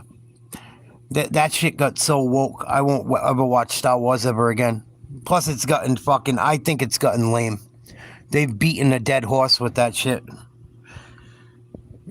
And then the entire cast of anyone to do with Star Wars just about is a super lefty. Mark Hamill. Even Luke Skywalker. Mark Hamill's like a wicked lefty cuck.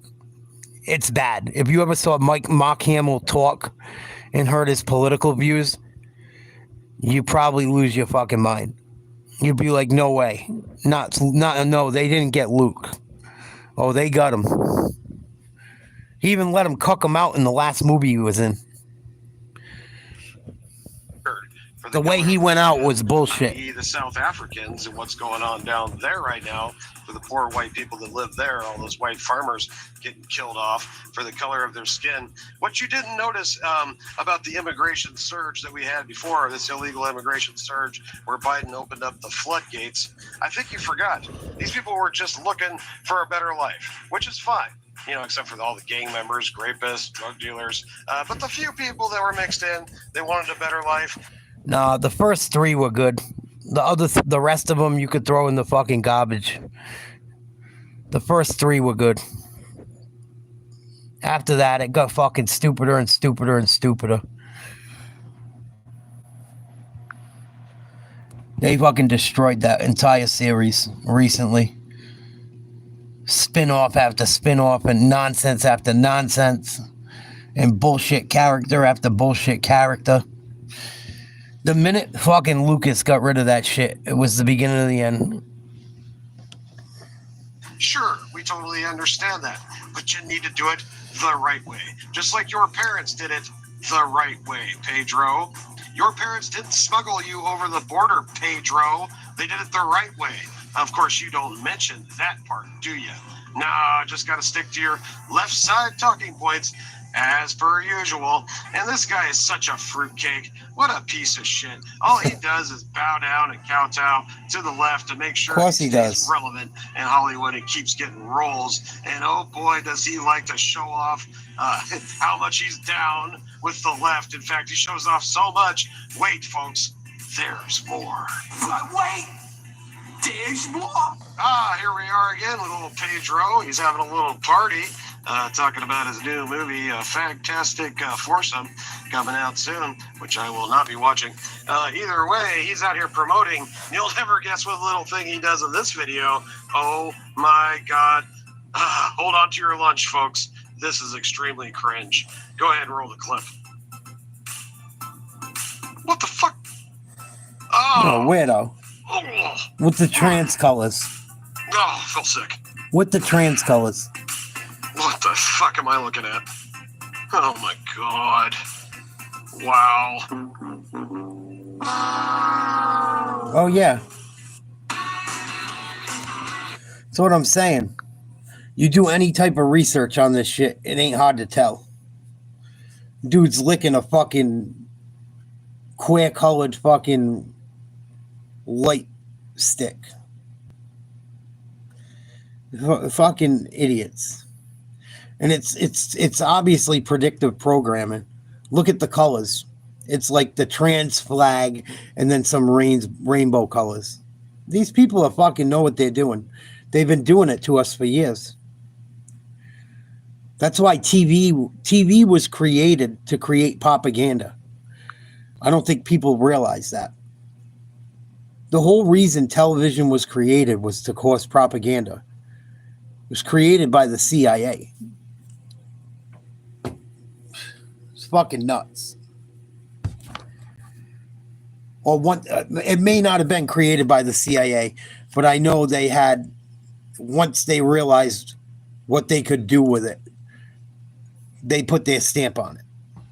They might not have created the whole thing and yada, yada, yada, but once they realized the power of it, they certainly put their print on it. I shouldn't say they created it. I don't know that for sure. But one thing I know for sure is I've watched many a documentary that says when the government realized the power of the television, they took full advantage of it. And so did marketers. They've done it with everything. When you buy shit, the things you buy, the shows you watch, what scares you in life. You know, they use the news in the same way nowadays. Oh, he probably was mock. He probably wasn't a fucking... Might as well have been. He probably knows he didn't have a fucking choice. Maybe they had some dirt on him. Who the fuck knows? Or maybe they fucking were like... Who knows? He probably didn't want to cuck out. He probably didn't want to cuck out. Or he probably didn't want the stories he wrote to die. I don't know how many he wrote. You know, he probably got offered so much fucking money he couldn't say no. The amount of money, who the fuck would say no to it? His family's good forever. And they probably get a kickback on top of it. And he probably knew that he was selling his fucking soul at the same time. He probably knew that the shit was going to get watered down and fucking destroyed. But he cares about his family probably. You know? What do you do? That's why I tell you, they got you. They got you. What do you do? Just like a regular person, what do you do? Lose money and not go to work and fight against the shit and watch your fucking your whole life get destroyed?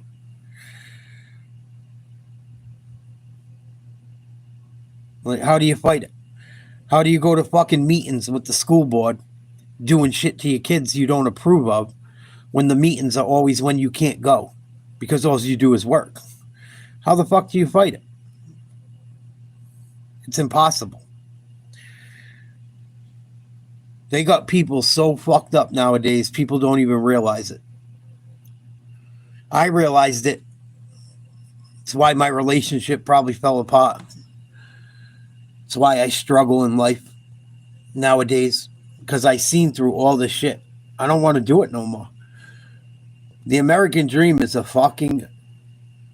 it's just that. It is. Sell your fucking soul to do a ton of things you don't want to do. And probably not fucking accumulate anything. And it's not like you're getting anywhere nowadays. That's the kicker. It's not like in the 80s where you could come up from nothing. Nowadays, you're just stuck in a fucking apartment for life. It's become a nightmare.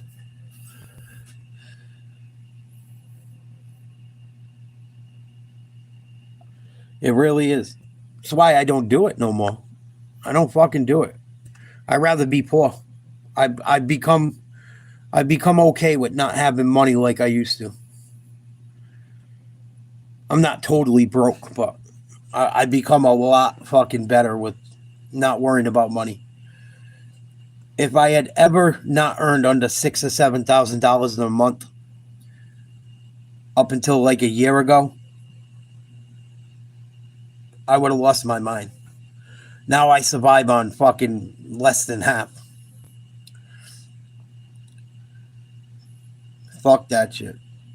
Fuck that. I won't do it no more. They ain't stealing money off me anymore. Working fucking 70 hours a week for fucking 20 years of my life.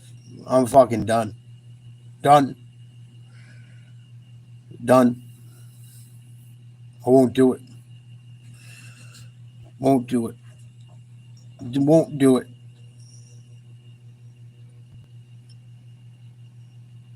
And I get a little bit happier every day. A little bit happier every day. You may not see it, but I come to peace with it. I'm cool with it. I don't got to answer to nobody anymore. It's fucking beautiful. Beautiful. Don't got to answer to a motherfucker. I'm so thankful. I would rather fucking barely get by like I do now and have what I have than be caught in that fucking rat race. That fucking rat race, especially up here in Boston and Providence and New York and shit, it's fucking mayhem. Mayhem driving around to work and shit. If you guys ain't from up here, you have no idea. I would sit in fucking traffic for hours and hours, not even getting paid. I don't fucking miss that shit at all. At all. And it sucks that things didn't work out with my ex and shit. You know, I miss the kids and all that shit. I don't miss the fucking headaches of being together, what it caused. Trying to have a family is fucking impossible. It's going to be everywhere, JoJo. It's going to be everywhere. It ain't just the North, dude. It's coming. It's going to be everywhere. Trust me. Going to be everywhere. Might not be there yet. It's coming. I'm going to call it a night. Love you guys. I'll see you guys for the hockey game, hopefully, in the afternoon.